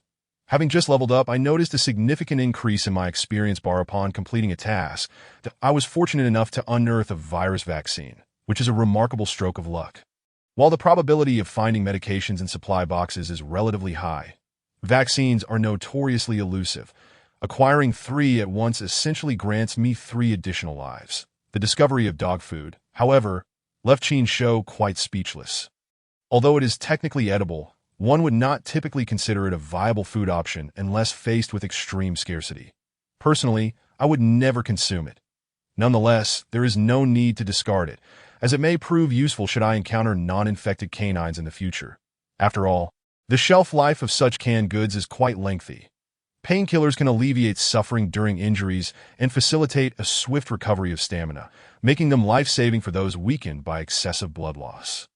Although they are not as effective as a first aid kit, which is rarer and reserved for more perilous situations, they remain invaluable. The flintlock is one of the earliest firearms encountered during my novice phase, possessing decent firepower. However, it requires reloading after each shot, and the loud noise it produces makes it less preferable compared to a bow for Qin Shou that a bow can quietly lure a single zombie. Whereas a single shot from the flintlock could attract all nearby zombies, potentially leading to dire circumstances. Additionally, the level 1 gray flintlock has a very low durability. It would not last long before breaking, rendering it rather useless. There is no need to discard it, though. I shall temporarily store it in my virtual backpack, as it may yet serve a purpose. The most delightful surprise for Qin Shou was undoubtedly the iron shovel, which boasts a level 2 quality. Within the sandbox game system, equipment is categorized into 6 levels: gray, orange, yellow, green, blue, and purple, with purple being the highest quality and durability, and gray being the lowest at an orange quality. Level 2 iron tool is a rarity. As Qin Shou has yet to unlock the miner profession, he cannot craft iron tools, leaving him with only level 1 stone implements. Acquiring a level 2 iron shovel signifies that many tasks ahead will become considerably easier. For instance, smelting various materials necessitates clay, and reshaping the terrain of the base will also require it. A level 2 iron shovel is far more efficient than a level 1 stone shovel. Having completed the treasure digging task and gazing at the iron shovel in hand, along with the insufficient intelligence points to unlock the automatic turret skill, I recalled the 30 or so zombies I had encountered. Turning my gaze to the pit I had dug for treasure, an idea struck me. Since time was still on my side, why not level up once more and directly unlock a skill? Chapter 54. The kitten to eliminate 30 or 40 zombies. The most prudent method would be to set a trap. By expanding the treasure pit and lining the bottom with wooden spikes, I could then breach the top, lure the horde over, and have them tumble into the pit. Each zombie yields 10 experience points. And with the experience gained from the previous task, I would be poised to level up. Accumulating 2 levels grants me 10 skill points, ample to max out my intelligence skill, unlocking the inventor and advanced engineer subprofessions, along with a series of blueprints for electrical devices, power traps, and most importantly, blueprints for 2 types of automatic turrets. While traps only provide a fraction of experience points for killing zombies, they serve as a supplementary measure.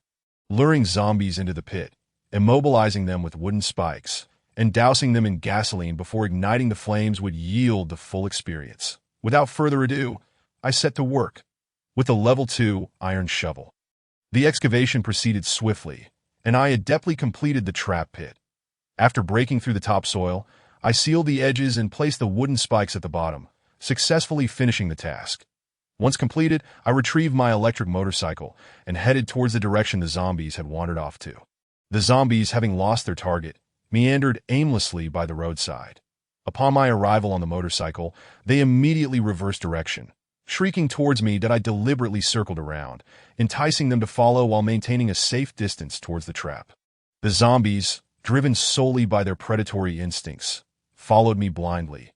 Upon reaching the trap, I circled around to the back, concealed the motorcycle, and prepared for the encounter.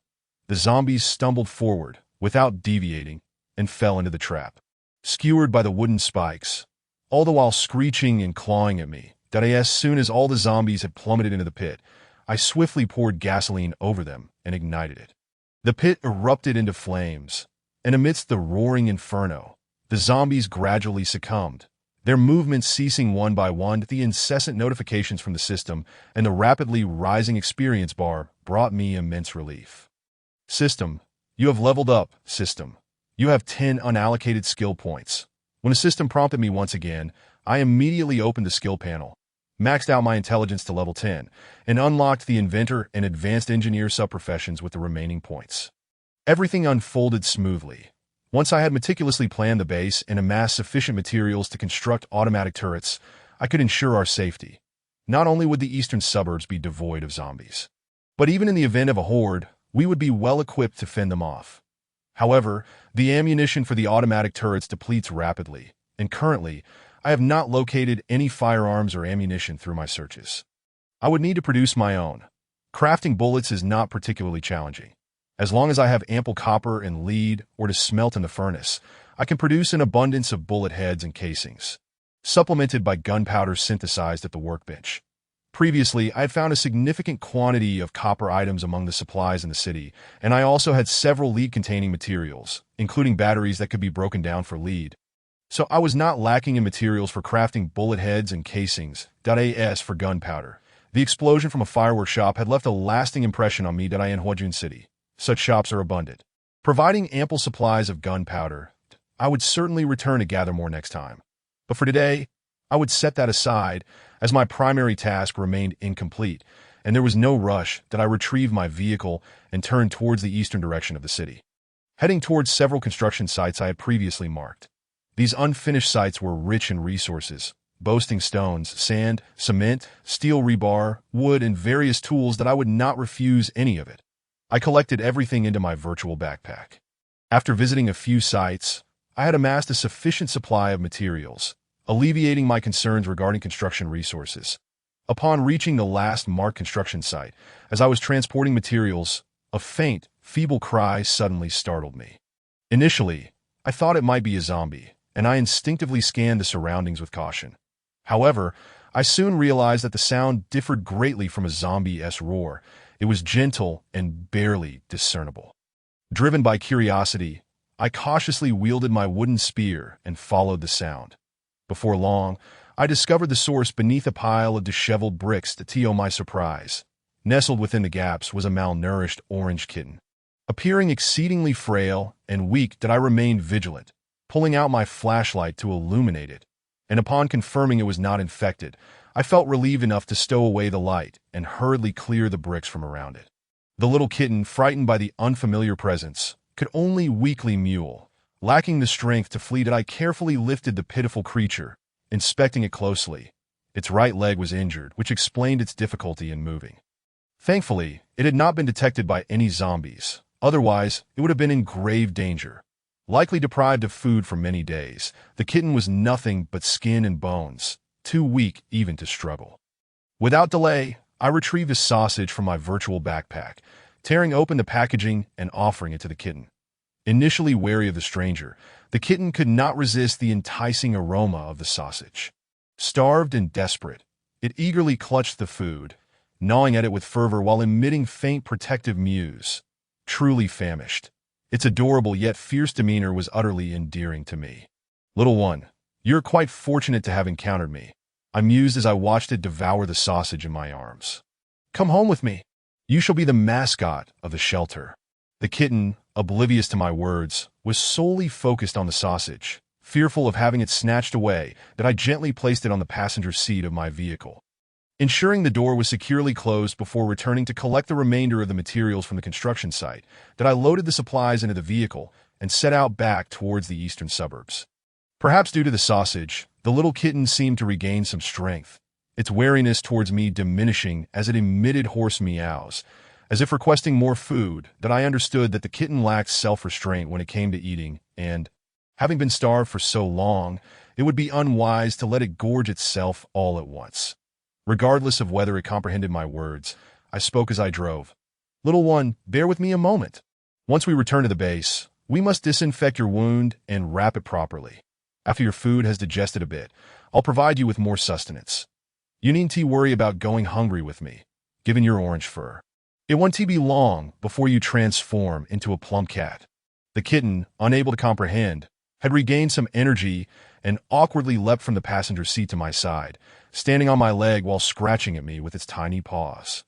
Raising its head to meow incessantly, likely realizing that I had food and was willing to share, that I steered with my left hand while gently patting the kitten on the head with my right, causing it to immediately grasp my hand with its front paws, sniffing eagerly as if it believed I had more food to offer. Chapter 55. Preparations at long last. We arrived back at the base, and I brought the little kitten into the underground chamber. The poor creature continued to cry incessantly, likely feeling anxious in this unfamiliar environment. Yuan had remained at home, listening to the radio all day. A rather dull endeavor. Upon hearing the creaking of footsteps descending the ladder, she knew Qin Shou had returned. Soon after, she heard a hoarse sound, reminiscent of a small animal, prompting her to rise and greet him. Her curiosity piqued as she approached to investigate. Upon seeing Qin Shou enter with a dirty orange kitten in hand, her face lit up with surprise. "Oh, where did this little one come from?" "From beneath a pile of bricks at a construction site." Qin Shou observed her outstretched hand, yearning to embrace the little kitten, and hastily intervened with his other hand, stating, "It is injured and requires attention.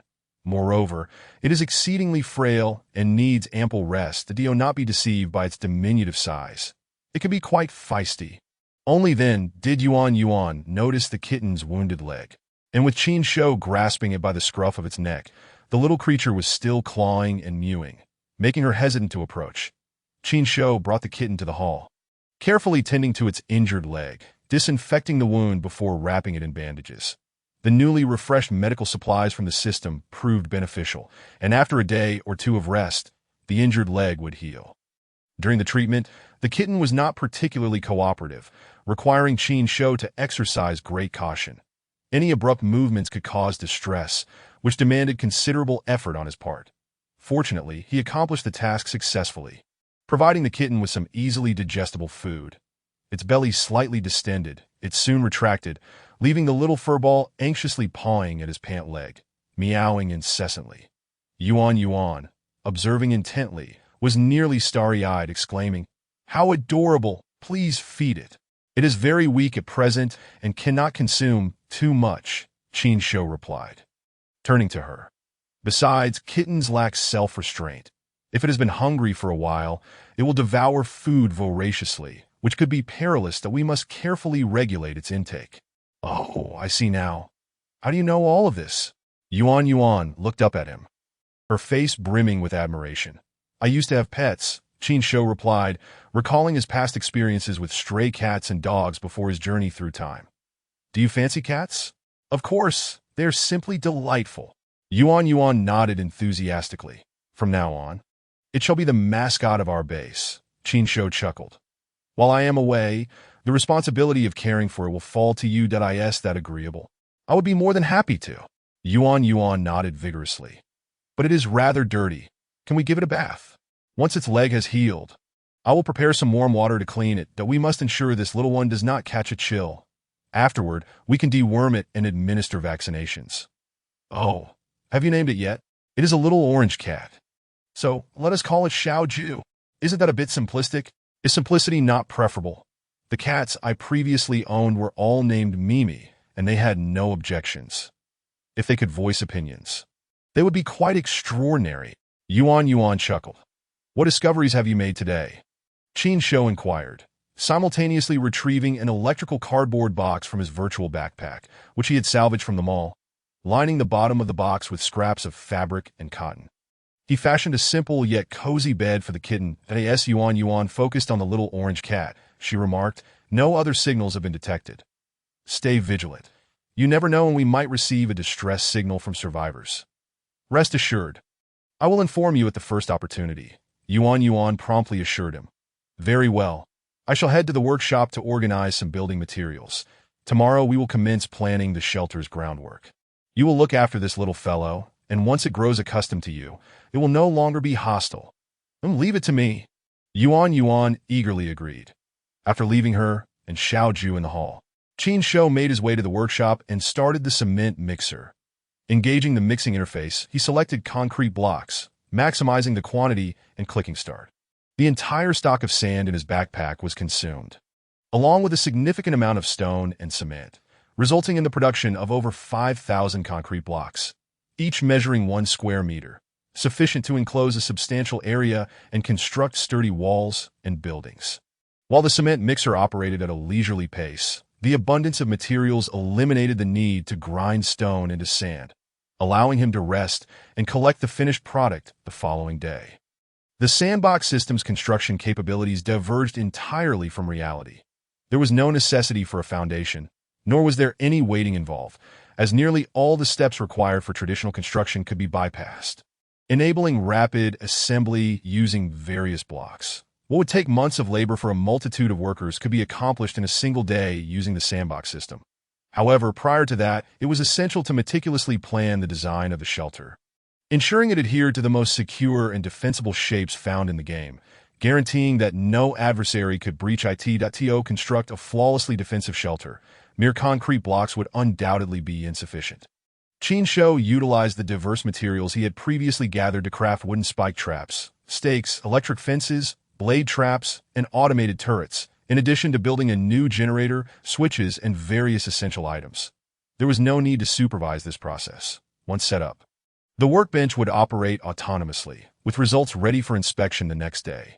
With all arrangements finalized, he departed the workshop, enjoying a relaxing hot shower and changing into clean clothes, just in time for dinner. Xiao Ju, having exhausted itself from mewing, was already fast asleep in the cardboard box.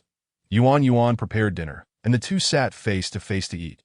Next time you venture into the city, could you visit a pet store and procure a better home for Xiao Ju, along with some cat food and toys? Yuan suggested. No problem, Qin Shou replied, having previously spotted a pet store during his explorations, making it easy to bring back supplies. What is this? Noticing the blueprints on Qin Shou's right side, Yuan inquired curiously. These are the plans for the shelter. I have sketched out a rough design to facilitate construction. There was no need for secrecy, and Qin Shou answered with candor. May I have a look? Yuan asked. Of course. With Qin Shou's permission, she took the blueprints and, after a glance, was left speechless. What is this? It looks so chaotic. I am not a professional architect. Nor have I studied art. It is merely a rough idea, as long as one can comprehend it. Qin Shou did not feel embarrassed. But it cannot be so casual, Yuan insisted. I have taken some drawing courses. While my skills are mediocre, they are certainly better than this. How about this? Tell me your ideas, and I will finalize the composition. Perhaps I can help refine it further. Sounds good. After we finish dinner, let us collaborate to draw up the plans. I will provide the general concepts, and you can enhance the details. They hurriedly finished dinner and, once everything was tidied up, began discussing the shelter's design beneath the hall's illumination. Chapter 56. The walls Qin Shou's design for the shelter, which included defensive structures, was largely inspired by shapes from the game. Although effective against hordes of zombies and sufficiently secure, it lacked aesthetic appeal that, if one were to describe it, it resembled a matchbox-style defense. Surrounded by a myriad of traps, Yuan, though untrained in architecture, possessed a far superior sense of aesthetics and a wealth of knowledge. Under her guidance, the two ultimately produced a new design that met Qin Shou's defensive requirements while also being visually pleasing. Not only did this include the shape of the defensive walls, but the architectural layout of the shelter itself transcended the matchbox design, incorporating intricate details that rendered it reminiscent of the elegant buildings found in urban areas. The division of essential areas such as farmland, ponds, and pastures within the walls was perfectly proportioned, creating a more visually appealing environment. Previously, Qin Shou had haphazardly grouped them together, resulting in a cramped layout. But Yuan's modifications complicated the materials required for constructing the shelter. Where Qin Shou previously needed only simple concrete blocks to accomplish everything, he now had to fire various shapes of glass windows in the furnace. As for other architectural adjustments, he could alter the shapes of the concrete blocks according to his preferences during placement. That be why the following day, all building materials were completed in the workshop. Qin Shou arrived early on site, first measuring the land according to the blueprints to determine the initial area for the shelter. This was merely foundational work. He would first construct a simple shelter along with various basic facilities, with plans to expand outward later. After calculating the area, he marked the designated region. The first step was to ensure the land was level, excavating or filling any uneven spots. This was a rather tedious task, especially since the nearby ground was muddy, which proved convenient. Armed with a shovel, Qin Shou set to work, spending nearly the entire morning leveling the area. During this time, Yuan came by several times to curiously observe, though she was eager to assist. There was little she could do. Once the land was flattened and after enjoying lunch, they officially entered the construction phase. This step was significantly simpler, as all building materials were ready. They merely had to place the blocks in sequential order within the designated area. Akin to assembling building blocks, devoid of the arduous labor faced by real-life construction workers. Naturally, the first step was to erect the walls, enclosing the planned area, including the basement entrance, and sequentially laying out defensive traps outside, allowing them to work undisturbed within. Although it appeared straightforward, the vast scale of the project made it quite time-consuming. One could only imagine the extensive range required to incorporate both large defensive structures and various basic living facilities, along with farmland, pastures, and ponds. After completing the first section of the walls, Qin Shou paused to catch his breath. Yuan approached to check on the progress, and upon seeing the first section of the walls completed, she was quite astonished. So quick. How did you manage that? The cement is already dry. How remarkable. In her memory, construction work was never this effortless, nor did cement dry so rapidly. Did you think it was like a construction site, laying one brick at a time? If that were the case, I would be working until the next century. Qin Shou quipped, casually placing another concrete block. Yuan, clearly impressed, hurried over to inspect the recently placed concrete block. Attempting to push it a few times, this is incredibly convenient. You just place it down, and it binds together. Is it sturdy? You could ram a bulldozer into it, and it would hold. Qin Shou laughed. Is it sturdy enough? This is the convenience of superpowers. Yuan could not help but marvel. At this rate, you could accomplish in a day what would take others a year. That is indeed the case, but it is still quite exhausting. Qin Shou stretched his neck and shoulders, lamenting. The initial planning scope was far too extensive. I should have kept it smaller. Take your time. Can I assist you in any way? Yuan inquired. That I in truth. Qin Shou possessed the ability to configure game items, categorizing them into several permissions. Usable by all, prohibited for all, exclusively for oneself, designated targets allowed to use, and designated targets forbidden from use. This meant that any resource generated by the sandbox game system, be it food, water, weapons, armor, building materials, or other supplies, could be manipulated at his discretion as the system's owner. He could render all system resources inaccessible to others, ensuring that even if they were obtained, they would yield no utility. Take, for instance, the most basic medical bandage. If Qin Shou designated it as usable by all, others could utilize it for swift healing, rapid recovery of health, and the elimination of scars. Conversely, if he prohibited its use, others would be unable to acquire the bandage, or if they did, it would be rendered ineffective, merely serving as an ordinary strip of cloth. The same principle applied to any resource generated by the system. Qin Shou could, of course, grant Yuan permission to use concrete blocks to assist in constructing walls. However, after some reflection, he decided against it, telling her, "You needn't assist here. I'm perfectly capable on my own. You should continue listening to the radio to see if any distress signals come through. And take care of Xiaoju while you're at it. Oh, just call for me whenever you need help." Yuan replied, retreating to the basement. After resting for a while, Qin Shou resumed his work. Throughout the afternoon, he successfully completed the defensive walls, enclosing the entire area. That he installed an iron gate, ensuring a sealed structure that would prevent zombies and other dangerous creatures from intruding. With the walls in place, he no longer needed to remain constantly vigilant, unless a flying zombie were to launch an aerial assault. When Yuan called Qin Shou for dinner the following day, she was astonished to see the completed walls. The robust fortifications instilled a heightened sense of security. Previously confined to the basement, she could now venture above ground to breathe fresh air without the fear of zombie attacks. Once the upper-level construction was finished, they could move above ground instead of living like moles. After dinner, Qin Shou donned his headlamp and continued his labor. With the protective walls in place, safety was no longer a concern, and since there were hardly any zombies in the eastern suburb, he used the night to build the planned defensive structures. Tomorrow, he would set up outer defensive traps, crafting a secure living environment that he toiled into the late hours, and upon the successful completion of the defensive building, he conducted a thorough inspection, ensuring no details were overlooked. Exhausted yet immensely satisfied, he surveyed the three-story edifice, which could be extended indefinitely. Constructing a 100-story skyscraper posed no challenge, given the system block's exceptional sturdiness. The ground floor was seamlessly integrated with the walls, featuring an external staircase that did not connect directly to access the walled area via the stairs. One would need to leap over a significant gap. Nearly impossible. Chapter 57. Astonishment. The next morning, after breakfast, Yuan stepped outside for fresh air and was taken aback by the completed building, standing in stunned silence for several seconds. In just one day, the expansive walls and such an impressive structure had been solely the work of Qin Shou. No one would believe it if he told them. He was more capable than an entire construction crew. It didn't seem so grand while drawing it. But seeing it now, the building is absolutely enormous. After a long pause, she could not help but express her amazement to Qin Shou. "Of course," he replied. "If we're going to do this, it must be impressive.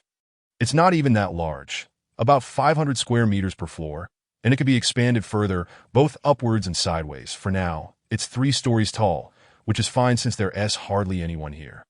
The ground floor will serve as a warehouse and dining area, accommodating hundreds of people at once, while various crops, livestock, and fish will be stored nearby. The second floor will function as a conference and leisure hall, where we can discuss matters and pass the time. The third floor will be the living area, and if we have too many people, we can simply add a 4th or 5th floor. There are no restrictions." "No restrictions? Will the lower levels support it?" Yuan asked with concern. "What if it collapses?" "It won't. I've calculated the load-bearing capacity, and no matter how many floors we add, it won't fall." "That's impressive. But I have one question." Yuan pointed to the building closely aligned with the walls. "Is there a specific reason for this design? Shouldn't there be some space left?" "There's a reason for this arrangement." Qin Shou signaled for her to follow him. Yuan complied, and they entered the building, ascending the stairs to the second floor. They arrived at a spacious balcony adjacent to the walls, where they spotted an oddly positioned concrete staircase outside. "This wasn't in the blueprint," Yuan exclaimed. Unable to contain her curiosity, "Why is there a staircase here that doesn't connect? It's too far away to jump from the outside. How will we access our shelter? Have you forgotten about the main gate over there?" Qin Shou gestured to a section of the left wall. "Normally, we'll enter from that side." "What purpose does this staircase serve?" "It's for emergencies," Qin Shou explained, pointing outside. "I'll lay traps around the main gate, extending that range over there. following his indication. Yuan furrowed her brow. That far. If you set traps all the way over there, who could get in? The traps are meant to deter zombies. Any normal person can see them easily, Qin Shou clarified. Within the trap zone, I will leave a pathway specifically for vehicles. This route will be designed as a maze, allowing us to navigate through it with ease, while zombies, lacking reasoning, will charge straight into the trap zone and be stopped dead in their tracks. As for this staircase, it's a contingency for times when we can't afford to take the long way around. In the future, I'll install an automatic drawbridge right in front of it, connecting it seamlessly. When people cross over, the bridge will rise immediately, preventing zombies from crossing and causing them to fall from the stairs. Eventually, we'll excavate a deep trench outside the walls, creating a dry moat. Any zombies that fall in will be trapped, allowing us to incinerate them or eliminate them by other means. You're planning to dig a trench all around the walls? That sounds like a massive undertaking. Yuan gasped. Well, I have nothing but time on my hands. And honestly, it's not as difficult for me as you might think. That is true. Your powers are quite extraordinary. Yuan marveled, with your strategy of numerous traps and a deep trench surrounding the walls. It is akin to ancient defensive fortifications. Zombies will indeed find it impossible to breach. As long as the moat is deep enough, we need not fear even the largest zombie hordes. Qin Shou pointed to the top of the wall. I'll also place automated turrets atop the walls. And we will set up some within the shelter to ensure multiple layers of defense that cannot be breached. Automated turrets? Are they similar to bunkers? Not quite. Automated turrets require no human operation. So impressive. What kind of advanced technology is this? I've never heard of such a thing. There is an abundance of advanced technology. You'll get used to it in due time, Qin Shou remarked. Today's task is to set up the trap zone and dig the moat as deeply as possible. Once the outer defenses are complete, we'll commence constructing the farm, ranch, and fish pond. These fundamental infrastructures are essential to ensure our shelter has a continuous supply of fresh produce, crops, and protein sources like fish and shrimp. Isn't it a bit premature to consider this? Yuan gazed at the surrounding empty land. It's just the two of us. We need to plant crops and raise fish and shrimp. And we don't even have livestock that it's uncertain whether we'll find any outside. Shouldn't we wait until more survivors move in and we can find non-infected animals suitable for breeding? Most importantly, do you even know how to farm? I certainly don't. You need to worry about that. Have you forgotten I'm the Chosen One? Can the Chosen One really farm? Perhaps I can. Qin Shou smiled. Follow me. Yuan, intrigued, trailed behind him as they descended to the ground floor and exited the building to the area designated for farming. Qin Shou retrieved a stone hoe from his virtual backpack and began cultivating a patch of ordinary soil, transforming it into arable land that he then produced a watermelon seed, left over from a previous meal, and tossed it into the tilled earth. The seed seamlessly embedded itself into the soil, under Yuan's curious gaze. Qin Shou filled his watering can with fresh water from a nearby stream and poured it over the newly planted seed to their astonishment. The moment the seed touched the soil, it sprouted a vibrant green shoot almost instantly. Ah!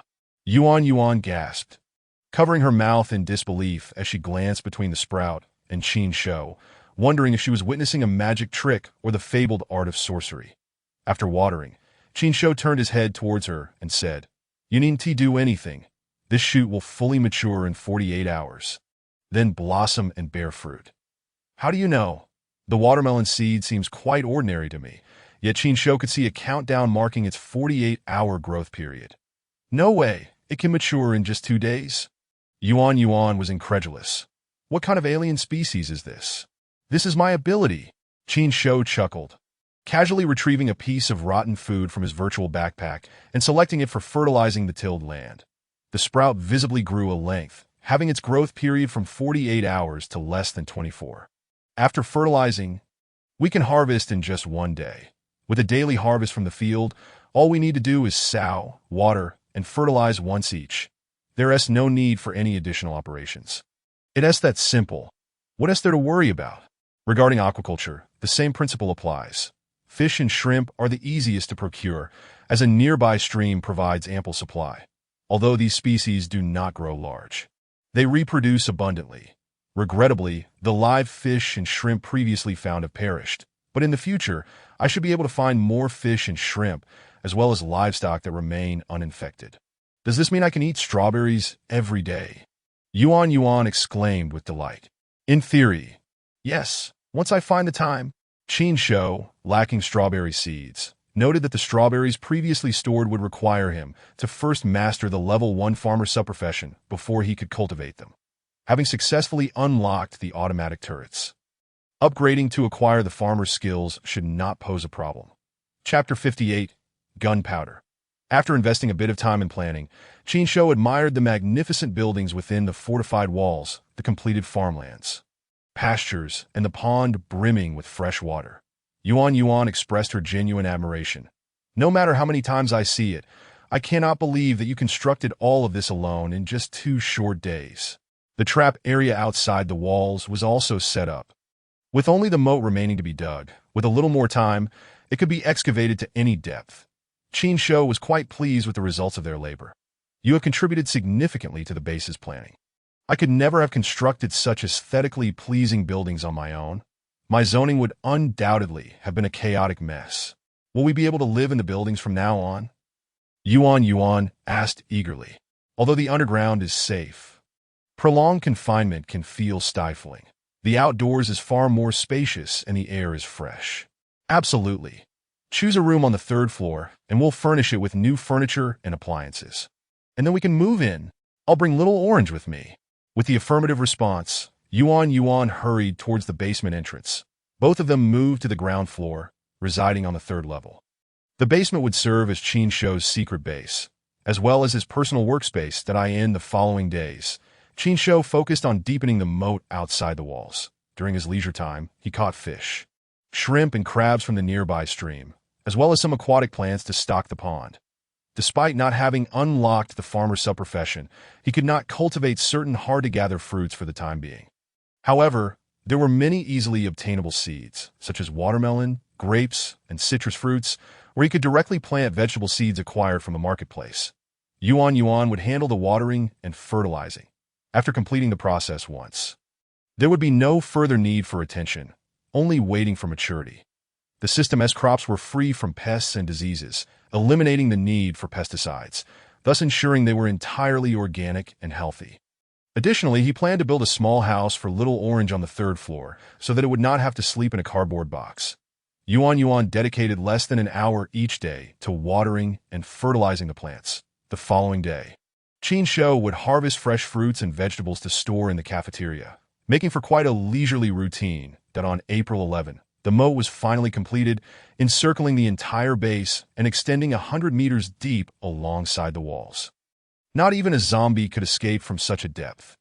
Even if they did not perish from the fall, the moat was too deep for anyone to climb in or out. Pouring gasoline into it and igniting a fire would incinerate any zombies within. Furthermore, the area was riddled with traps. Even in the event of a large horde, very few would be able to breach the defenses. Automatic turrets on the walls would also clear any zombies that approached. With such a robust defensive network, it would be challenging for any to slip through unnoticed. Qin Shou planned to gather more materials to construct a perimeter of barbed wire and electric fences in front of the moat, as well as to manufacture additional automatic turrets, transforming the base into a veritable fortress capable of withstanding assaults from both ground and air. Thus, he resolved to venture into the city to collect the necessary materials for these defenses, while also visiting pet stores to order more supplies for Little Orange. Simultaneously, he intended to visit several fireworks shops to gather as much gunpowder as possible for crafting ammunition for the automatic turrets. There were 2 types of automatic turrets: shotgun turrets that utilized shotgun shells for area damage, and SMG turrets that offered higher accuracy and faster firing rates. Although the ammunition for the SMG turrets depletes quickly, the 9mm rounds were the most material efficient. After breakfast, he promptly set off, instructing Yuan Yuan and Little Orange to keep watch, and drove towards the city that he had meticulously planned his route using the virtual map, proceeding directly to his destination without delay. Along the way, he searched several stores for materials, encountering only 2 or 3 deeply hidden zombies, which bit him accidentally. Yet overall, the venture was relatively smooth, yielding essential supplies. After skillfully tending to his wounds and administering a vaccine, he made his way to a marked pet store. Having recently experienced a setback, Qin Shou was particularly cautious, although there appeared to be no zombies near the pet store. He nevertheless retrieved a self-made wooden barricade from his virtual backpack and used it to block the entrance, but he then knocked on the pet store door, producing a dull thud as the sound echoed. A large wolf dog, its body decaying and exposing white bones, bolted from a corner, roaring at Qin Shou as if intending to swallow him whole. However, the wooden barricade effectively contained it, preventing any escape attempts. Startled by the zombie dog, Qin Shou realized that without his prior preparations, he could have faced dire consequences. The zombie dog began to attack the barricade in an effort to break through. Qin Shou swiftly drew a wooden spear and thrust it through the barrier, striking its head with precision. This tactic, commonly employed in the game, allowed the zombie to be unable to reach Qin Shou while he could easily hit it with the spear's length. After a fierce battle, he successfully dispatched the creature. Not rushing to reclaim the barricade, he ensured that no other zombie animals were lurking inside the pet store before cautiously entering. Inside the store, a putrid stench pervaded the air, with numerous animal corpses left behind, evoking a sense of nausea. Qin Shou donned a mask, trying his best to avert his gaze from the remains of the animals that had never even had a chance to become zombies. Having been completely devoured, he scoured the store for pet food, toys, cages, and various pet supplies, collecting everything he could into his virtual backpack. After thoroughly emptying the pet store, he hurriedly exited. 3 streets away from the pet store stood a broadcasting building, which was also on his agenda. If he could locate broadcasting equipment, he could issue an announcement that might attract survivors to the eastern outskirts, where they could seek refuge with him. However, upon arriving at the street where the broadcasting building was located, he saw nearly 1,000 zombies surrounding it, making it impossible to approach. Furthermore, the interior of the building was teeming with zombies, as he could see them wandering through the glass windows to enter the building. He would first need to divert the surrounding zombies and clear out those trapped on each floor, but time was insufficient for such an endeavor. Weighing the pros and cons, he decided to postpone this task. Today, he would focus on gathering gunpowder to create a sufficient supply of 9mm ammunition. Ensuring that the automatic turrets would be well stocked, he would dedicate another day specifically to strategizing the takeover of the broadcasting building, spending time to lure away the large horde of zombies and eliminate those inside. While the broadcasting equipment was crucial, he understood the importance of not acting impulsively, as his life was at stake.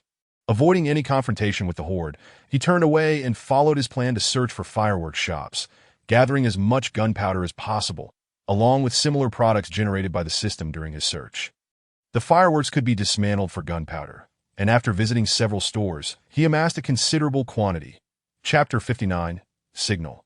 The exploration mission concluded successfully, returning with spoils far exceeding expectations. Little Orange was now equipped with an abundance of premium cat food, a variety of toys, and a more comfortable cat bed. Qin Shou utilized the gathered materials to construct electric fences and barbed wire, enclosing the area between the traps and the moat, thus adding another layer of defense to the base. He then turned to the workbench to manufacture bullets, using the collected gunpowder and lead projectiles melted down in the furnace to create as many 9mm rounds as possible. The automatic turrets were set to target zombies and hostile survivors. Any entity entering the turret's firing range would be immediately identified as either a zombie or a threat to Qin Shou's faction, resulting in swift elimination. On April 12, a light rain fell. Outside, the rain pattered softly, saturating the air with humidity. The rain had commenced at 1 a.m. and continued unabated. Qin Shou was not fond of rainy days. His original plan had been to infiltrate the broadcasting building today. Yet he found himself seated by the window, idly playing on his phone.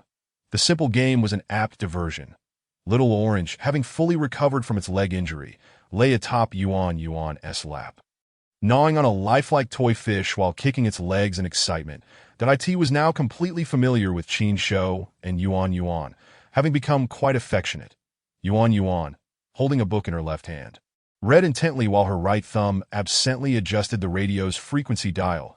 In the midst of the rain, both were enveloped in a serene silence. Amidst the apocalypse, such tranquility was a luxury few dared to imagine.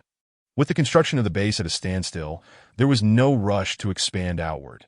The immediate goal was to acquire broadcasting equipment to attract other survivors that, of course, with the protection offered by the court in Bear Mountain. Most survivors would likely gravitate there. Time passed, and suddenly, a sound shattered the stillness. The radio emitted a crackling, distress signal. Pelican Street 36 requesting rescue. I am trapped at Pelican Street. Please respond. The message was fragmented, clearly suffering from poor reception. Someone is calling for help. Yuan looked up at Qin Shou, her expression anxious. The signal is too weak. Can you make it out? I only caught Pelican Street 36. Qin Shou replied. Where is Pelican Street? Yuan asked. Unfamiliar with many areas of Huajun, Qin Shou consulted the virtual map, quickly pinpointing its location. Pelican Street was situated in the western district of Huajun. The two individuals strained their ears, attempting to decipher the words of one another, yet were met with failure.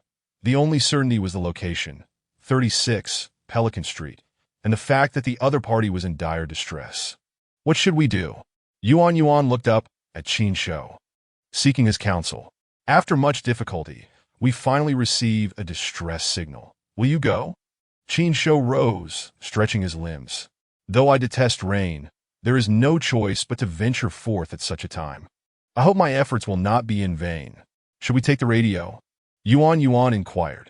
I have plenty of those, Qin Shou replied, casually retrieving a black umbrella, which he opened before heading towards the stairs. I'll step out for a while. If fortune smiles upon me, I may be able to bring back a survivor, that if luck eludes me, it is possible that the person may not hold on until I arrive. Stay put at home. Do not wander about. Especially do not leave the base. Rest assured, the outside world is far too perilous. I wouldn't dare step beyond the walls. Yuan approached, cradling a small orange cat. Be careful on your journey. If you cannot save them, prioritize your own safety. She harbored no desire for Qin Shou to come to harm. If he were to fail to return, she would be left alone, uncertain of how to survive in this apocalyptic realm. Qin Shou departed the base and made his way to the road.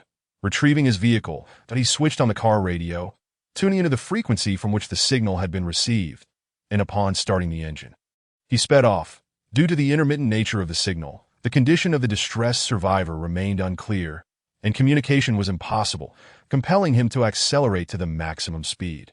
Riding through the downpour, he roared into Huajun City, cautiously evading the large hordes of undead marked on the map. Around 11 o'clock, he successfully arrived near Pelican Street. I am Wu Ying, a soldier of Huajun County. The current time is 11:13.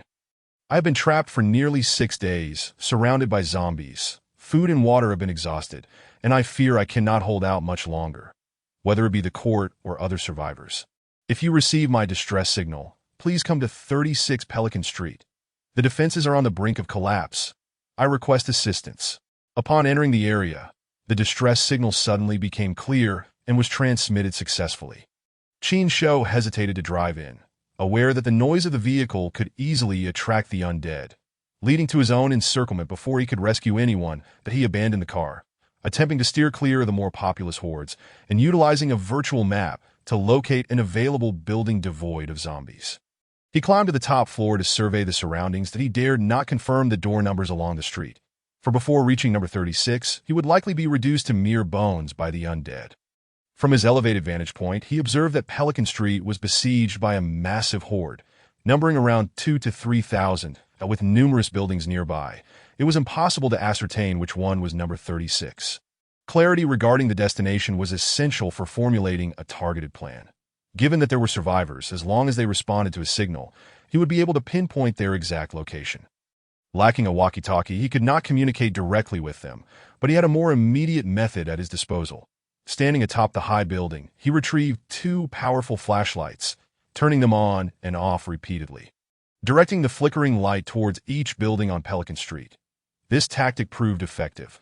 In a city plunged into darkness, the sudden appearance of flashing lights would undoubtedly capture the attention of any survivors.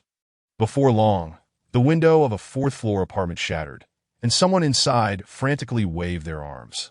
Although the distance was considerable and rain fell in a gentle drizzle, Qin Shou managed to identify the individual and confirm the target.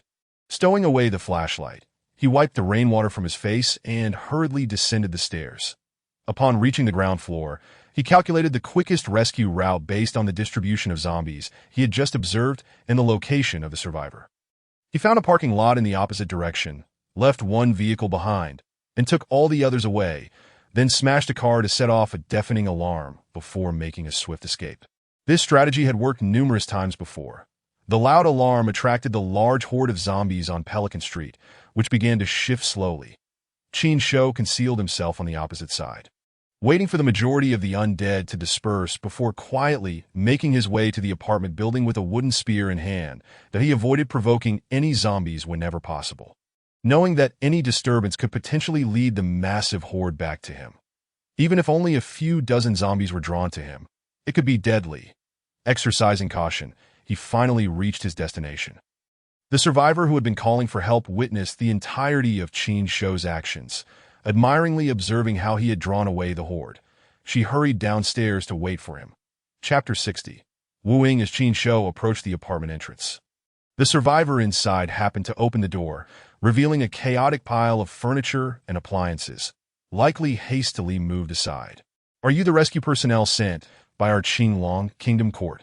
The survivor who appeared before Qin Shou was a tall woman, slightly shorter than him, but significantly taller than Yuan.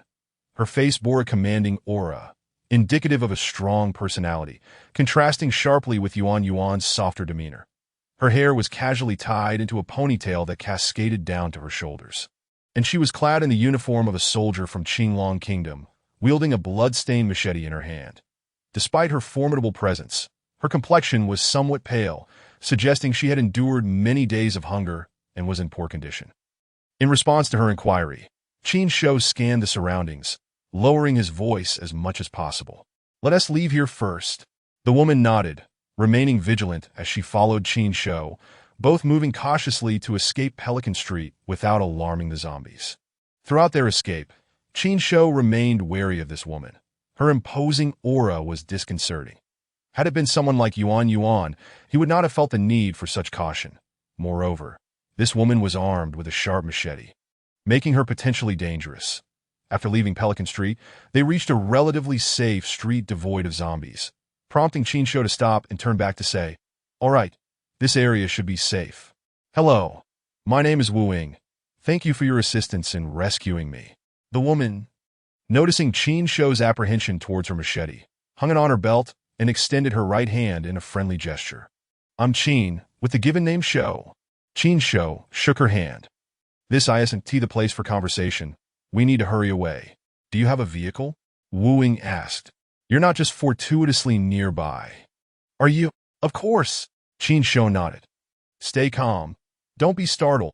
With that, he retrieved a vehicle from his virtual backpack and placed it on the ground that Wooing watched in astonishment as Qin Shou produced a car, seemingly from thin air, holding it as if it weighed nothing before placing it on the ground, her pupils dilating in surprise. Unlike Yuan, she did not react with exclamations. Her expressions were subtle and difficult to detect. And she calmly asked, "Are you one of Qinglong Kingdom's chosen ones?" "You're quite perceptive," Qin Shou replied, genuinely surprised by Wu Ying's reaction, which deviated from his expectations. "By the way, I'm not affiliated with the court. You can choose to go to Xiangshan Shelter, but from there, you'll have to continue on your own. Or you can ride with me to the eastern suburbs, where I have my own shelter, which is in better condition than Xiangshan." Without hesitation, Wooing opened the car door and took a seat in the passenger seat. Qin Shou was taken aback, starting the engine and driving off immediately. "You're a soldier from Huajun County, and you didn't even consider it before deciding to come with me? You're a chosen one," Wooing replied. "Chosen ones possess unimaginable power, surpassing that of firearms. A clever individual." Qin Shou drove with one hand, retrieving a clean towel from his virtual backpack and tossing one to Wooing while wiping the rainwater from his own hair. "Thank you." Wooing accepted the towel, drying herself off as she inquired, "Do you have any food? What would you like to eat?" Qin Shou countered, "Do you have a lot of food?" "Everything you could wish for. Aside from meals that require cooking, anything available in the market can be ordered." Wooing appeared skeptical, pondering for a moment. "Do you have zongzi?" "Zongzi?" Qin Shou was taken aback by her request, but after a moment, he produced several packaged rice dumplings. They haven't been heated, so they might not taste great. Would you prefer something else? Upon seeing the zongzi, Wu Ying was momentarily stunned, but reached out to accept them. It's fine. Anything will do. What about drinks? Just water is fine. Qin Shou handed her a bottle of mineral water. Thank you. Wu Ying scrutinized him closely. Your superpower is truly convenient. Indeed. Qin Shou refocused on the road ahead, watching as they sped along. Your level of acceptance astonishes me. Upon encountering a chosen one and witnessing superpowers firsthand, you show no reaction. Have you encountered other chosen ones before? No. I only saw one chosen one from Baihu Kingdom online. Wu Ying tore open the packaging and began eating the cold zongzi with the mineral water. Why aren't you surprised? I am surprised. It's just that I'm too hungry. Nothing is more important than filling my stomach. Wu Ying devoured the dumplings heartily. Qin Shou found her quite remarkable. She exuded an air of confidence. Even if he brought her back to the shelter, would she comply with his instructions? Once she had eaten her fill, he asked again, How old are you? 24. Oh, we're the same age. Qin Shou exclaimed in surprise. I thought you were around the same age as Yuan. About 20. Yuan. Wu Ying turned her head in confusion. Another girl. She is at the shelter. Oh, by the way, Qin Shou recalled an important point. Your walkie-talkie. Here. Wu Ying retrieved an old-fashioned walkie-talkie resembling a large brick from her coat. Take good care of this. It will be useful at any moment, Qin Shou advised. Wu Ying placed it back in her bosom and unscrewed the cap of the mineral water bottle, gulping it down. Qin Shou internally compared her eating posture to that of Yuan, noting how the two women were strikingly different extremes. Yuan's approach to dining is rather meticulous. She savors each morsel with such deliberation that by the time she finishes her meal, her companion is often still leisurely maneuvering their chopsticks that are in stark contrast. Wu Ying consumes her zongzi with astonishing rapidity, nearly devouring 1 in 3 bites, a feat that Qin Shou himself finds unattainable. When it comes to drinking water, she resembles a water buffalo, gulping it down with abandon. It is conceivable that hunger has compelled her to forsake decorum. However, observing her behavior since their rescue, Qin Shou suspects that this might indeed be her habitual manner of eating. Shaking off these errant thoughts, he inquires once more as the vehicle traverses the road. Have you ever been bitten by a zombie? Upon hearing this, Wu Ying sets down her water bottle with a firm response. No. Are you absolutely certain? Do not fret. Even if you have been bitten, I could still save you, Qin Shou assures her. It is far better than succumbing to the zombie virus and transforming into one, leaving me to grant you release. I truly have not, Wu Ying replies. Would you like to check? Qin Shou is taken aback, wondering how one would go about such an examination. Would she actually require him to strip her bare? Turning to observe Wu Ying's expression, which remains unchanged, he muses that this woman is quite formidable. Could she possibly be one of those seasoned veterans with countless suitors? He hastily responds, Upon our return, I will have Yuan conduct the examination. However, before entering the sanctuary, I must confiscate all your weapons and hazardous items. Very well. Wu Ying concedes without a moment's hesitation. How many individuals reside in your sanctuary? Counting you. There are a total of 3. Wu Ying casts him a look of sheer incredulity.